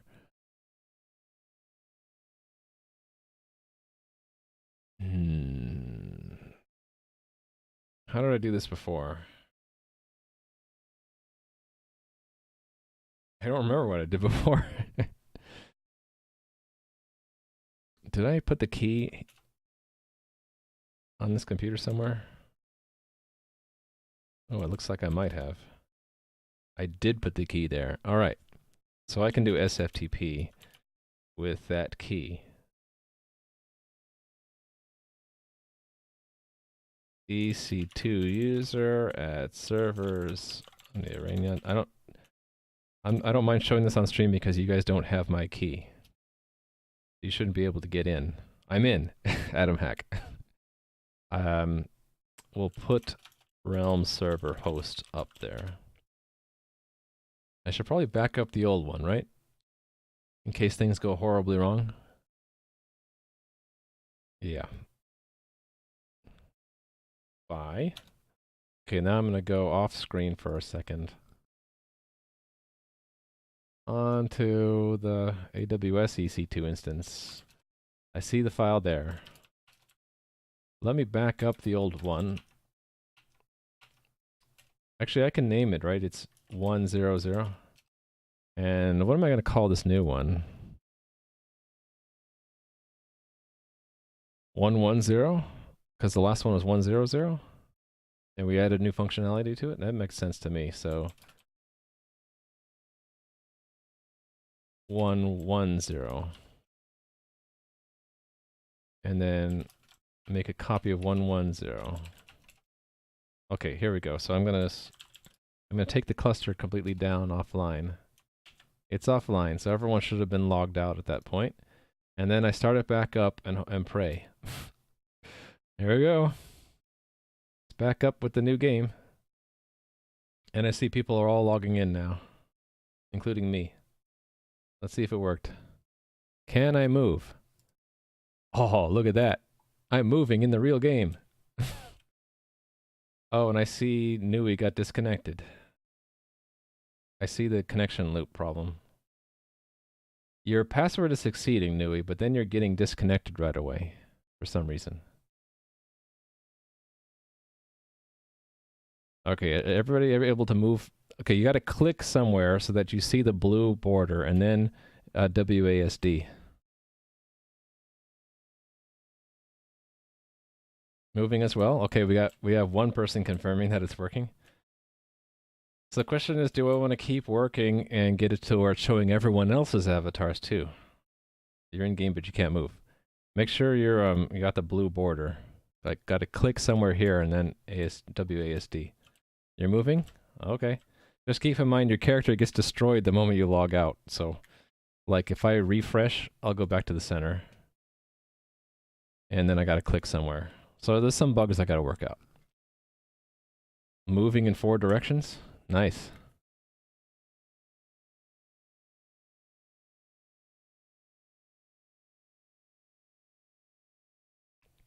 Oh, we had 2 people create accounts just now. Tropical Banana Man and Testin. Okay. So let me go process those so you guys can play. Actually, you can play without that. It's just that your name won't show up. So that's Testin. This is more of a formality, because otherwise, when these people created their accounts, you would see player 65 instead of the real name until I go and I vet the name, which I'm doing right now. But we can't see anyone else's avatars. Now I gotta think, how much more work would it be for me today to do the showing other people's avatars? It wouldn't be that much more work, so maybe I should just keep working. What do you guys think? What will this game be about? So, it's going to be an RPG, and I want to have lots of things you can do in the game. So, the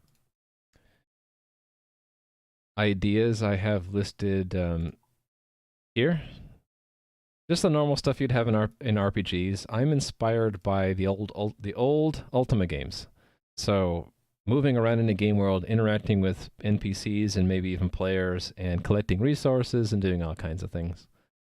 So, but right now it's pretty open-ended. You can see there doesn't exist a world yet. There's just a stage in which you can move around. That's all you can do right now. You can't even see... oh, could it be an HTTP versus HTTPS thing? That's possible. If I keep working, you'll keep listening? Okay. I think it would be cool to show other people's avatars. And all I need for that is another game system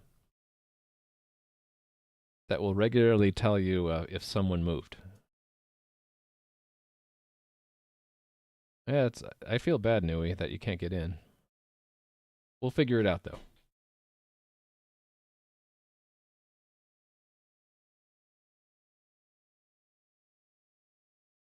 Another player created an account. Gnarls. Welcome, Gnarls.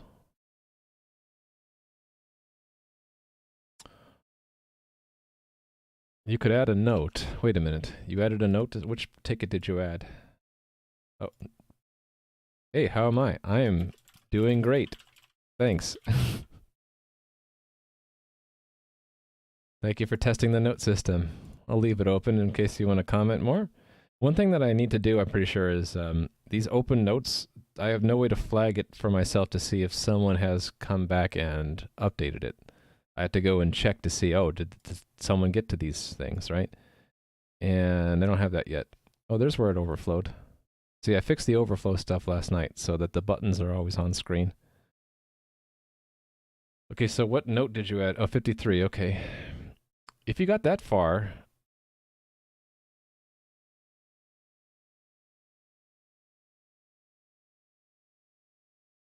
Oh, you could log in now, but you can't move. So if you click and use the keyboard inputs, you can't move?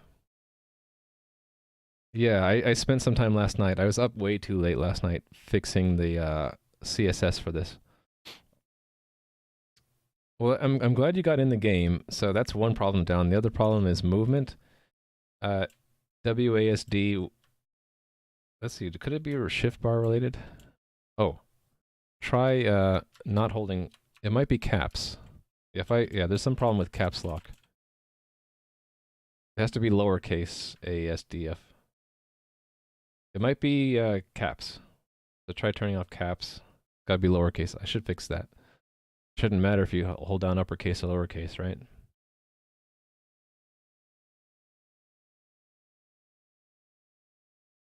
Yeah. We'll keep looking. We'll keep debugging this.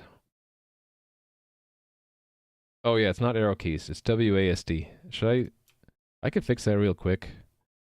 Right with arrows. Okay, just everyone's got to know it's WASD for now. Oh, okay, that's what it was. Okay, so let me, I definitely need to fix that, right? So we need failed reality is the first one that caught me onto that. So need to also map arrows to movement key, to movement actions. So I'll do that. But let me get the other people's avatars to show up because I think that'd be really fun. So I gotta think about how to do this.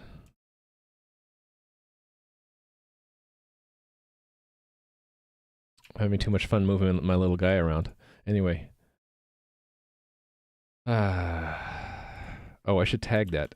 Tag back 110 and then push that. Tab. So it's a tab stop thing. Yeah. The authentication is looping for you too, Isley? Yeah, there's something going on that I don't know about yet. Hey there, Cthulhu. How's it going? Look, Cthulhu, I got a game.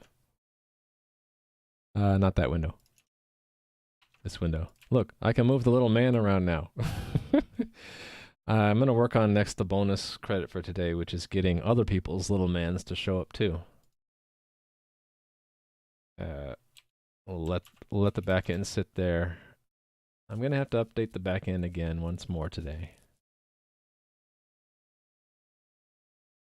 Oh, you saw it? Yeah. So it's like snail's pace progress for me, but we're getting there. I feel kind of dumb compared to other people's games out there. Yeah, but I guess it's because I have no game engine, so I'm basing it off of nothing. Okay. I'm gonna have to have a message that tells me to add a sprite, another one to remove a sprite, and then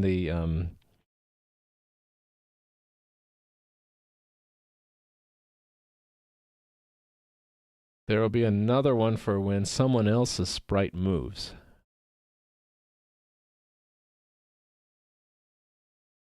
And let's do the back end movement system first.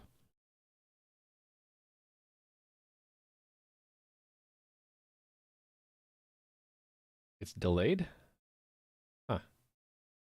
For me, it wasn't delayed. It might be internet connection. I keep going to the wrong window. I mean, there's a little bit of lag. Like maybe I don't know, quarter of a second before he starts moving. But yeah, the servers are running from West Coast, California. Like they're in the Oregon area. So if you're geographically distant from Oregon, California, or yeah, not California, Oregon in the US, then yeah, that could explain the lag. Writing ticket notes makes the character move. Oops. So you're saying if I like type, oh, not there, but in one of these, maybe? Oh, there, look at that. That's funny. Yeah, because it's being handled, right? By something in the DOM. What I really wanted to do is know whether or not you're in one of these boxes and then just ignore it, right? Can you add integrated sprite to show the corresponding player? Yeah, that's what we're gonna do next. So I guess I could have it show our own name right now. I need to draw a little bit of text above the character. Let me do that right now. Actually, that's the window I wanted, but I want the test mode here. Excuse me.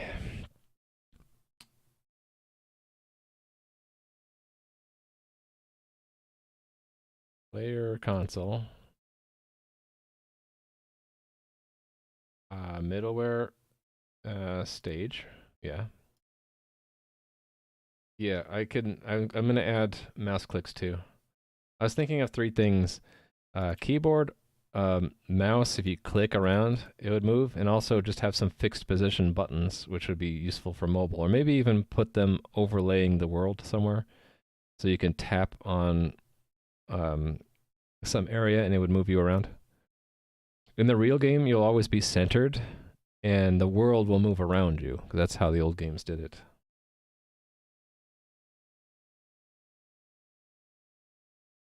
Okay. I did do text in the prototype, and they just copy from there. It was like create phaser labels. Is it? Add a text. Let me try this. And you can set the depth. Okay.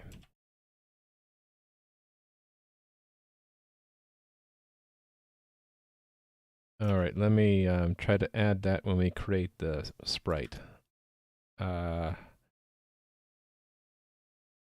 let's make this a little bit more complicated. Let's actually turn sprites into tiles.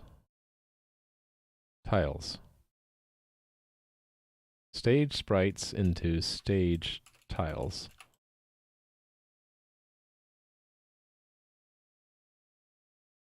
Okay, and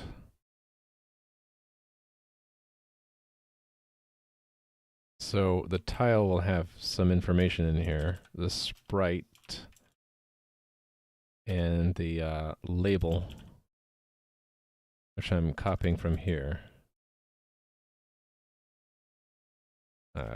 Label. 200 milliseconds? No, it's not going to be a shooter. And it's, you know what it's ultimately driven by is a couple different things.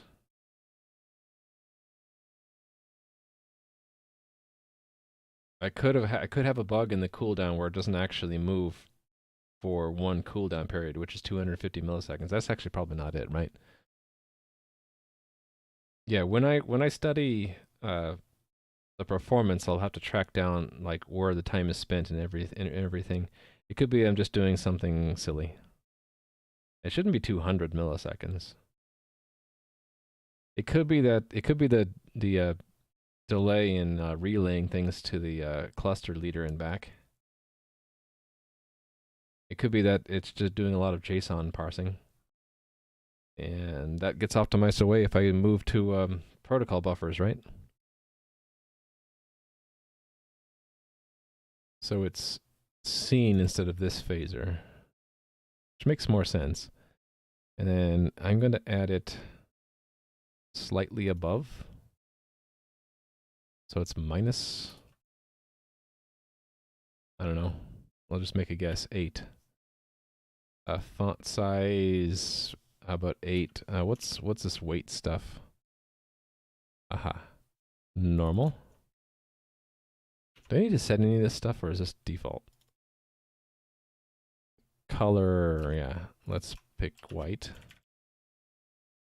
And the text will be our name. So our name is known from the get state.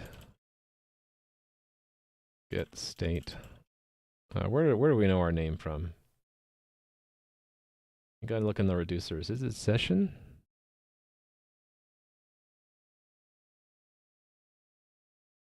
I think it was profile username. So it's session profile username. Let me see what that gets me. Wrong one. That didn't work. Oh, because I'm not running the game. I mean, I'm not running the front end because I stopped it to build it. npm start.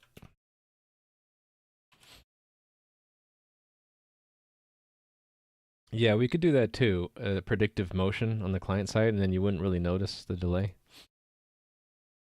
So real games that have been refined have a lot of the tricks behind the scenes. So you're seeing it done raw. So there's a bit of time for all the systems of the server to all come into agreement that yes, they should now be moved over one square.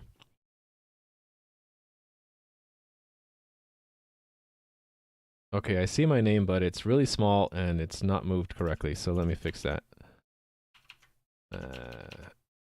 Let's pick a much bigger font. 16. Okay, and then the anchor is wrong.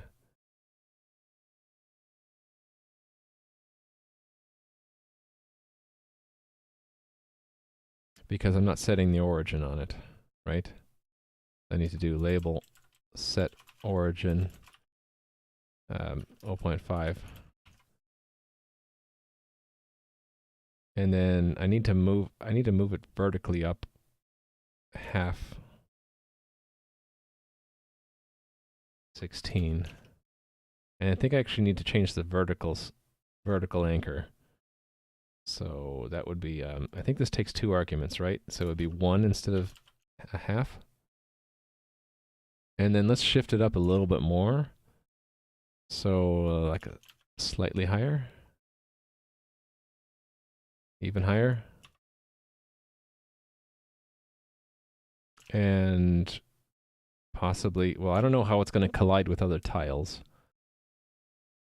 It might be fun to look at. Do you have the sprite size? It's 30. I have it hard coded as 32 by 32 right now. Shouldn't you say y minus sprite height? Yeah, I should. I'm all hacking it right now. I'll have to clean it up later. Thanks for the follow, Magifx. Magifec? Yeah, just hacking it for now. So there it is, and I'm gonna want to call this more times. So let me at least refactor this out.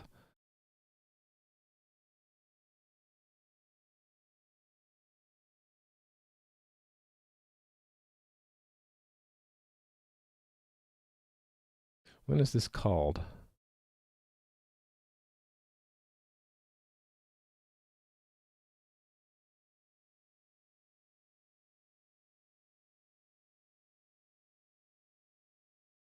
Oh, okay, so if I give this, if I make a function and I pass in the scene, then I'll get what I want, right?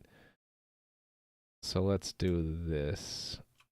Extract this out to another function up here. Const add sprite equals given the stage and the x and the y and the name. Do something, right? So Oh, it's scene, not stage. Given the scene, add XY, add the hero, move them to there. Oh, that's the raw X and Y. I'd rather compute it. Um, this way, yeah.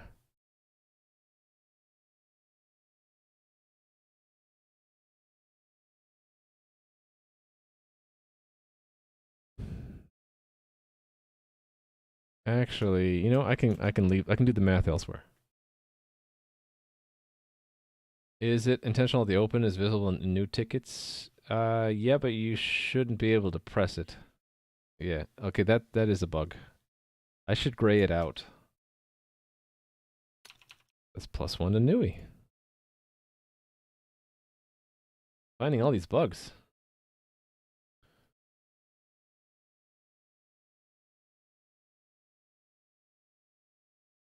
Okay, I need the stage as well. Actually, this scene is available from the stage, right? So I don't need the scene if I pick it out of the stage. So I can just be able to stage XY name down here.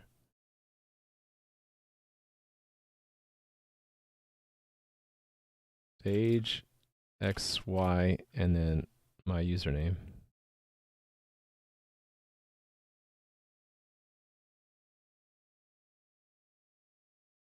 I need to know the ID as well.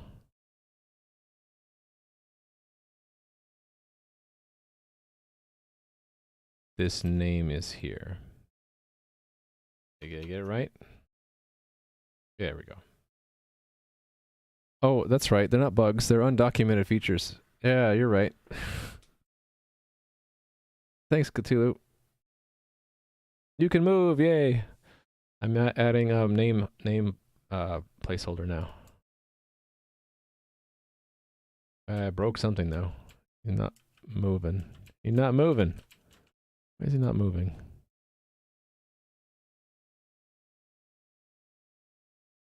Because the ID is wrong?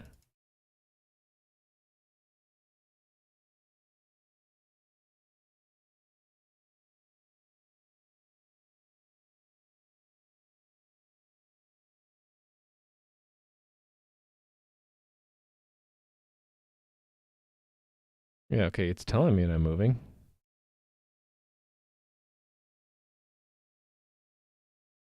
In fact, I just saw another bug where if I move the cursor away, it gets stuck. Okay, so I broke something. It's not actually, the update is not working. It's probably this ID is wrong, right? Oh, wait a minute. I got this wrong. It is the get. Where is that? Yeah, it's sprite equals. There we go. No, was it not called sprite? It is called sprite. This is probably bugged. Let me debugger that.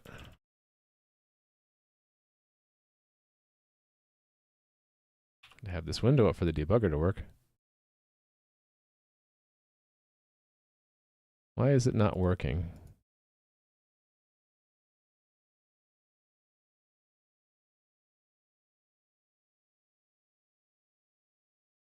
That's interesting.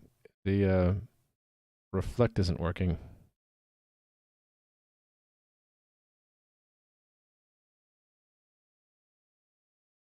Now you can't move. Yeah, there's a warning. What's the warning? Seen is assigned a value but never used.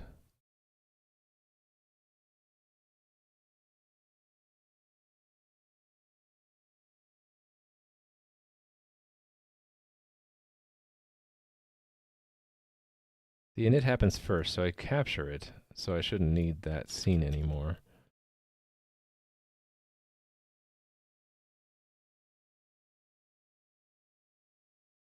Don't think that was it though. Oh, now it's happening. Now it's working. Oh, but I didn't move the label. I don't know what was wrong. Was that it? That was the problem? Strange. That doesn't make sense why that would be the problem. Anyway.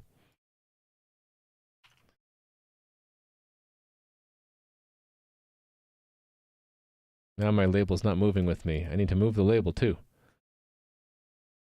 So that is sprite and the label.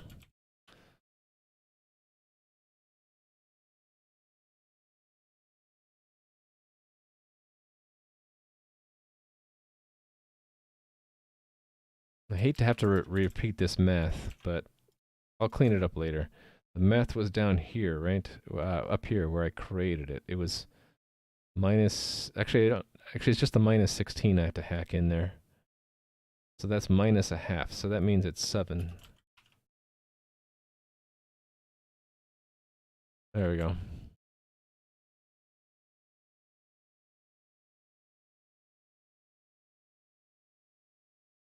Can't move anymore. Is the game broken?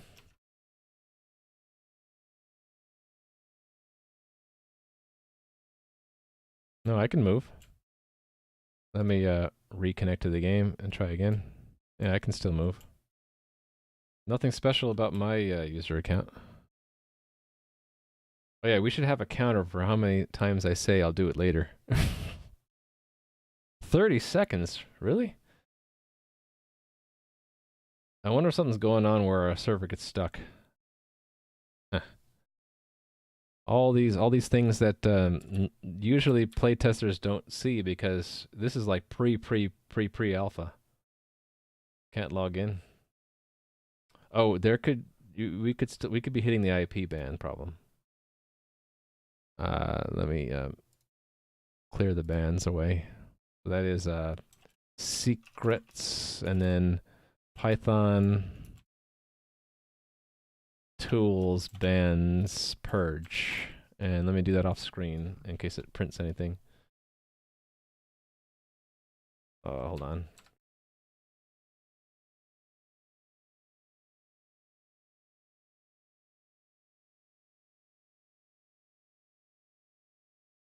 And no one's banned right now. I'll do the purge anyway. Yeah, I don't know.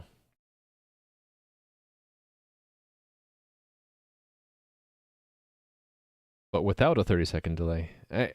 It probably is just like server bugs that we haven't seen yet that are causing huge lag spikes. It could be, you know, it could be. It could be that the snapshotting is happening and that's causing a huge delay. Who knows what it is? I want to get it so that you guys can see each other. So let's me do the front end first. I have the message in here, right, to move sprite. Let me do two things. I'll have the sprite include an ID number. And I'll have to have an add and remove sprite. And then when you log in, it'll have to tell you that your sprite is there now. Actually, that'll be part of the rendering system anyway. So move sprite will include an ID number. And then there'll be an add and a remove sprite. So let me go ahead and get that out of the way. That we're going to want an add sprite and remove sprite.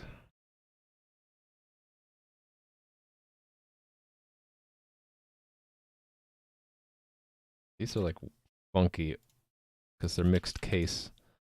Another thing to fix.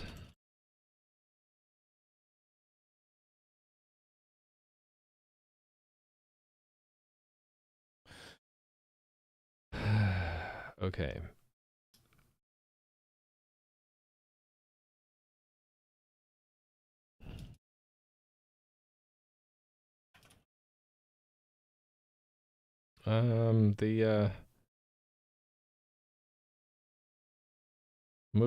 Okay, let's just copy that.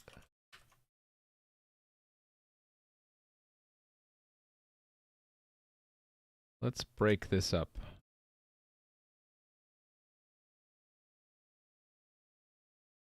I can do it this way, right? I can say const xy id equals message, right? That's object decomposition, and then I can just say xy id here again.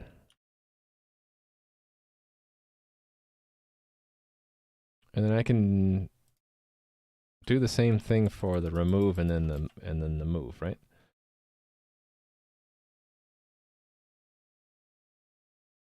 Remove sprite just needs an ID. And this is removed. I screwed up this one, didn't I? That should be added. And then same decomposition, and this needs a label too. And oh yeah, this needs a label. Name or something. The move only needs X, Y, and ID.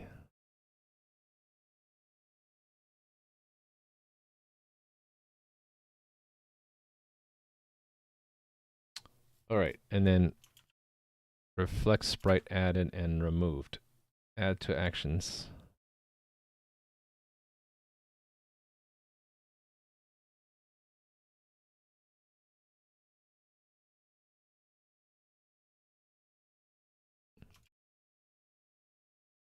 Okay. And then back to the stage middleware, right? And instead of just creating it on create here, we'll do it in that message. Reflect sprite added.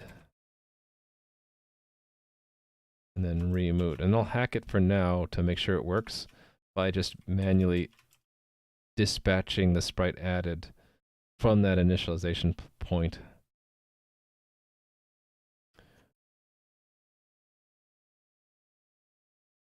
Okay. Just copy pasta here. This is added. This needs an ID and a name. And then this is removed.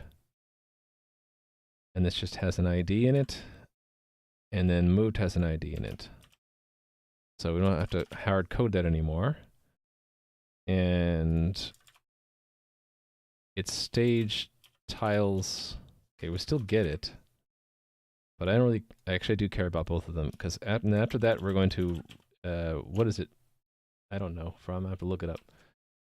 To drop something from a map. MDN map. There's an intentional cooldown on moving. Yeah, it's a quarter second. Are you able to move diagonally like really quick within a quarter second? Because the cooldown, unless I have a bug there, it should not let you move a second time, and it should wait a quarter second. Then again, it's a quarter second of the server's time. So if the first move was lagged, and you received that update lagged, but then the second move was on time, you could see a jump. Array splice. I'm using map, so I think it is just delete, right? Yes, delete. Delete ID. And then I need to look up in here. Moves faster?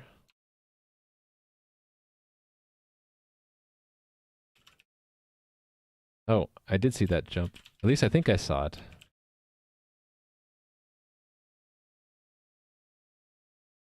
Huh. Oh, there it goes. I saw that.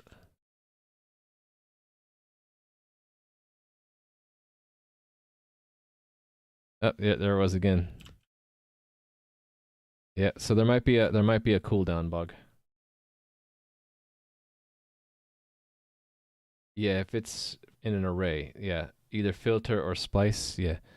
I'm using map because I want the keys to be integers. With array, I would have to process the whole array, and if I used object, I'd have to convert things to strings.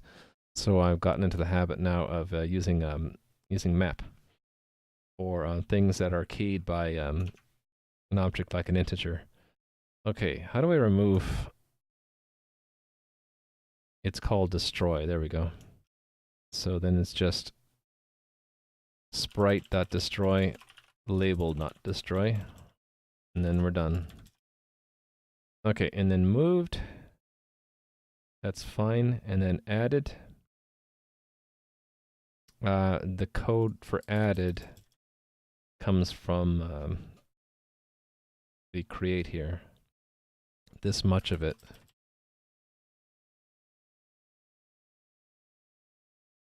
Actually, I'm only calling that from one place. I might as well just put the code there. Yeah, it's just being silly.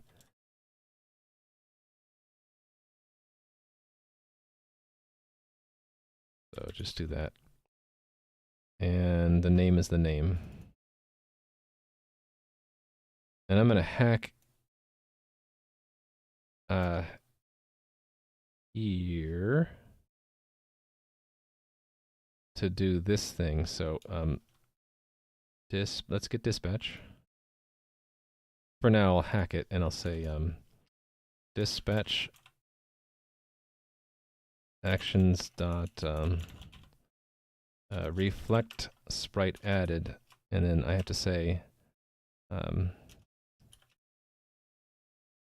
x is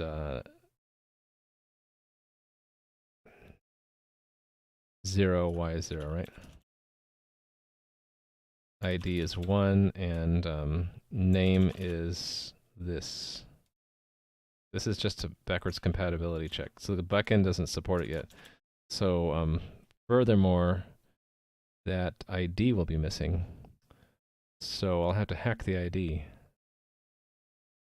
Actually, if I use 0, that'll work, right?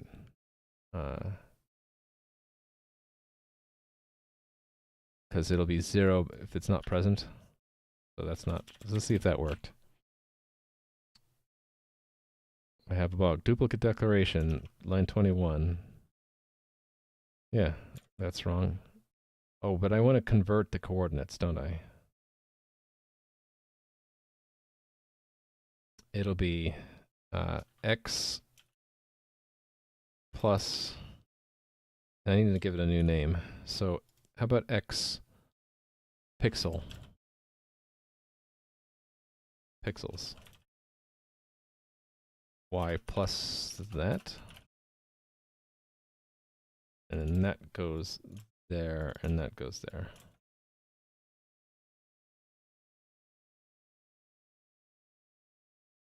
And the same thing down here too, on the move.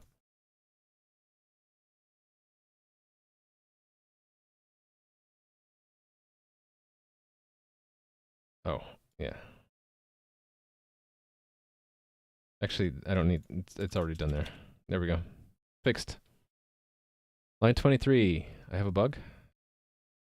Oh, yeah, you're right. Thank you. Plus 1 point to you. I won't remember what that was, but I'll still honor the point. Okay. Y pixels.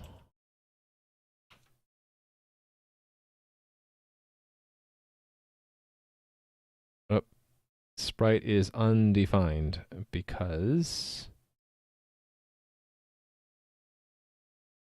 Hold on, 44.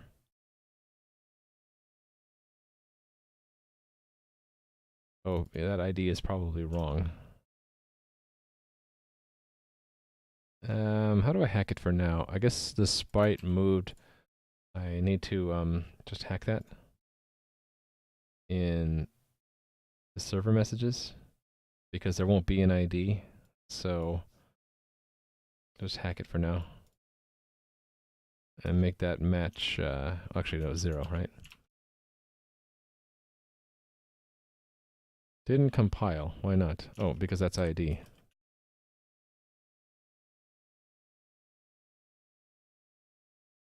There we go. Actually, and I can make it forwards compatible by doing this, right? I can say ID is ID or 0. There we go. A lot of hacking going on. That's right. Because... Whoop. Oh, there's another problem. If you go off the top, you can't see your name. There's a lot of little bugs. A lot of them are user interface related, but also there's a lot of server-side stuff. I'm just hacking things too. I want to get to the exciting conclusion of the day, which is that you can see each other in the game. Sounds like a song? Yeah, it could be. Ticket 100. Woot!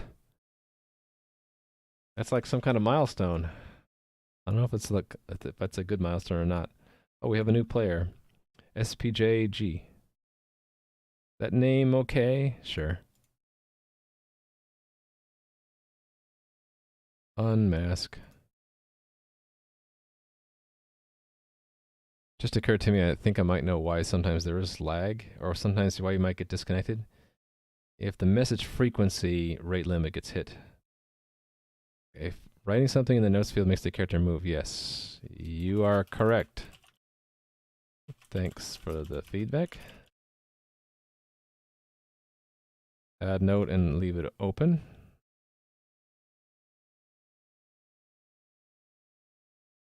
Why didn't that open that? Huh. Thought for sure I clicked it. When you repeat, press spam the movement keys, you get disconnected. Yeah, that's the rate limit that I think.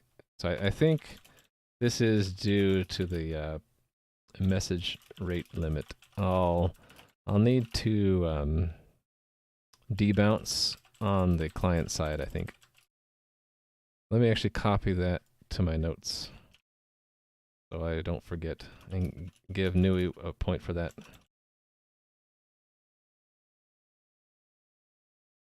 And that. Okay, what's this famous ticket 100? Isn't it? Oh, Nui got 1 for getting ticket 100. Congrats on making ticket number 100. Is intentional cooldown moving? Yes, yes. I was able to reproduce this. So it must be a bug in the movement system.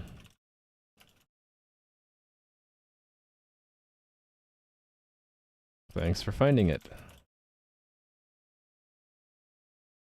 All right. You're stuck waiting to see other players? You've got a surgery tomorrow. Does that mean you are the surgeon or you are the patient? If you, either way, good luck on your surgery tomorrow. But it might be a little bit of time because I still have to do all the back-end stuff. But hold on, maybe it won't be too bad. The front end is done, right? If we receive oh no, I'm not done. I didn't connect in the server messages. Right, so we need, oh no, I did. I have add sprite. I did do that. So the front end is done. We should see other people show up. Yes, so the back end needs to be finished now. Right? Yep, back end work. Yeah, that I have that on the list to things to do. You know, I'm having to start to prioritize my work. So the priority today was to get avatars to show up there, right?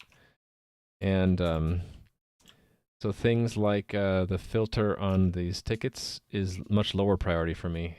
I'll probably end up doing a lot of the low priority stuff off stream when I think about it. But yeah, I do need to get to all of the things, right? We will get to all of the things eventually. Front end.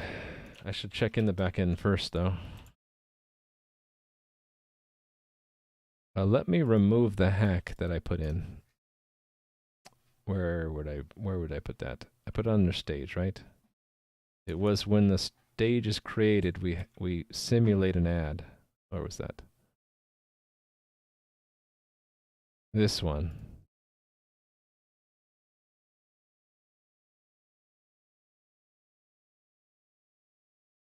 Well, there's that, and then there is the...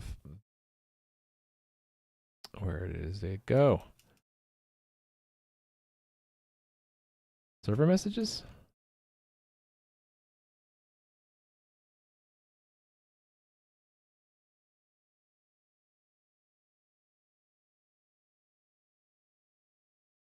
Here it was, this or 0. That's another hack. So the backend needs to include an ID on the move. And on the, it has to actually do the adds and removes. Okay, got my work cut out for me. But hopefully it's not too bad. Let's check this in. So, oops. player console. I should probably just rename that to front end. Add multi-sprite support.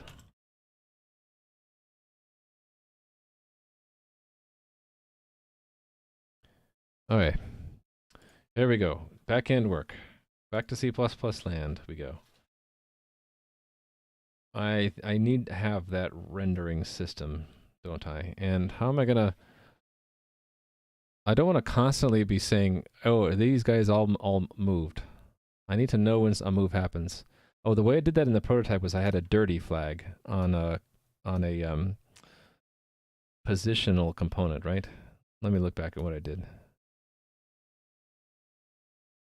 I still have that around here. One of these components had a dirty flag.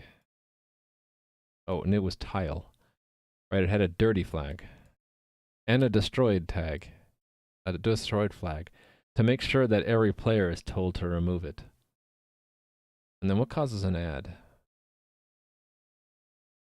I think it's if it wasn't present in the previous run. Let me look at the rendering system. Right, so if it was marked destroyed, then we're going to remove it finally at the end after we tell the clients that it was destroyed.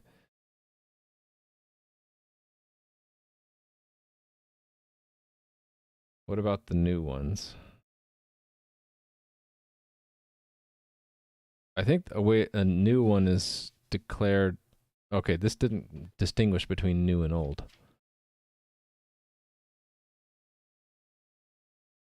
So I should probably have both new, created and destroyed.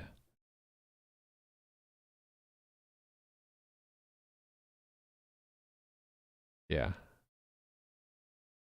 Okay. Hey, what's my project? I'm working on a game. Really, I'm working on a game system. And this is how far I got now. You can create an account and you can move around a little avatar. And right now I'm completing today's stream I'm trying to get everyone else's avatar to show up. And I'm like an hour beyond schedule because I really want to get this done.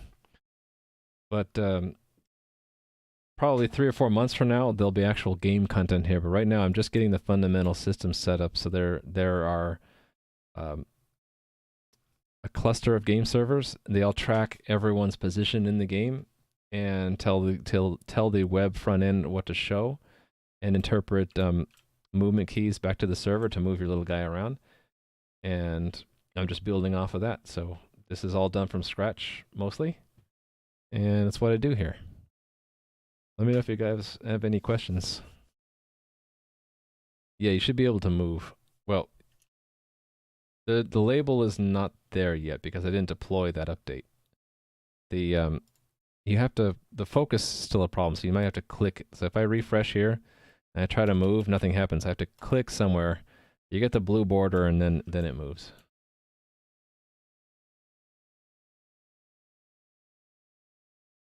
Check what is this section. There are plenty of excellent infos. Oh, you mean in the notebook? Yeah. So let's see. Yeah, but you should be able to move as long as it has the focus.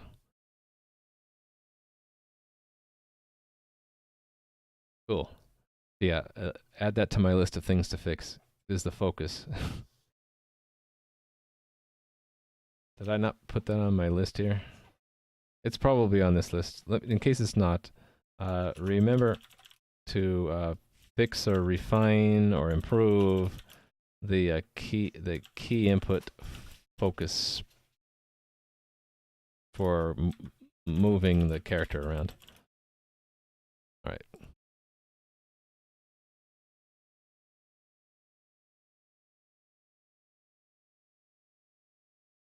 That was okay. We'll keep that pinned, and then yeah, that's gonna rely on a tile component. So I'm gonna introduce a new component called tile. So that's the first thing I'm gonna do. The existing tests need to be updated. When a player logs in and we create their entity, we'll have to assign a tile to it. Yes. So where is that? That was in ECS, I think.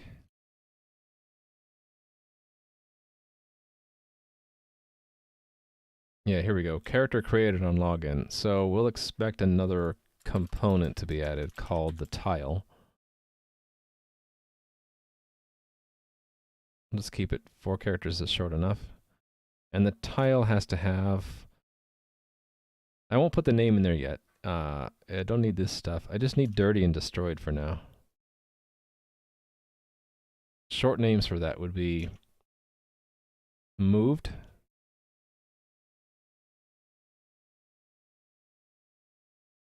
and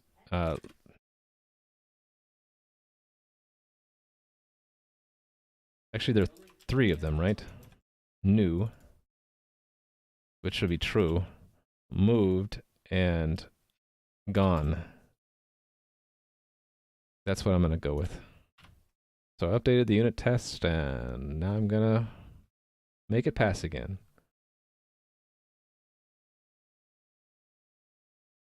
So it's not in there, basically. This tile is missing from here. Let's add it in.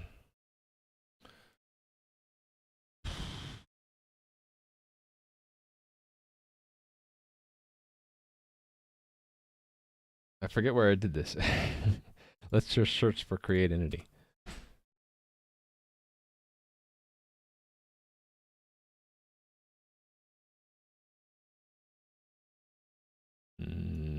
Here. On player login, yeah. So, I should just say, hey, we created a tile. And I'm going to cheat totally and just copy this stuff. There we go. We've created the tile. And I need to make sure it gets destroyed on the player logout now. But first things first, pass the test and then move on. Yay, okay. Now we want to have it start out existing. Actually, I don't need to test this, do I? Because it just destroys everything that entity is connected to. And this test did check the entity was correct, right?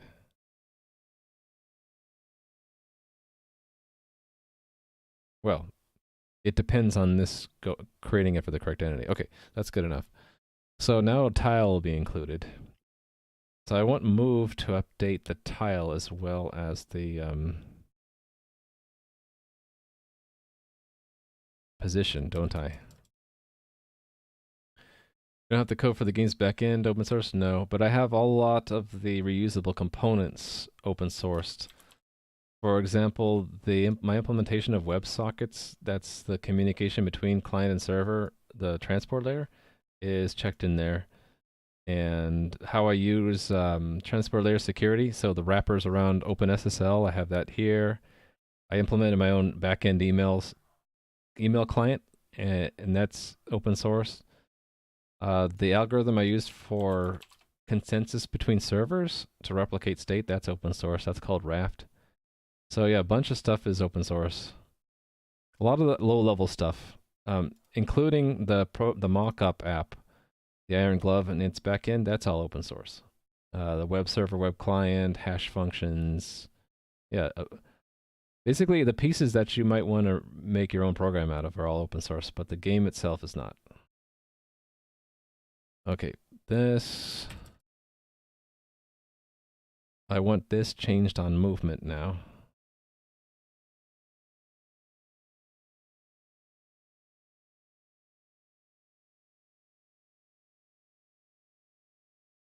Start moving. Oh, I guess the test didn't really check for that. So I don't have to test it. So where would I add a test for this? I guess that would go under components test, right? Movement system, yes. Right, so I need to create the tile. Tile, and the tiles components. The tile component has what in it? New, moved, and gone.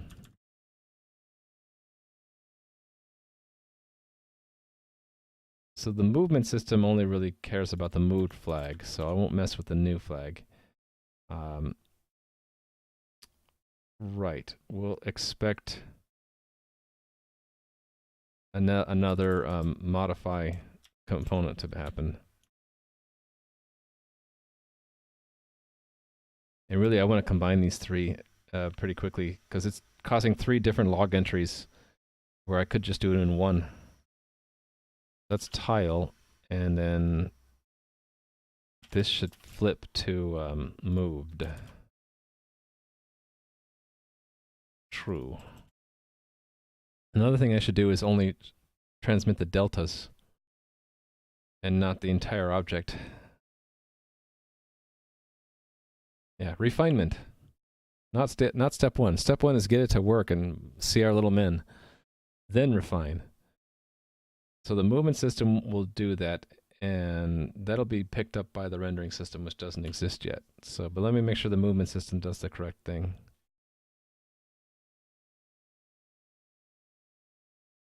You would like to see the little men too? Yeah. Right now it's sort of a lonely game world.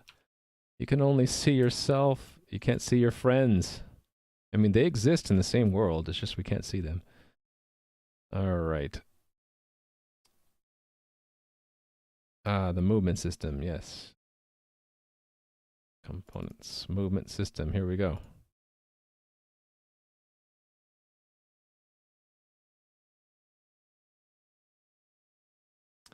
Yeah, the old movement system does what?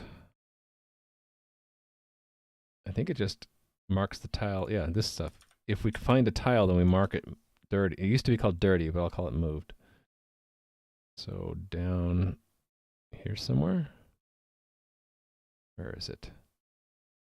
Oh, this is the old system. What am I looking at? New one is here. Yes, this. AV. Why am I getting it way up here and not using it until down here? Oh, because I'm using it there for the player name. Yeah, I'm not using it until then, so I should just move that. And then we're doing a similar thing for the tile.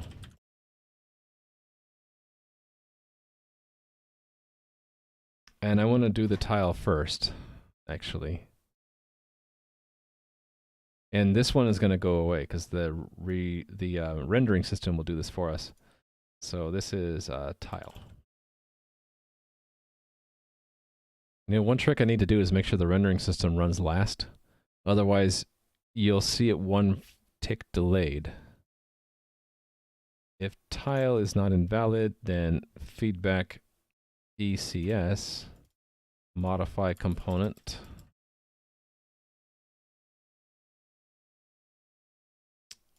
Tile. Actually, let's get its, and then set the mood to true. And then the component is just the tile. There we go. Let's test that.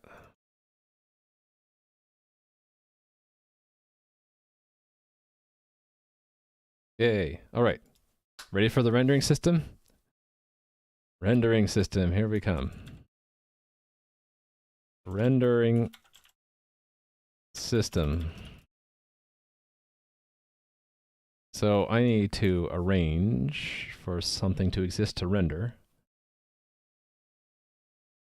Actually, let's just take this movement system and copy it, because it's all in the form of feedback, right? So set the feedback delegate.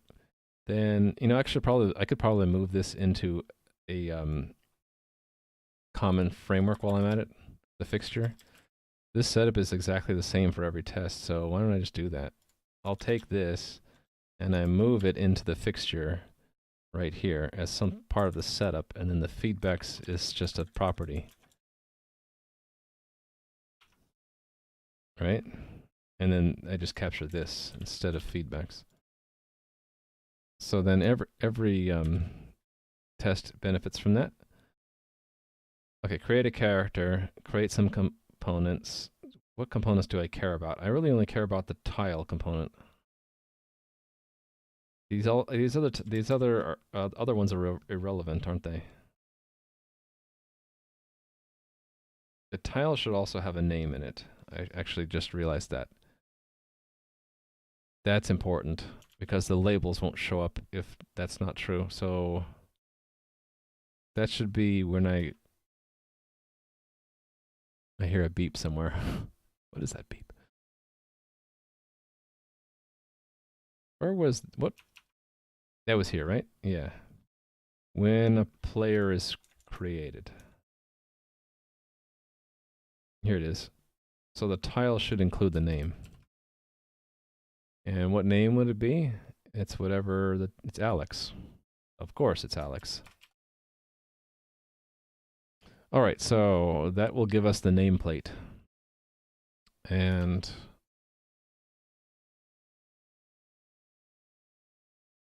should pass that test before I move along.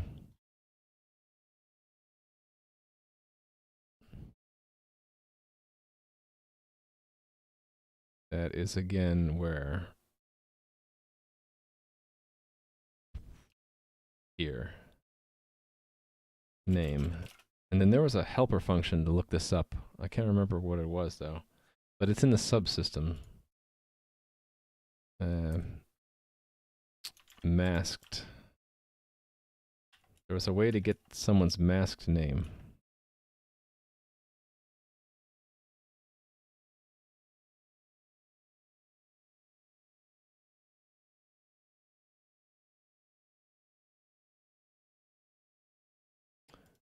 Let me search for that flag. That can't be in too many places.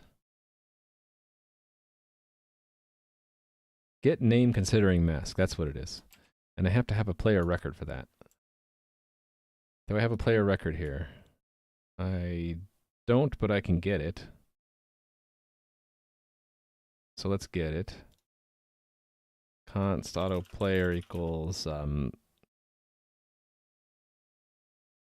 profile players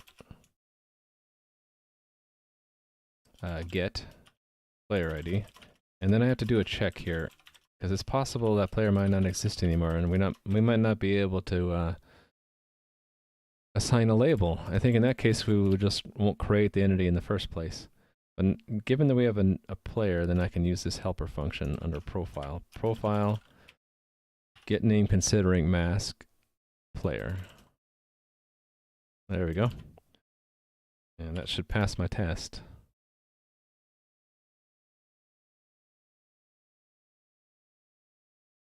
Nope. There's a name. Oh, the name is masked. Look at that. Okay, cool.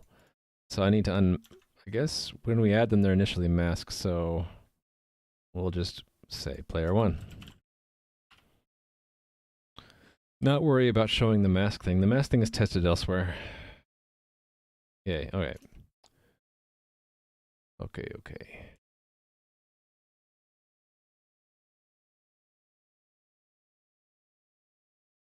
Rendering system.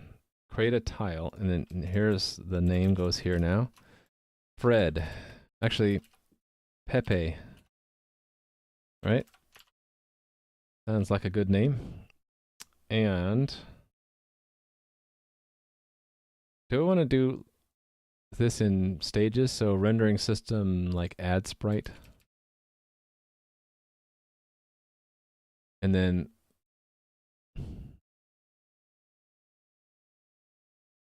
this is going to be a lot of messages when everyone moves around, isn't there? I'm going to want to batch them together and like give the player an array, but we'll just do it single messages for now. So add sprite. They will that's just if this is new, right? Then invoking the system should give us a feedback of message to everyone who's logged in, I suppose. That means I have to have someone logged in at the time. Don't I? Oh no, wait a minute.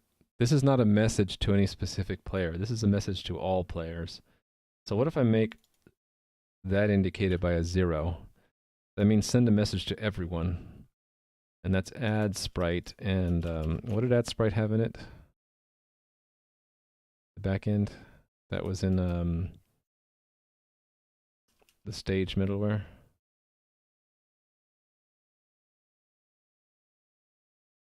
No, it was a game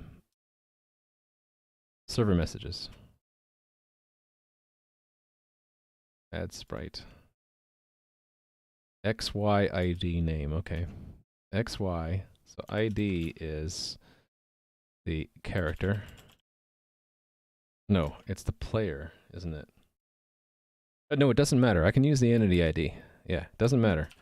So the ID, it's more convenient to use the entity ID. Because they might not even be a player. So that actually makes a lot more sense. So the name is from the tile. So that's Pepe. There we go. That's the test. And that system doesn't exist, so that didn't happen. So let's add the system. Components. Actually, I did have a system. It was just empty, right? Yeah, it's empty. And I want to make sure it's run last. Yeah, so it's listed last in a vector, so it won't get sorted. Okay, that's good. Okay, so what will the rendering system do? I think it should just go through all tiles. And anything that's new, or what are the fields again? New, moved, or gone will emit a message for and simultaneously queue a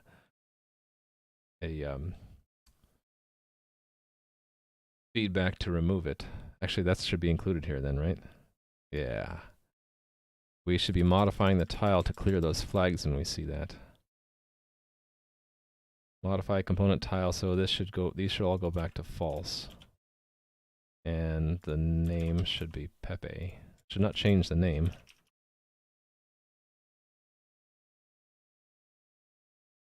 This is bad, right?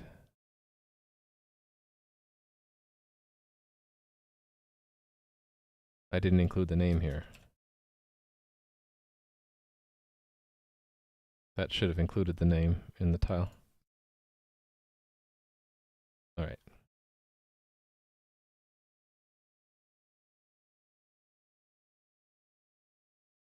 So this will clear the new flag and broadcast and add sprite. And then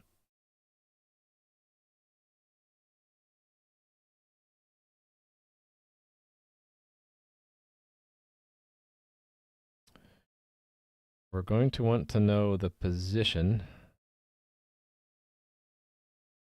So we'll skip any tile that has no position. So this is not an input entry. It is a tile entry. So we're looping through all tiles.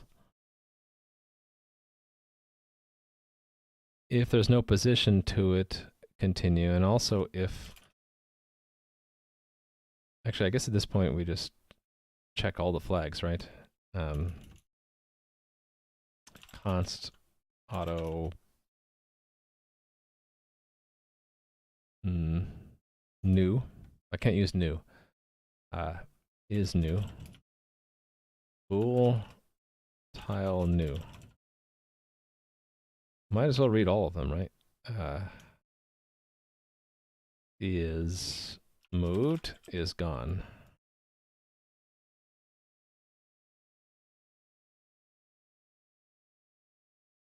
Yep, so if is new. Can something be moved, new, and gone? Actually, if it's new, moved, and gone, yeah. If those flags all get set simultaneously, then I can skip some of the steps, right? If it's gone, let's do is gone first.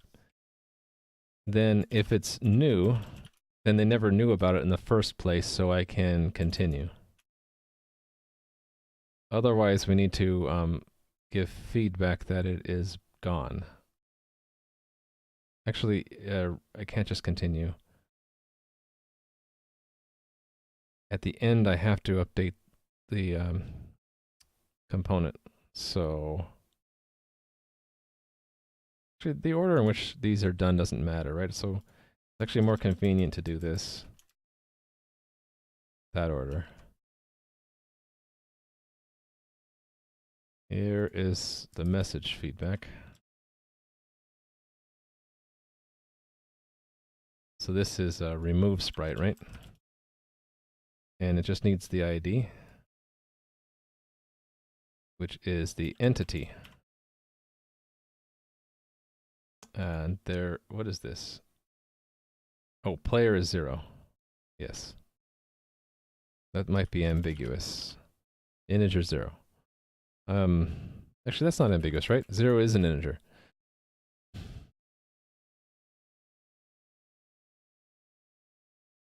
And then at the end, we want to modify the tile.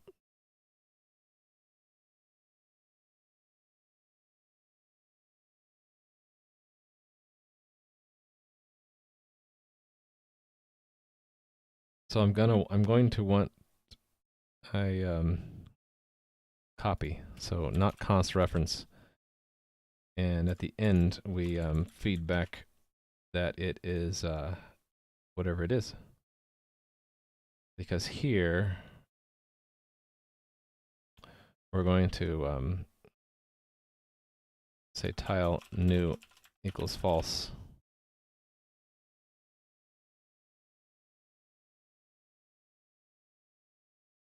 If it's set, oh, the other one's, yeah, it's gone and false, right? Clear the new flag, clear the gone flag, and actually also it might have been moved too, so also clear that. Actually, you know, it makes more sense. Just clear them all if we get to that point. Clear all the flags. And then that reduces back to that. All right, so that's if it's gone. If it's not gone, then if it's moved. No, if it's new. Because it could be new and then moved and they collapse together. If it's new and we've never seen it before, we're just going to add it in its current position. So that's add sprite ID. X is position X, and Y is position Y, and name is tile name.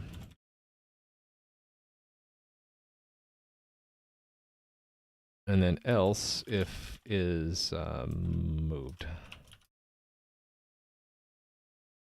And actually, if it doesn't get to any of those places, we can continue. If none of the flags are set, we don't want to send any feedback messages.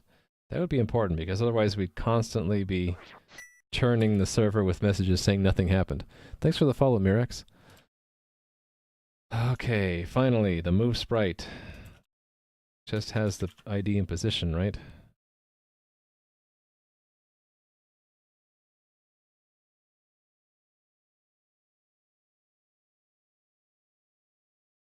Oops.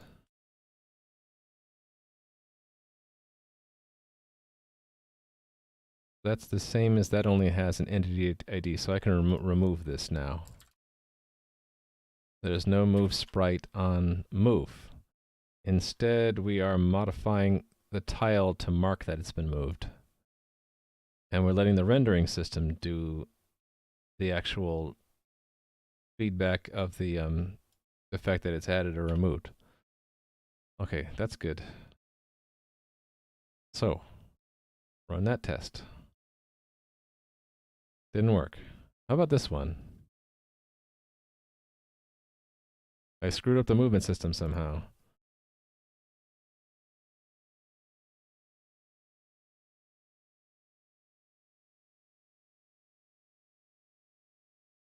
Interesting.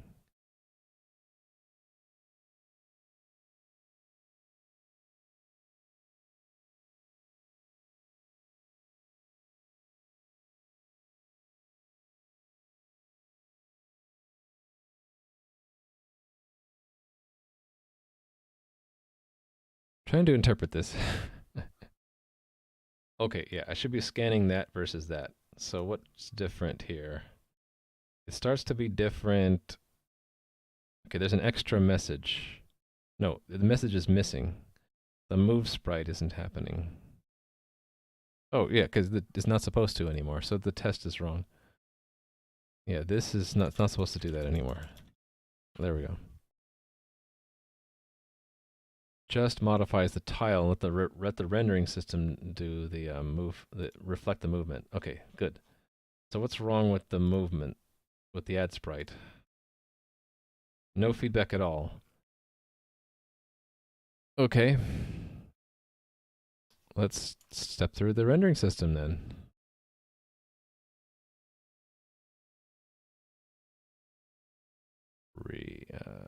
Debug. Okay.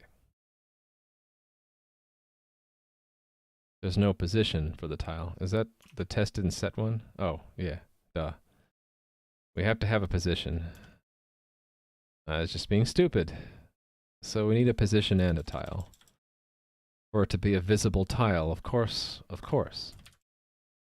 And we can put it wherever we want here. So let me put 2 and 3. And then 2 and 3.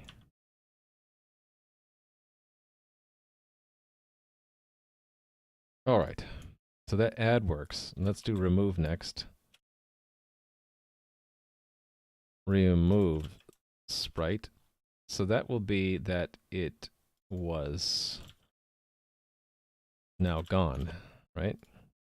So if the sprite is now gone, it doesn't matter what its position, if it had one or not, right? This I might have screwed up the code for, because I think I had an early continue if there's no position. I would need to fix that. This will be a remove sprite, just the ID,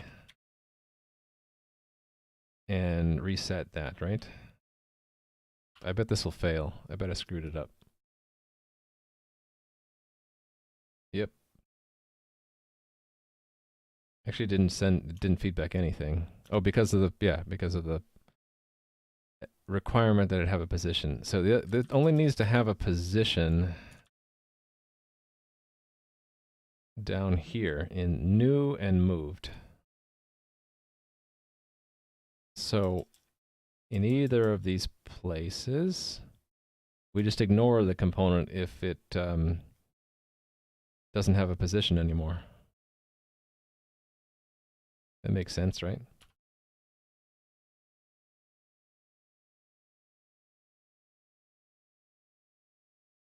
Yay. Okay. So then the last one is move.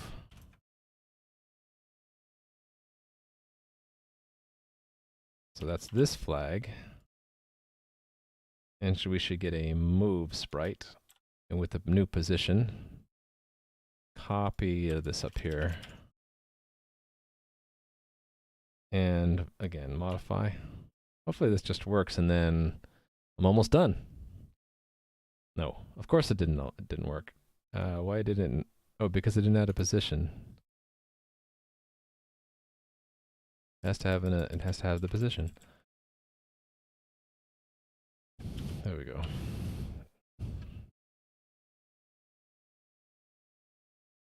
Yay. All right, let me run all the component system tests. And let me run all the tests in general. So what's the last step?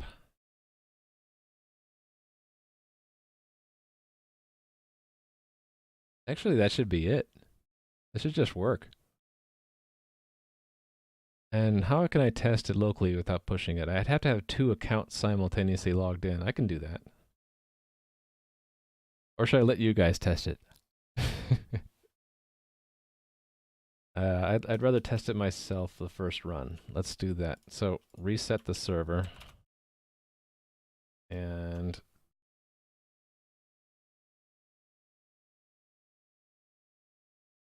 okay, I didn't get the ad, so there's something wrong with this.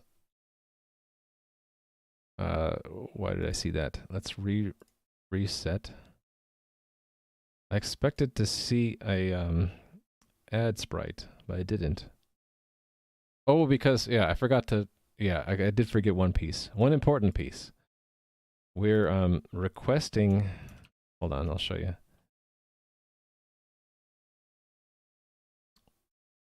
We're requesting a message be sent to 0, which is a special broadcast. So that I don't have implemented yet. What book would I recommend for a total noob? Give it go with C++. Check out this. There's a book that I would recommend once you've picked up a little bit. I don't know if I have one for a total noob though. What I recommend once you've gotten a little bit into C++ is Scott Meyer's book, Effective Modern C++. It might be okay for a noob, but I suspect it probably has like prerequisite that you have a basic understanding of the language. Unfortunately, I don't really have a book recommendation for a total noob, but maybe someone else in chat does. Anybody? Anybody recommend a good C++ book for a new person? Hey there, Mr. Love Pickle.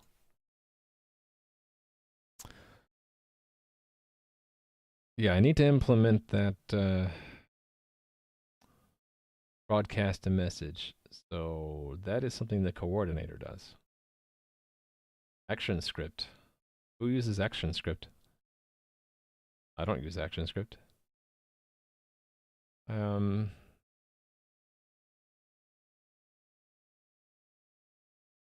guess I'll search for this.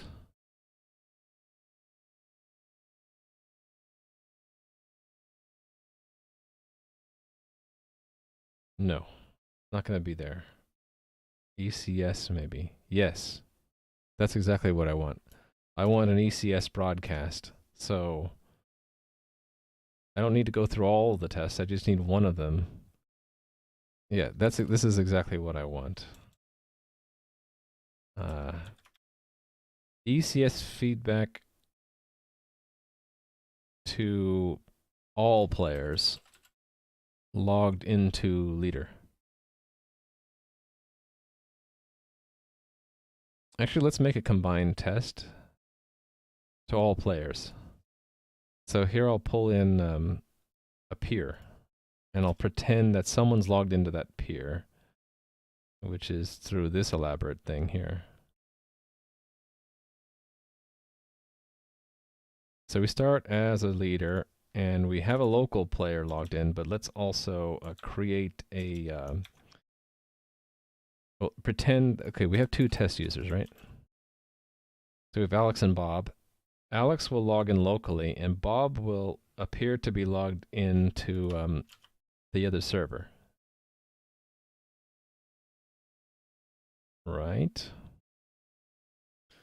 So then this, if I say 0, what I expect is I should get 1 sent to both people. So both of these messages should happen. We should get a message sent to Alex, and then we should have a message sent to the other server that says player feedback to all players. Same thing. There we go. That's my test. That's one part of it. Let me do the other part before I forget. It's when the follower receives that, it should broadcast to all of its players. Right, so this one. Follower informs all players. When ECS feedback to all players logged into follower. Okay, so it's the same kind of setup, only this is a 0. It should still receive it. That's essentially the test. This is easier to do, so I'll do that one first. So it's going to fail. So let's fix it. That shows up in, I think I put it under messaging. Messaging. It was on player feedback. Right, so it looks up the player, and it right now it does a check if it's equal. So we'll dog barking. Hold on.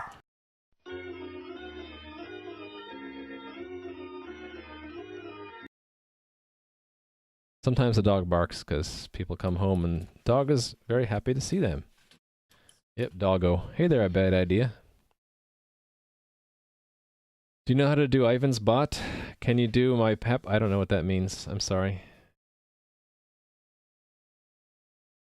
Not sure what you mean. It's a big bark, but a little dog. Okay, so if it's either a matching player or here's the wild card player, right? It is player ID is 0. Actually, let's put that first so it short circuits earlier.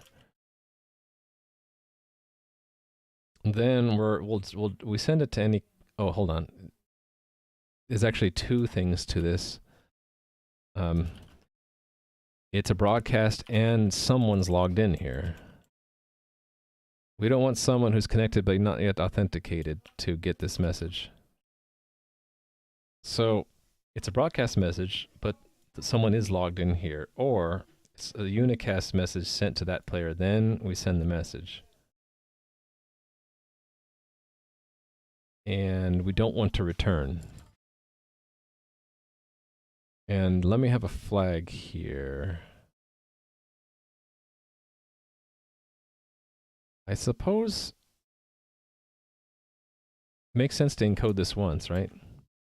So const auto message encoding equals that.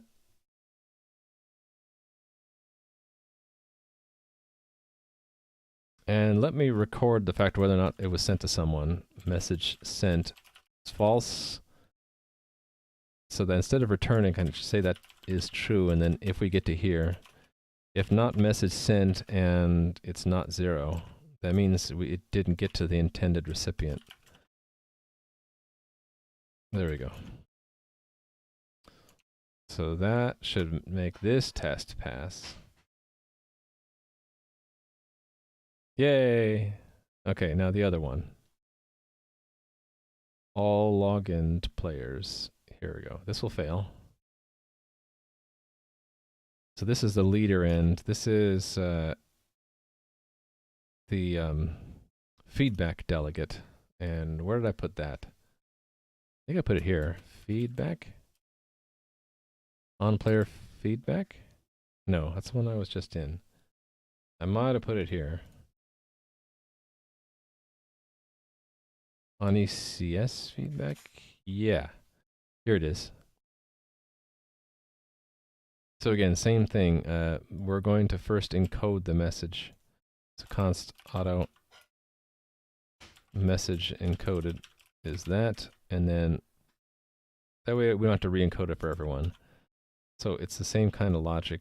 So I can actually copy it from the other place, right? This replaces that. If it's a broadcast message and someone's logged in, send the message. Or if it's meant for them, send the message. This is only if the player ID is non-zero. If player ID is not equal to 0, then do this check.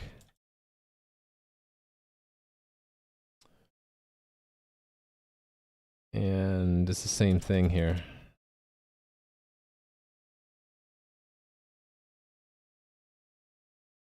Actually, it's a whole nother set of logic. So if it is 0, do one set of logic, otherwise do all of this stuff.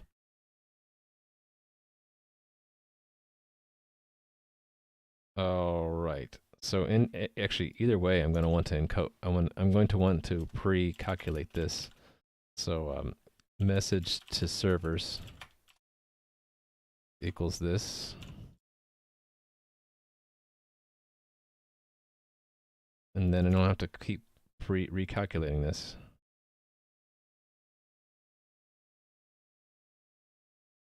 Okay. If it's sent to one player, we look them up, and if they don't exist, an error. Oops. Yeah. If there's no player with that ID, then it comes back as 0 and doesn't exist. If they were logged into the server, then, well, they're not anymore, so that's an error. Otherwise, if we look up what other server they're logged into, if we can't find it, then it's another error. Otherwise, we send that instance the message. So in the broadcast, we're just going to send the message to everyone. So it's going to be the same kind of loop down here. Okay, it's not a find, so we're going to loop over these. So this becomes a for loop. const auto other instance in the other instances. Actually, let's call this other instance entry. And then it's the second that I care about. .ws send text message to servers. There we go. Perfect.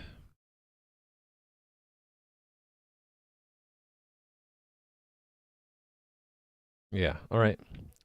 Let's try it out.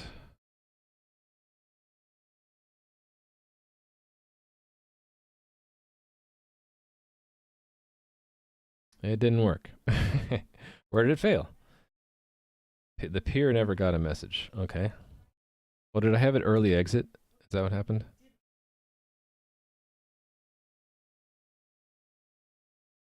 Yes, I had an early exit, so that's a problem.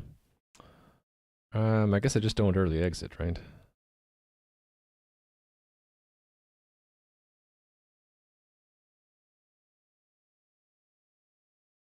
Actually, we return if a player ID is not 0.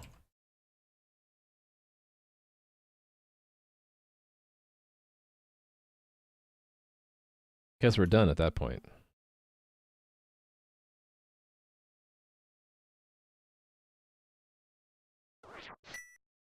Thanks for the follow. Minier play? Hey, look, it's passing. Ooh, it's passing. Getting really close now. Almost 6 hours? Gonna be a record for me soon. 6 hours of not eating, drinking, or taking a break. It's a long time. One of these days I'll be able to do a 24-hour stream, but I can't imagine doing any productive work after 6 hours. Hey, look, I'm passing all the tests. Might be near the end of this restart server. If all goes well, I should see myself in the game here. It didn't work. What messages did I get?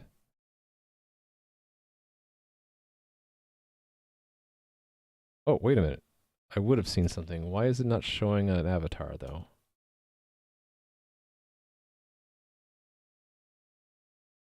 Eh? That's weird. Now it's not showing anything.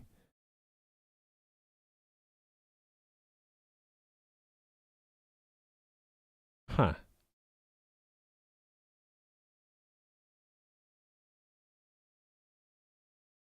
That's really weird. Well, it knew that my sprite moved. It just never told me that about the new sprite. I wonder if there's a race. Where would that race be? Okay, there it told me about a sprite. What did it tell me?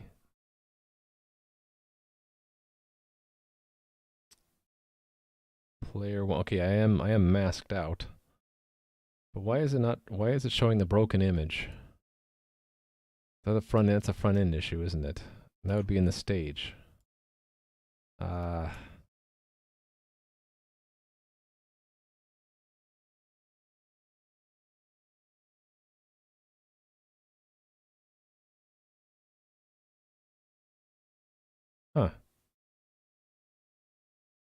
Why would it add? I mean, that's the correct image from the multi-atlas. Why would it show up? Okay, let's see if I move around. Weird. Oh, the ID is different. There's a problem with the component system, I think.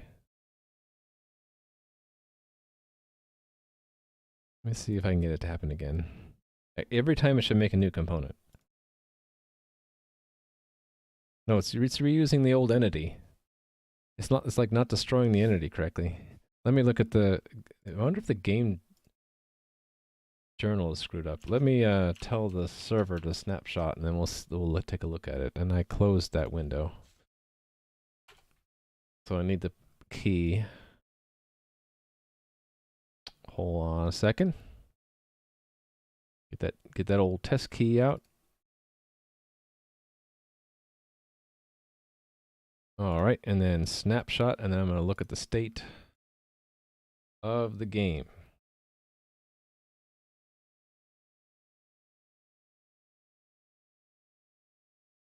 Yeah, there's an old component laying around.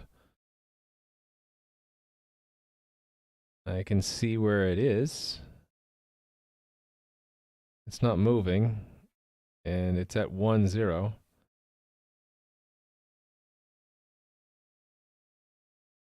Even though I'm not logged in.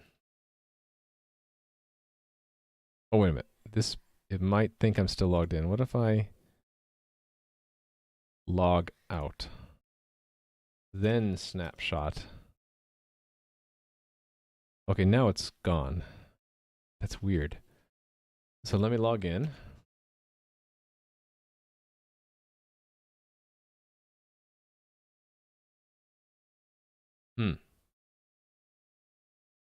Oh, right. It's Ramu. It's chickens on the test server. Okay, and then snapshot. Oh, look, it's showing it on the admin console. Snapshot. Okay, it's sprite 70. It's entity 71. But what does the client see? 71. Okay. For some reason it's not showing the correct sprite here, though.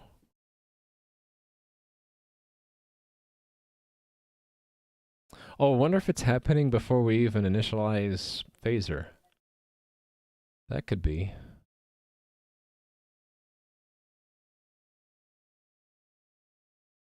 Yeah, it could be racing the phaser initialization.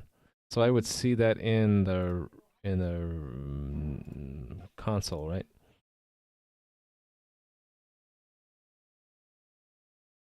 Texture frame missing. Yeah, see, it hasn't loaded the textures yet. What point does it load it?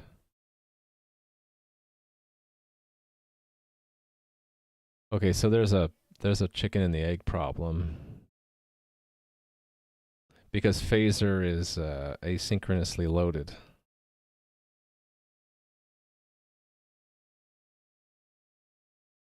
So I have to know if phaser's loaded or not, and if it's not loaded, I guess what I do is I just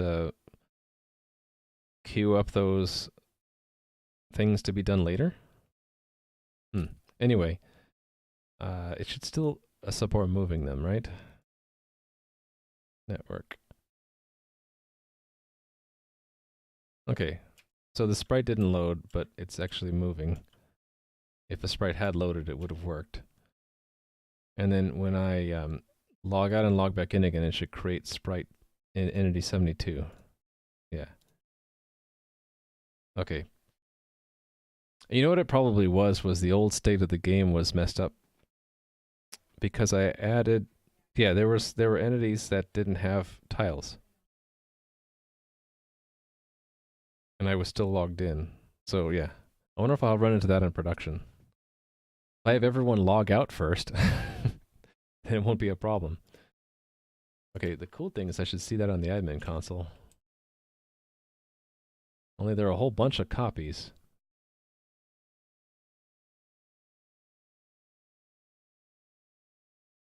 Oh, and it doesn't show up if... So anyone previously logged in doesn't show up anymore for you.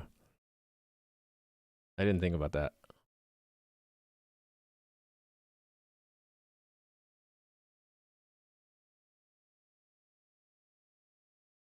It has to remember for every player what tiles have been sent.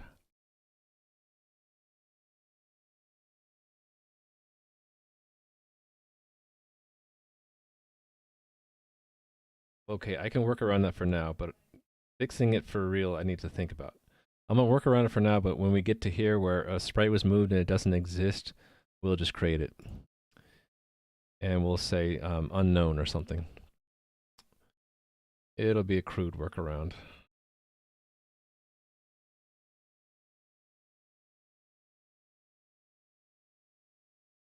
Actually, the tile is transmitted. No, it's not. I could transmit it, though. Maybe that's the right thing to do.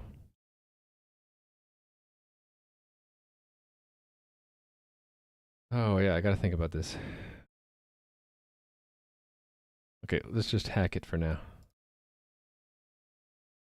In the stage, if you get a move and the tile doesn't exist, so if, how do you check if something's in a map or not?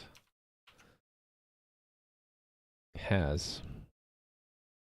If stage.tiles.has, if not has ID, then we gotta, this is a hack. Hack to make unknown tiles appear when moved. So the hack will be we pretend it's been added. I think I will just do a manual call to reflect added x, y, ID, and unknown for the tile name.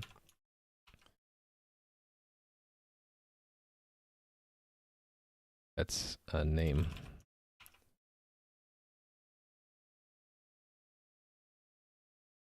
And so if I move the character to the right a bit, and then I reload that, it won't show up at first, but if I move, undefined. Oh, it was supposed to be named action. I just screwed it up. Okay, fix it. This is action.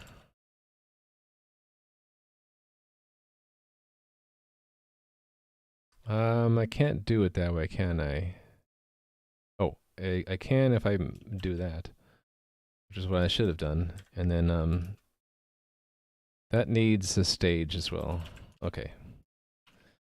Try one more time.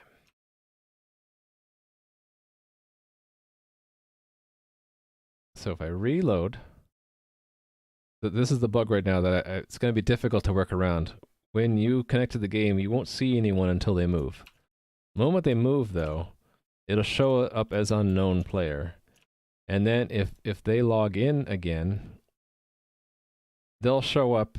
It should have actually removed it. That didn't work. That's another bug, though. It should have vanished, and then you'll see the new player show up, and then from then on, oh, look at that, a whole bunch of copies of them. Let's track what's going on with this. Network's fine, so reload. What do I get?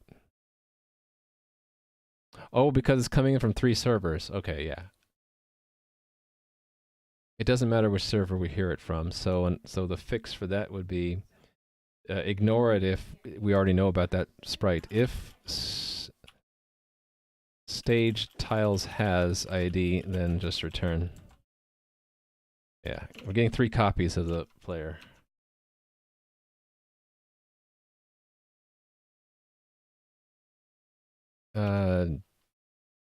Did I mess that up?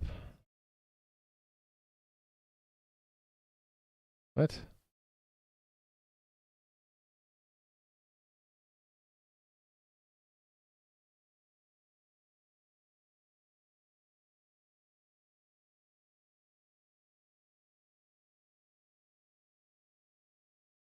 What? Why is it getting there? Where is the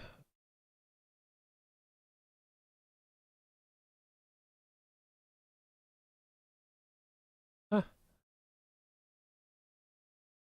A dupe exploit means I'm officially an Ultima clone? Yeah, duplicate sprite.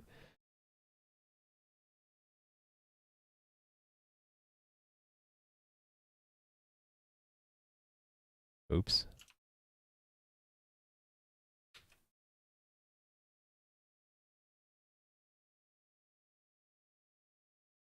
Okay, never mind. It's acting, it's fine now. But yeah, when I refresh that,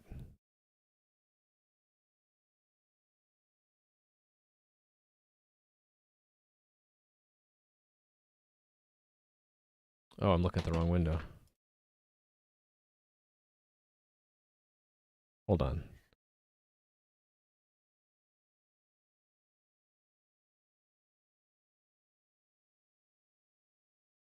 Okay, if I hit an input key from the admin tool, it logs me out. Refresh. Okay, now move.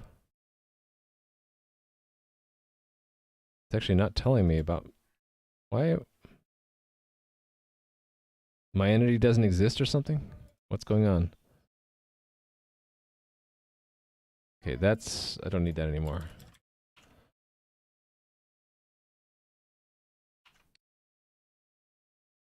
Okay.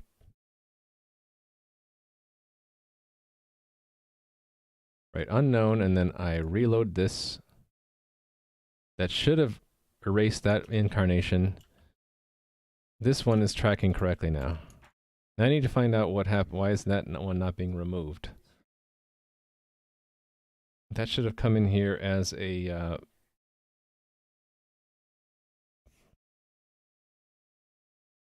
sprite removed, but it never happened.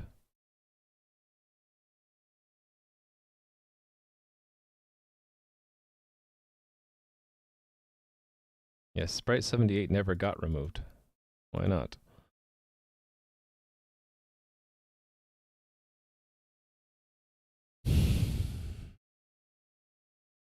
That would have been on player logout, right?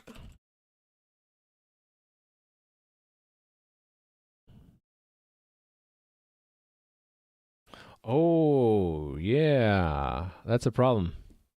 We can't just destroy the entity. We have to, so destroy entity has to keep the tile around until it's been destroyed. Then the movement system, the rendering system has to finally destroy that last component once it's removed it. Yeah. 6 hours, yep. This is a long stream. Okay, I know what the bug is. Should I just hack it without a test and do the test later since it's so late?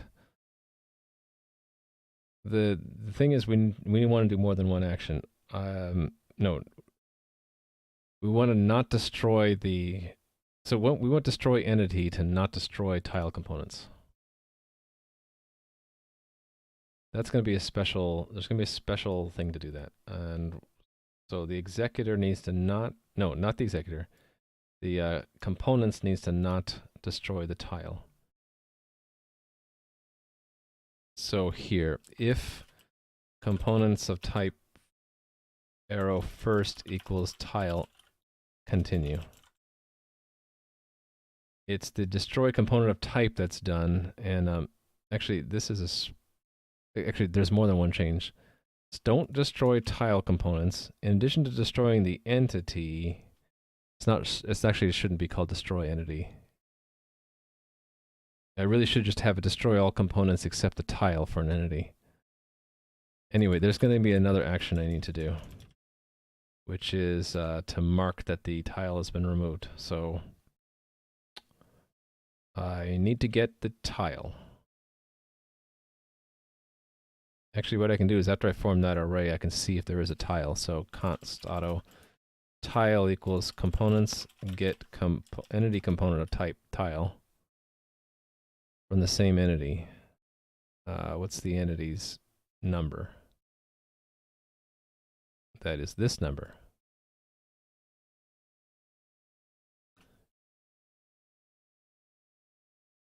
That's here and here. If its type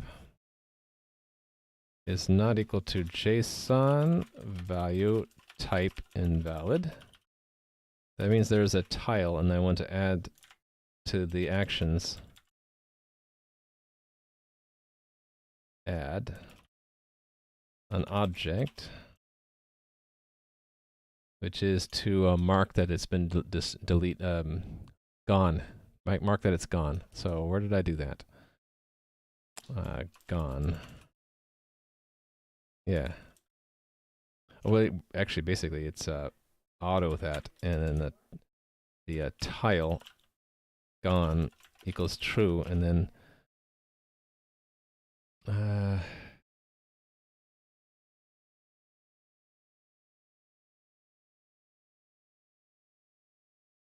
it's a modify move. It's a modify component. This one of these.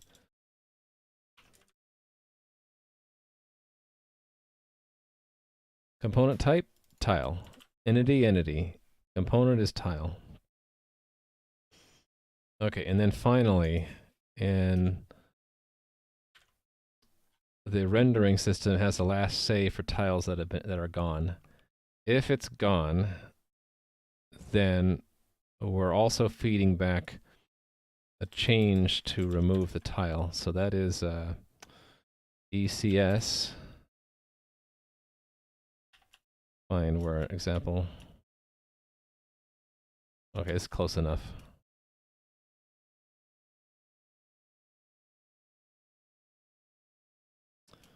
Feedback to the ECS system to no,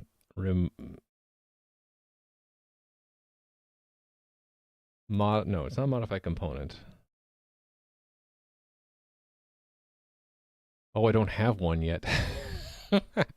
Okay, it's new then, right? I guess it's a destroy component. And component type is tile, and that's all I need to say. So that doesn't exist yet. But it'll be where destroy entity is. Or yeah. Total hacking. I want to see this work though. How long have I been coding? Like 25 years now? Various programming languages. So entity component systems are new to me. The language C++ I'm pretty familiar with though. I'm just going to hack this in. Hope you guys don't mind. It's in the executor. Right here. I don't have a test for it. I'll add a test later, I promise. I'm just going to put in the implementation and then do the test later. Don't kill me. Hey, but I'll at least document it. Destroy in a component of an entity. Destroy component. And that is destroy component of type.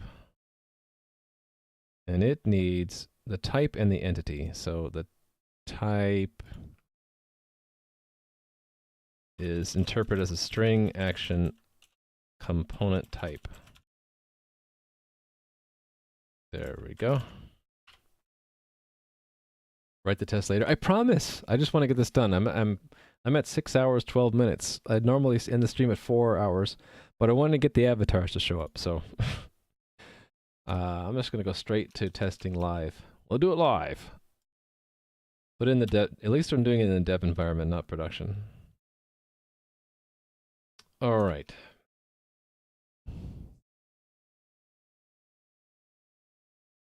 Interesting. We had leadership change. Oh, we're having a server get stuck.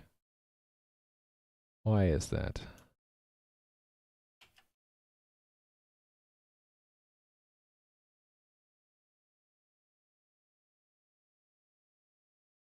Oh, it's a crash. Let me attach the debugger to see what the crash is. Server number 11 crashed. Let's see why. Retry and we can see where it is. Out of range of some iterator. Ooh. I think the server state's completely destroyed. Yeah, I don't want to debug this. I'm just going to say do it, which means wipe out all state and start all over again, which means I got to reset this thing. Another thing is that we don't remove all sprites if we reload. There's a lot of things for me to fix. Reload this, so it won't be able to log in. I'll need to make a new account. Chickens is my password. What? Chickens isn't strong enough? Oh, being rated by Kubissus. How are you doing? Welcome to my stream. I'm actually way over time. I'm just trying to get a feature into my brand new game so that people who are logged in can see each other's avatars. And it's not going to be completely working today, but it'll be close, I think, as long as I fix this bug. I think the problem is I reduced the password strength minimum and I never updated it. Okay, yeah, so there's a problem. I still need to fix that, but I can move my avatar around and it should show up there. And then when I reload, it should disappear and then reappear here. And it's broken. Yep. Okay, it's not working. I broke something. This is what happens when I don't have unit tests.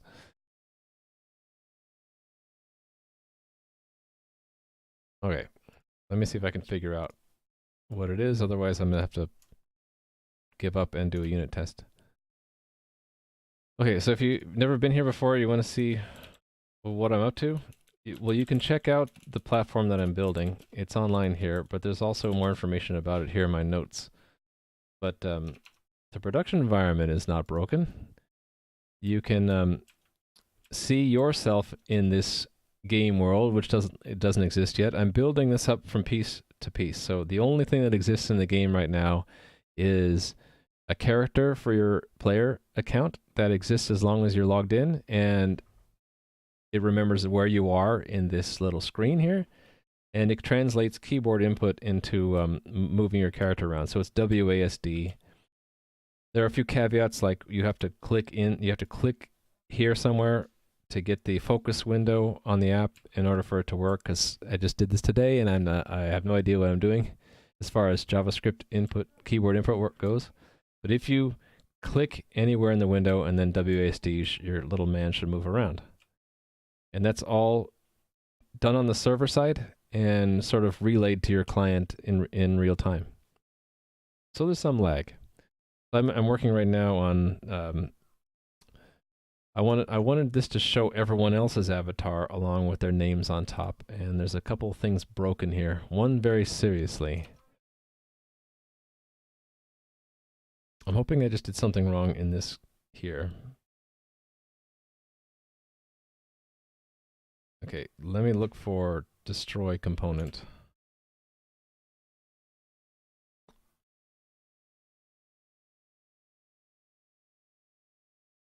So when a sprite is removed, it's supposed to tell the entity component system, destroy a tile. The type is tile. The entity ID is E. So it should just go into that, which should find that entity and remove it. If there's no more entities, and if there's no more components of that type, it should remove that type of components. I actually don't think I'm going to be able to finish this today. Sorry to say. I guess I can look at the diffs and see what I might have done wrong.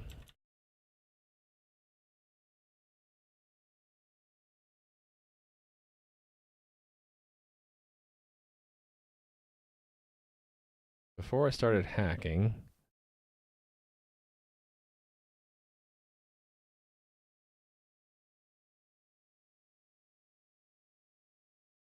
let me back up a little bit. So let me take out the destroying the I'll leave this code in here, but in the components, let's have destroy entity, just comment this out. So it'll destroy the tile. So it'll have a visual artifact of that someone's tile just sticks around on your client side, because you never get a removal. I think we'll just go with that. So it doesn't have to be perfect, it just has to run. And then that means the component, the system, where's the components? Oh, we're here, right at the top. The is it the rendering system? Rendering system should not tell it to do that anymore. And then the last part, actually that was it, right? There's somewhere in there that I broke something. So let me restart the cluster again. And then this should reconnect. And then the client side won't oh, wrong window. Yeah, new account, because I just blew away all the database.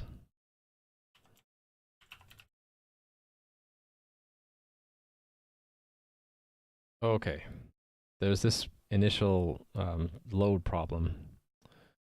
I do need to get that done. So we show up, when we move, other people can see us.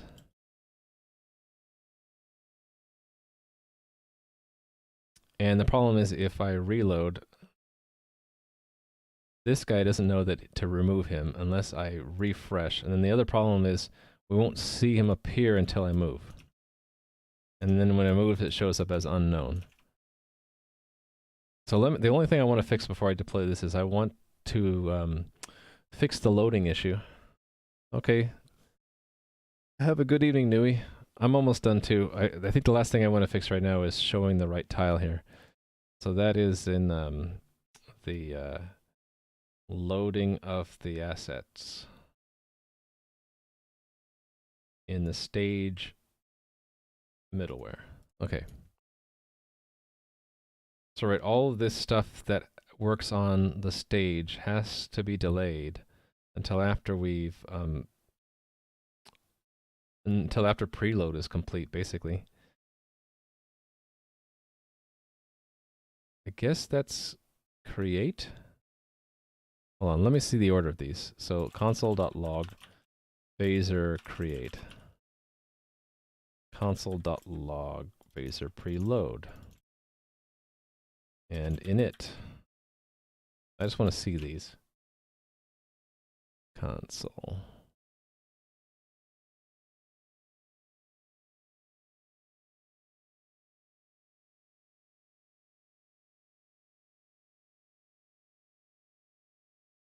Phaser init, phaser preload. And then here's where it tries to use a texture hasn't loaded yet. And it's not until here it's created. Okay. Yeah, so it's not until phaser create that we can actually do phaser stuff. So, you know, what I should do just really quickly is have phaser create go ahead and what's it gonna do?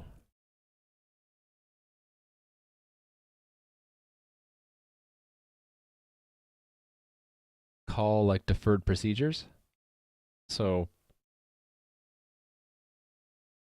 where to stash them? Can we put them straight into the stage? No, let's just put them in here. Oh, this is gonna be ugly because I could get any of these messages removed, moved, or added, right? At any time.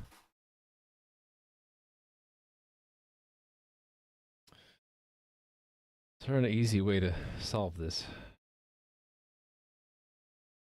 What if these were somehow delayed?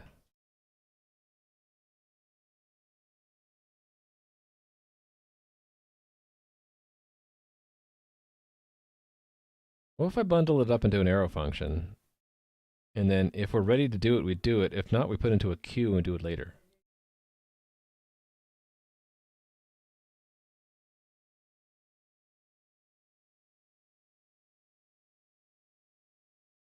It'd be better to do that for these individual ones. So how hard would that be? Let's do this part first. Let's just have a function here. A phaser on phaser ready or created on phaser ready. And I'll just call it here. And that'll be a pseudo prop that is passed in here.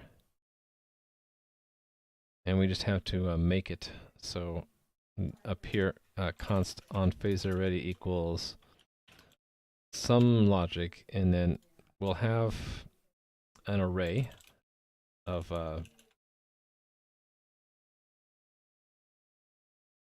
deferred actions equals an array, and then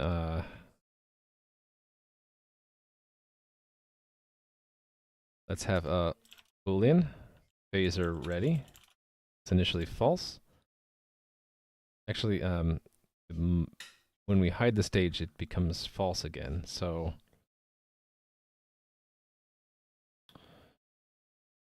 let's have two of these guys on phaser.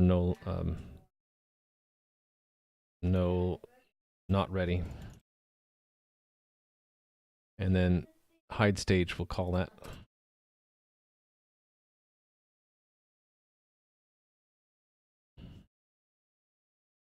And we'll have this one say phaser ready is false. Phaser ready is true. And then here, I'll just have an ugly little if. If not phaser ready and action type equals added. This is going to be really ugly. Added or moved or removed.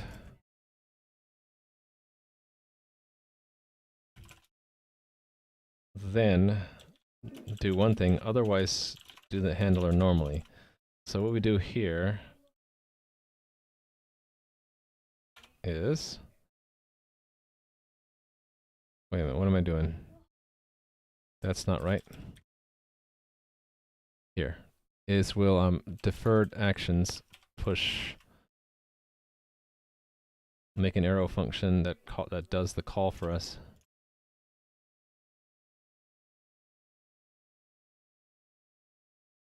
And then on ready, we'll go through them all. So deferred actions for each deferred action.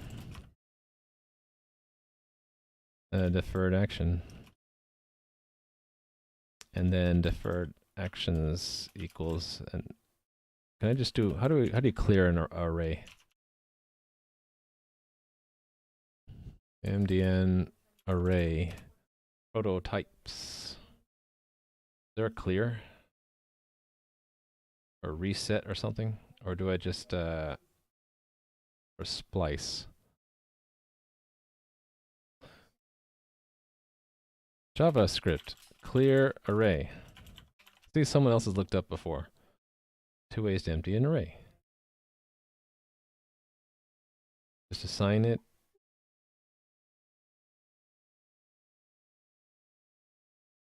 Okay, it doesn't matter. I'll just set it to, is length equals 0 better, easier? I'll go ahead and do that. All right. That should defer it and get rid of this problem. Let's see.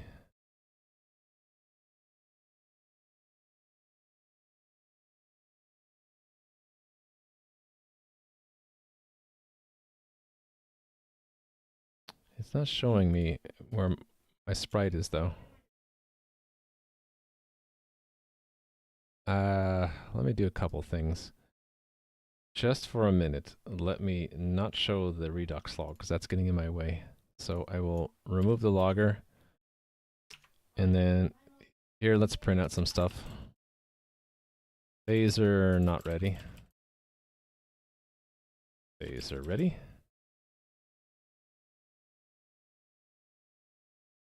Calling, and then we'll have so compute something. Deferred actions length. Deferred actions. And then down here we'll say phaser not yet ready, deferring action.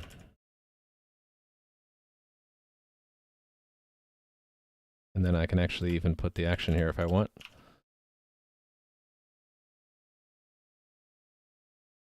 Phaser not ready, deferring it. Phaser ready, calling it. Okay, that time it worked. What happened the one time it didn't work?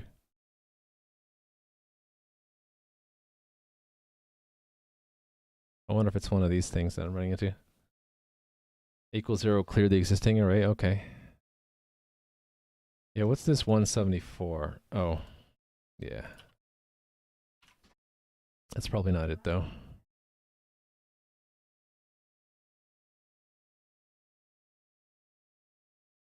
I don't get it. Am I not receiving the message that... Yeah, I'm not receiving the message that it created the entity. Well, that's weird.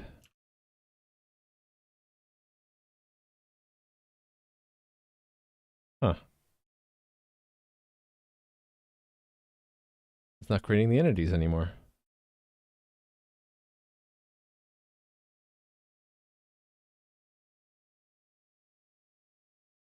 Weird. How if I log out and log in?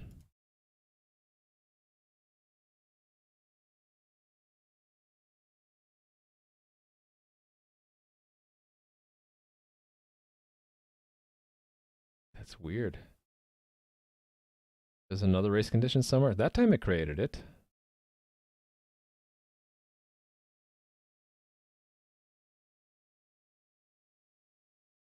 And it shows up in the other window, right? And then when I reload, okay, that time I got it. And this will show it, right? Now I can accept the fact that they don't go away when we log out. Now it's happening every time. What is it? What's the difference? Is it the server I'm connected to, I wonder? Or is it just some kind of race condition? Okay, there it didn't happen. Which server am I talking to? 8084. Who's the leader of the cluster?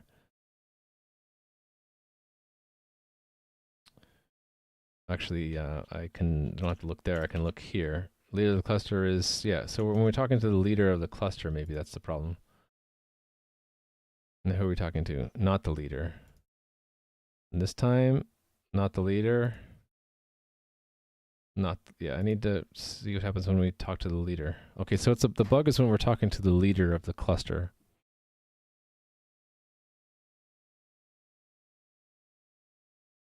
Player login, right? On player login.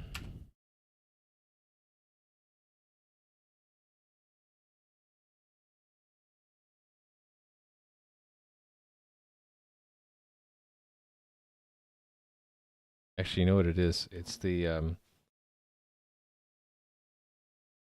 rendering system. It'll come up as new, and it'll say add sprite to no one in particular. And it might be the feedback delegate is doing something weird. So on ECS feedback, if it's 0 and there's someone logged in here. Oh yeah, no, that's not true. So it should have sent it, right?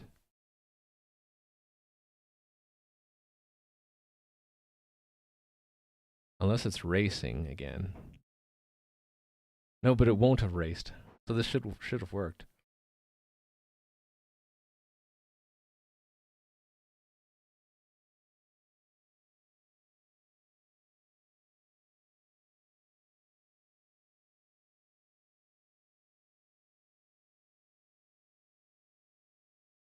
Huh.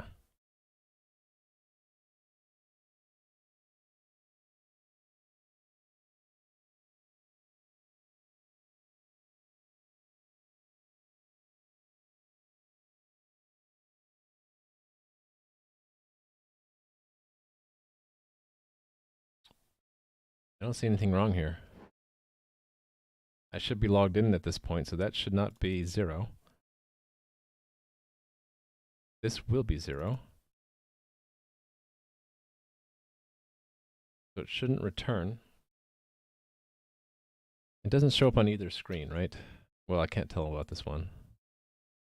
Guess I need to reload both of them. Yeah, wrong server, so I gotta reload both again. RNG. Nope.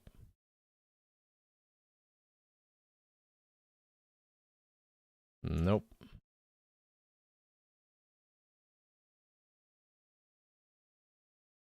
Gosh. 1 out of 3 chance, and this is taking me many tries to try to get it. Okay, there we go. Okay, this didn't get the message either. It should have. It didn't at all. It didn't go. It didn't go at all. Why not?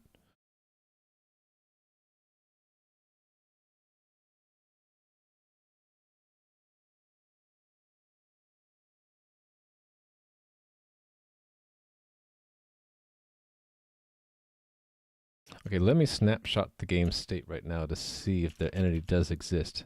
Snapshot, and then let's look at the state.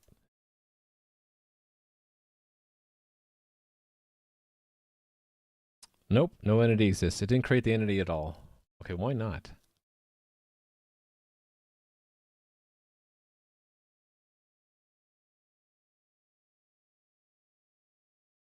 This is really bizarre.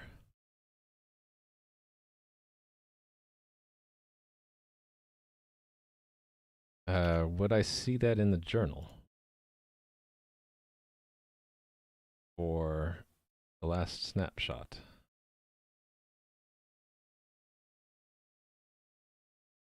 There's the login. Yeah, it never created the entity in response to the login. Here it's creating entities, right? ECS create entity, modify component to show that it's been told, everyone's been told to draw it, and then they log out, and then we destroy the entity. Here's a login to the leader server. It never created the entity, so it's the entity never got created in the first place. So where would that go wrong? On player login, I guess. It's not called.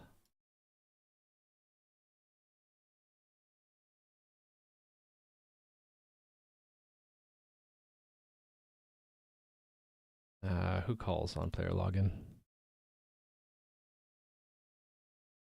Not that one. On login executed. Here we go. Oh, I see the problem. There is an early return. Oops.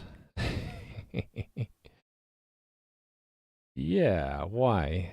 That just screwed everything up. They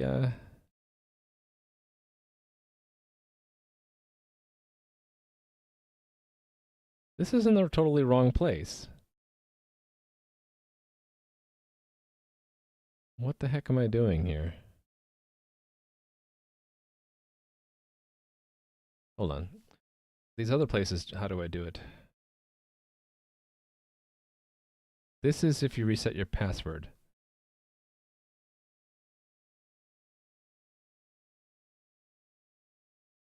Well, this also has a problem that it has an early return. Well, this is all broken. And this is when you create your player account. Yeah. It's just broken. Why did I not see this before? Okay, that explains why people were saying that they can't move their avatar around.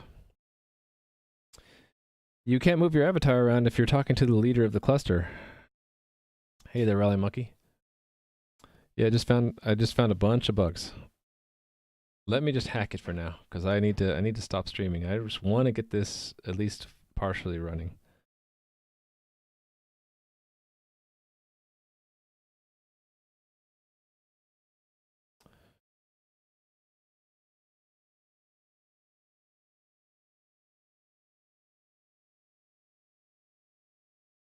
Okay, I'm just gonna take this line out.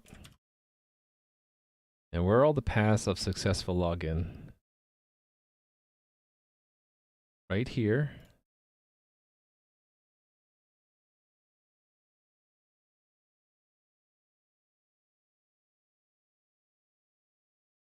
That's the only place.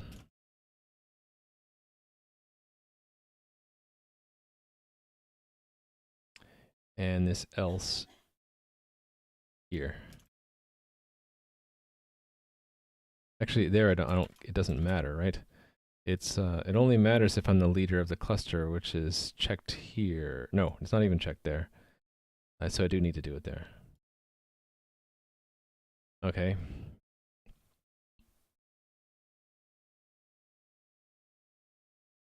All right, and then instead of doing that there, Where are all the successful paths here? This one. Then there's the early return. And then this one. Okay. And then the last one here. I can't believe I got all three of those wrong. If there's no error and we're the leader of the cluster, actually we can just do it in here. No, I want to do it on all no, leader only. Yeah, leader only.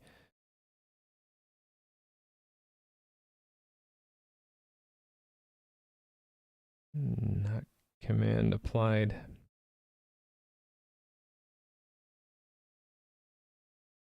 Just thought of something else. This is, if this replays the journal, you'll have extra components created. Oh my goodness, I'm gonna have to review all these code changes.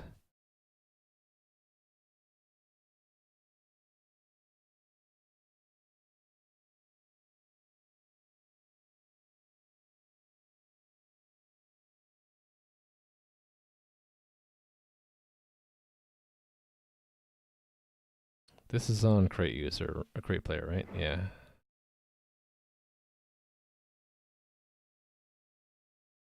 Yeah, I mean this is the correct place right here.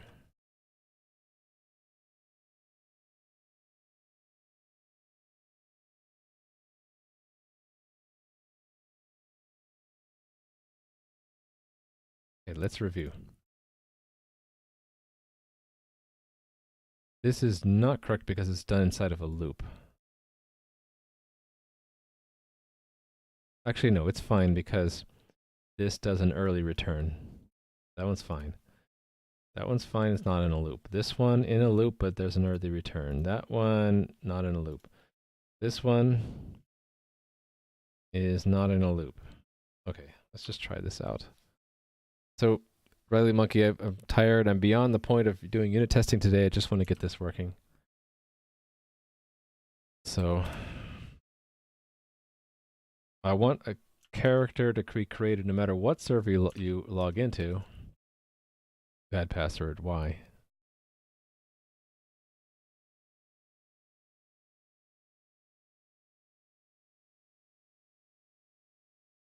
Okay, screw it. I'm gonna wipe it all out and create a new account.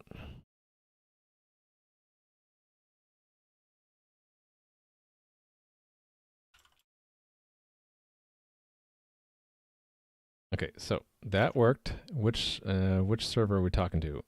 Don't know, because we ended up talking to all of them. Reload. I want to reload until I'm talking to the leader, and it's 8084 as the leader. There we go. So it's working.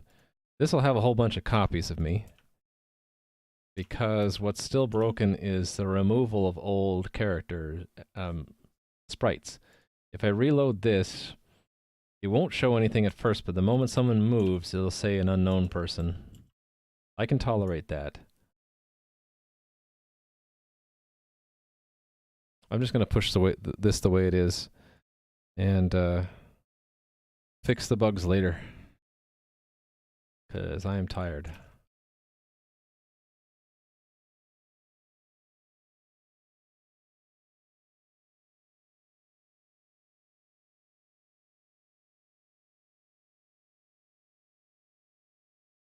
Okay. So, pushing. Let me see what changed in the front end. I'm gonna get in horrible trouble if I do this, aren't I? Actually, I'll do it safely. What I'll do is I'll can't control it if anyone's logged in or not. Yeah, so the components for these people might get screwed up.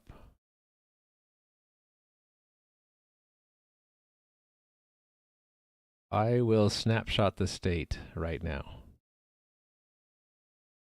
Snapshot, and then actually I should just do it right before I upgrade. Let's go to the player and review what changed since the last label. Multi-sprite support.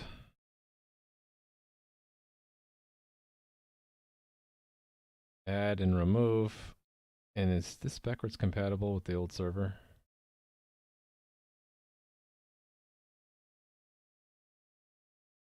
It depends on what the server message says.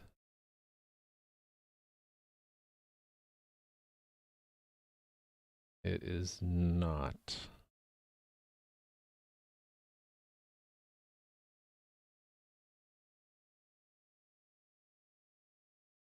So I should make this work with the old server first.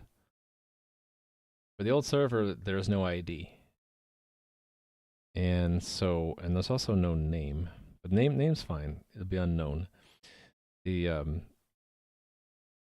we'll just make the move sprite have a default ID. I had that for a while and I removed it. I don't remember why. Let's add it back. Server messages on move sprite. So this ID is ID or 1. Sure, why not 1? And then test it.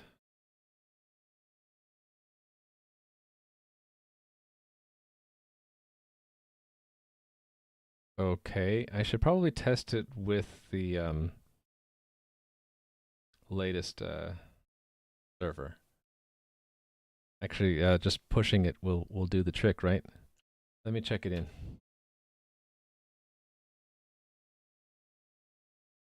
This is another minor version. Oh boy. Let's undo that one.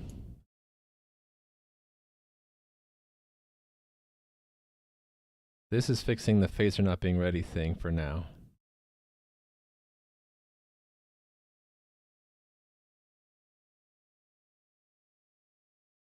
That's fixing the multiple IDs. Let me check this one separately. Stage. Don't add dupes of sprites. Dupes can be reported to the admin because the admin is connected to multiple servers at the same time.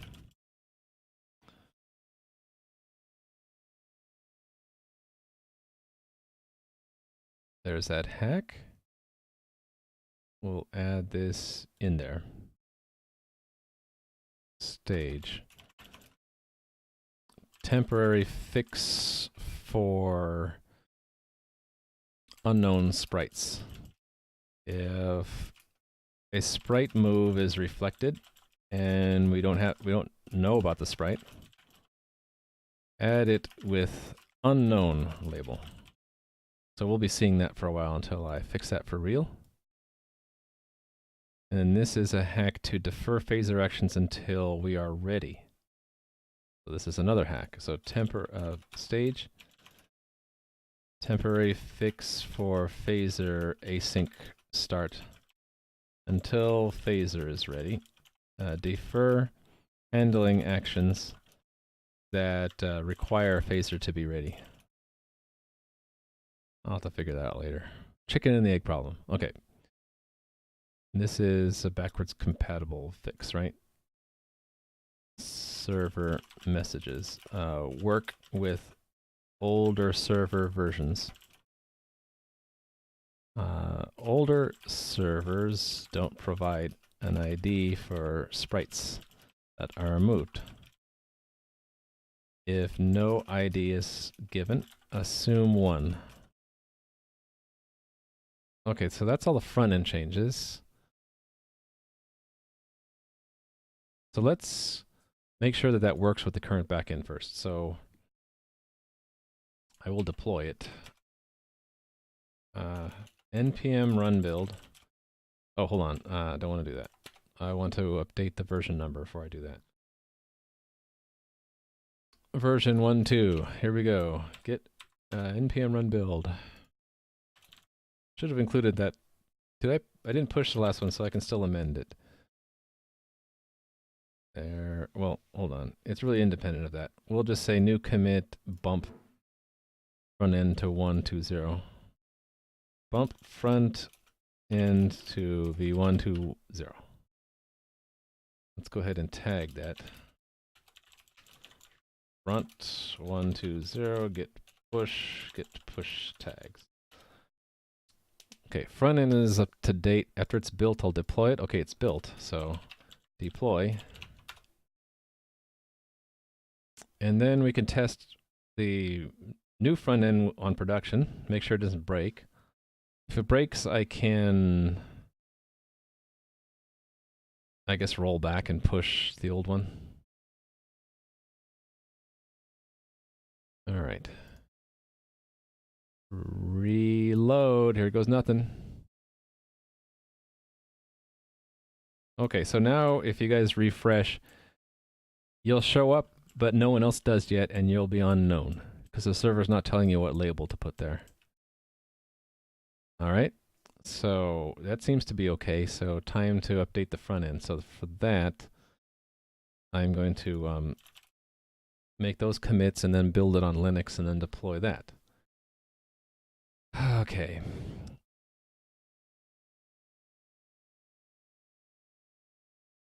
There's a bunch of stuff here that I changed.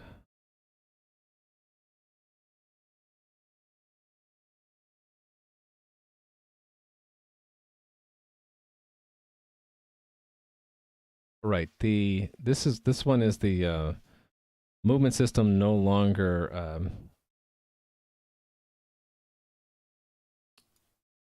the movement system no longer reflects a movement. It instead asks for the tile to be marked as moved. When that results in the movement in the rendering system telling you about the move. That goes along with the I guess we're saying that this whole thing is adding the rendering system. And so I just add that here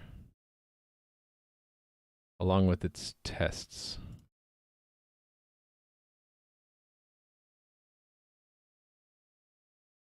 Yeah, so the tile components are added. And this is all about rendering. Okay, so we'll add this by itself. So components, add rendering system. And the movement system is no longer responsible for telling the client about sprites. Now your sprite doesn't show up until you move. Yeah, that's true. That's true. I was seeing the same thing. That's because the add sprite is not called yet, because that's something the backend I added in the backend, but I haven't deployed the backend yet. I just wanted to make sure that this is the new front end, but the old backend, that it didn't break anything.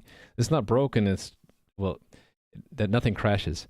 The only thing it breaks is that your name tag doesn't show up, and you don't appear at all until you move. But I'll fix that in a minute with the backend. All right. What is this? Oh, this is expecting a tile to be added. I guess I can check that in separately. A tile should be added when you, where is it? On player login, this one. This hunk. So, create tile component for characters on login. Okay, this is a temporary fix for that issue about your character's not created at all if you're logged into the leader server. So a third of the time it wasn't working, which maybe explains why a bunch of people were saying they couldn't see anything. Is this tied up in that? No. Fortunately not. That goes with that. I think these go together. So temporary fix for character not always appearing.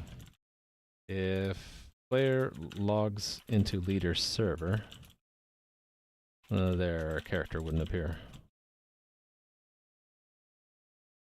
This is a temporary fix until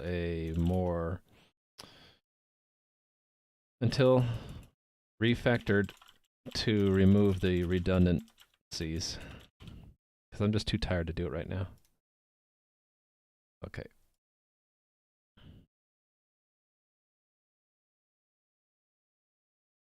Right, so this is the broadcast that we need to see other players.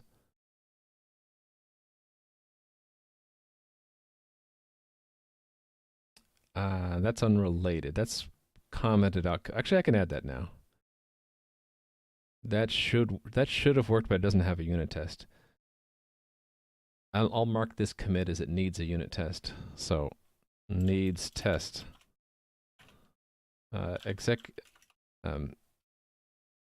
Executor handling of destroy component. All right. This is part of the broadcast stuff. So basically broadcast player feedback if the player ID is 0.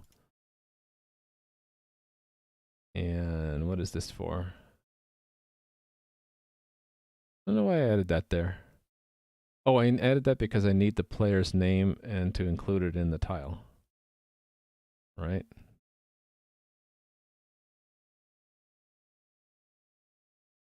I don't see it. Probably down here somewhere. Where is player used? I want to see it now.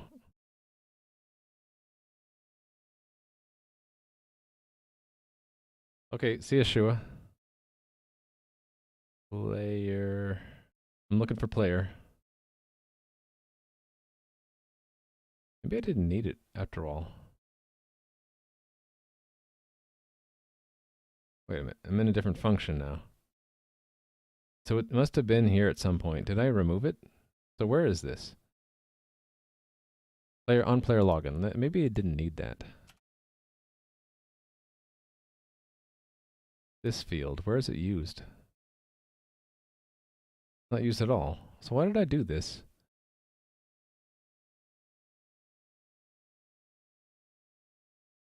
Is this dead code? Oh no, I needed it here. Right, right. We needed that to add the tile. So that's down here. So this is adding a tile component when you log in. So that goes with this. And then what's this part down here? That's the broadcast stuff. Okay. Actually, that goes with another commit that's already been pushed. So we will say coordinator.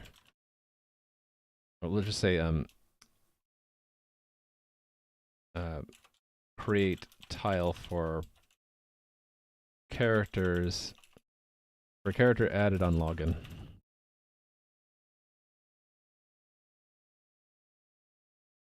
A month ago you started learning Python, but you didn't understand what it can do. You discover C# and really like it, so should you keep going with Python and switch to C#? Well, if you're comfortable trying both, there's no reason why you can't. I wouldn't use them at the same time, of course, but there's no reason why you can't switch to C#. If you're finding that you really like it, just go for it. All right. This is the broadcast stuff. I'm just going to check all this in and say broadcast support broadcasting. It's ECS feedback or player feedback to all players. Yeah, so that's what the rendering system needed that. Okay. Here goes nothing. So I'm going to tag that with backend 120, and I'm going to push that with the tags because I need to pull it on the Linux side. My Linux server is still here, faithfully waiting for me. So let me mug it. Or actually, it's just git pull. I don't think I changed anything else but the root repo. git pull and then cmake build release.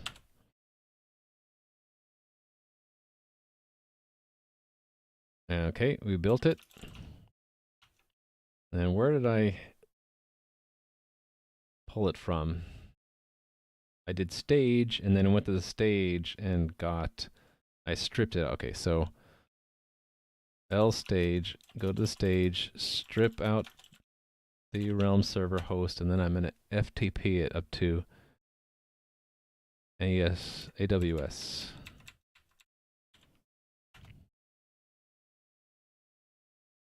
So put Realm server host. And while that's going, let me get my AWS terminal off screen going, because it should be received there. And the moment it does, the moment it's done, I'll just move it in place. So move this, and we're calling it 120, right? Okay, so I have it set up so I can quickly switch the backend to any version I want. And that's because I don't have that deployment quite streamlined yet, so I'm kind of doing some stuff manually. So here we go. I'm going to take the cluster offline. Oops. That didn't work.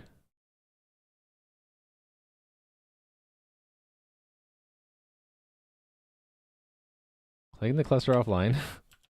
So you should have gotten logged out there. That's normal. So I'm going to copy the new backend in place. And then start it up again. So server's back up. Might have to reload like me. Okay, look. My avatar shows up. And I can't move. Oh, that was a little bit underwhelming. I can't move.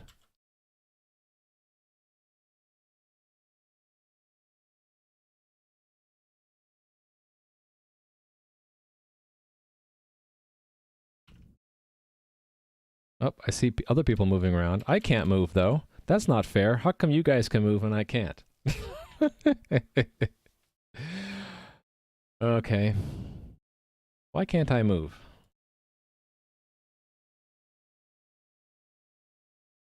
Reload. Why can't I move? I want to move.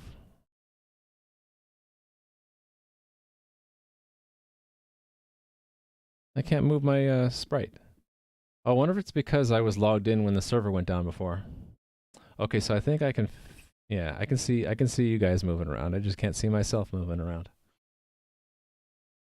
Yeah, I think everyone who was logged in when I took the servers offline before, it's hosed. So you know what I'm gonna do is let me fix it manually. This is so hacky. So what I'm gonna do is snapshot and then take it all offline. You all get disconnected, and then I'm gonna go and hack in the snapshot stuff. So this will take a moment. I gotta go and remove all the components. Wow, there sure were a lot of them. There were a lot of avatars. I wonder if I have a memory leak. I'm deleting them all. There were a lot of components.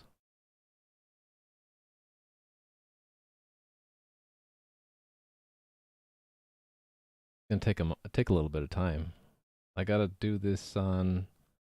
No, I'll cheat and I'll copy the snapshot to the other servers. Wow. Okay then. How many times do I have to hit the delete key before I delete all the components off the server?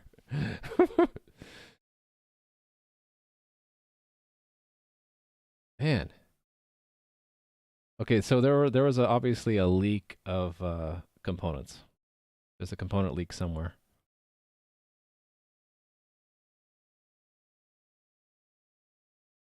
I'm working my way through deleting them all right now.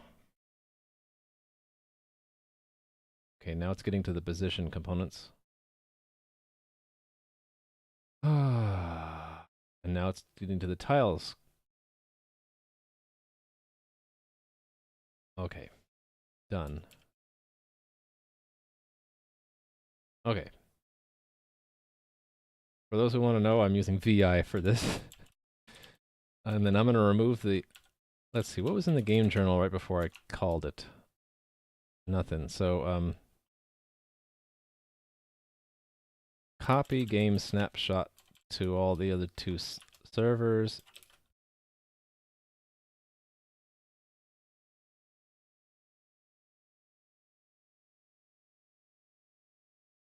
Okay, so it should be safe for me to pull this up again. So, here we go. Coming back up.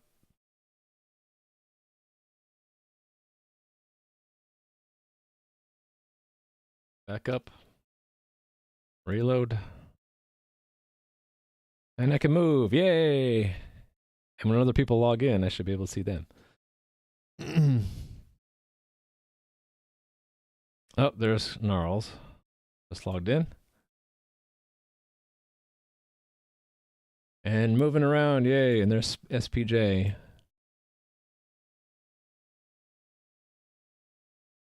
Too bad we can't throw axes at each other.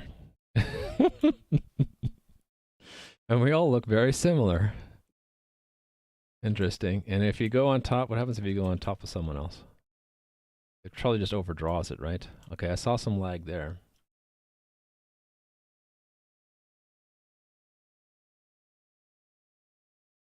Yeah, I'll show up as unknown if I was there before you logged in. That's a bug. There are a couple bugs. I'll show up as unknown if I'm there before you, and if I don't move, you won't see me until I move. I'll work on that bug tomorrow. I'm just happy I got to this point where you all can move around and see yourselves on screen. And I'm actually seeing it in the background too. So I see the same unknown problem.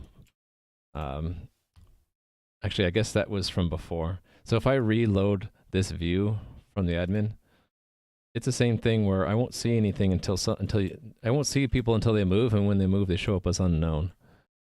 So yeah, bugs to fix. Ship it. Yeah, well, it's shipped. Okay, that's cool. So how many people are logged in right now? 6. And someone's not moving, because I only see 5 avatars. Someone created a new account while we were looking, so let me vet that. Player 71. Oh, we had 4 new players. Ricardo, who is no longer logged in. Let me find Ricardo.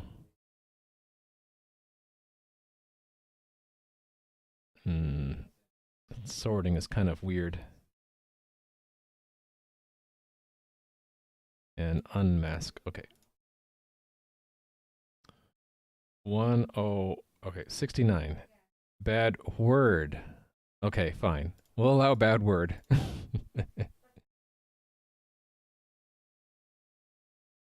Should have been using that filter all along. Okay, who else now? We see him. Unmasked. And Jose 97. Unmasked. So the unmasking doesn't actually work yet. Player 71 their name should have shown up here. That's another problem. But I'm just happy I got this thing to work at all. And it only took me 7 hours. Okay, well, I'll keep this up. And there's Jose who just logged in. I'll keep it up and people can play around with it. And I'll fix the bugs tonight and tomorrow. How do you move? So I'll show you. When you first log in, the keys don't work. So if you click anywhere outside, like just click in this empty area and you should see a green or a blue selection thing open up, and then WASDF. So I'm not showing the movement keys. That's one problem. Second problem is you have to click in an empty area to enable the focus. Third problem is that it shows unknown if they were logged in before. And the fourth problem is you can't see them until they move. So I got a list of bugs to fix, but I'm just happy I got it to work at all and without crashing on the production. So I am happy enough for now. Well, thank you. We'll make this game piece by piece if it kills me. Oh, player 72. Who's that? Penis. Don't know if I like that. Someone's testing me, huh? Aha. I see that clever name. Thanks for testing. But please change the name. And I'll keep that open. And we'll leave that name masked for now. The game is not open source, but a lot of the components I made to assemble the servers are open source, and you'll find those in my GitHub.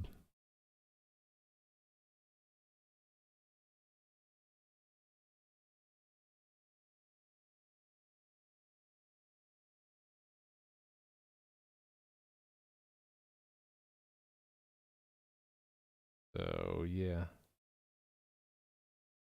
That's weird. I got a bunch of different admin logins.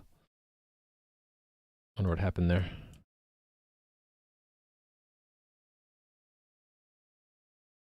Yeah, it'll show... Oh, your sprite shows up as unknown? Maybe yet another bug. It shouldn't show up, but it should have your name in it. At least. But see, it won't show anyone else unless they move right now. Yep.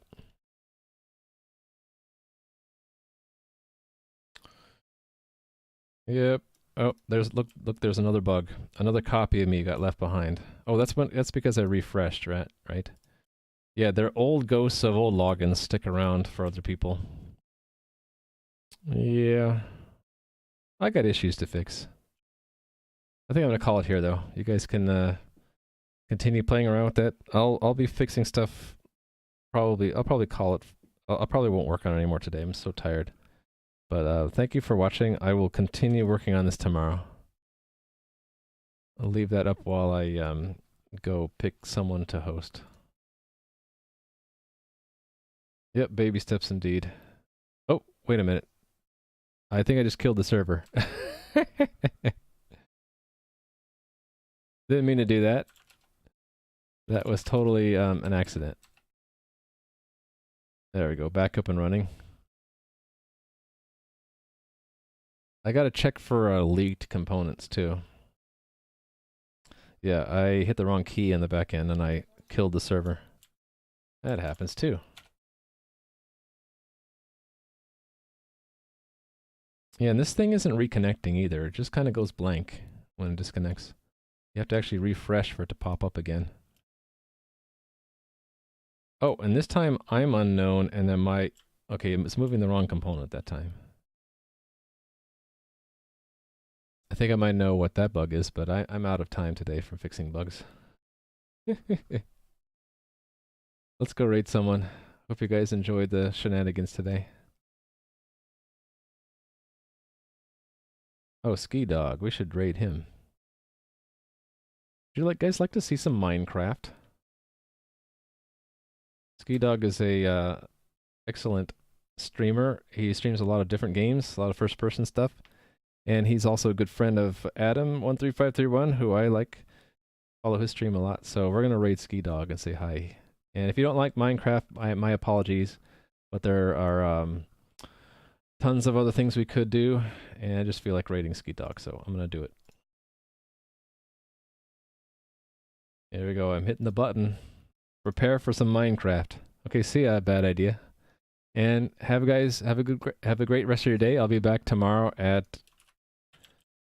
10 a.m. Pacific, 1700 hours UTC. So until then, bye. Bye-bye. Bye.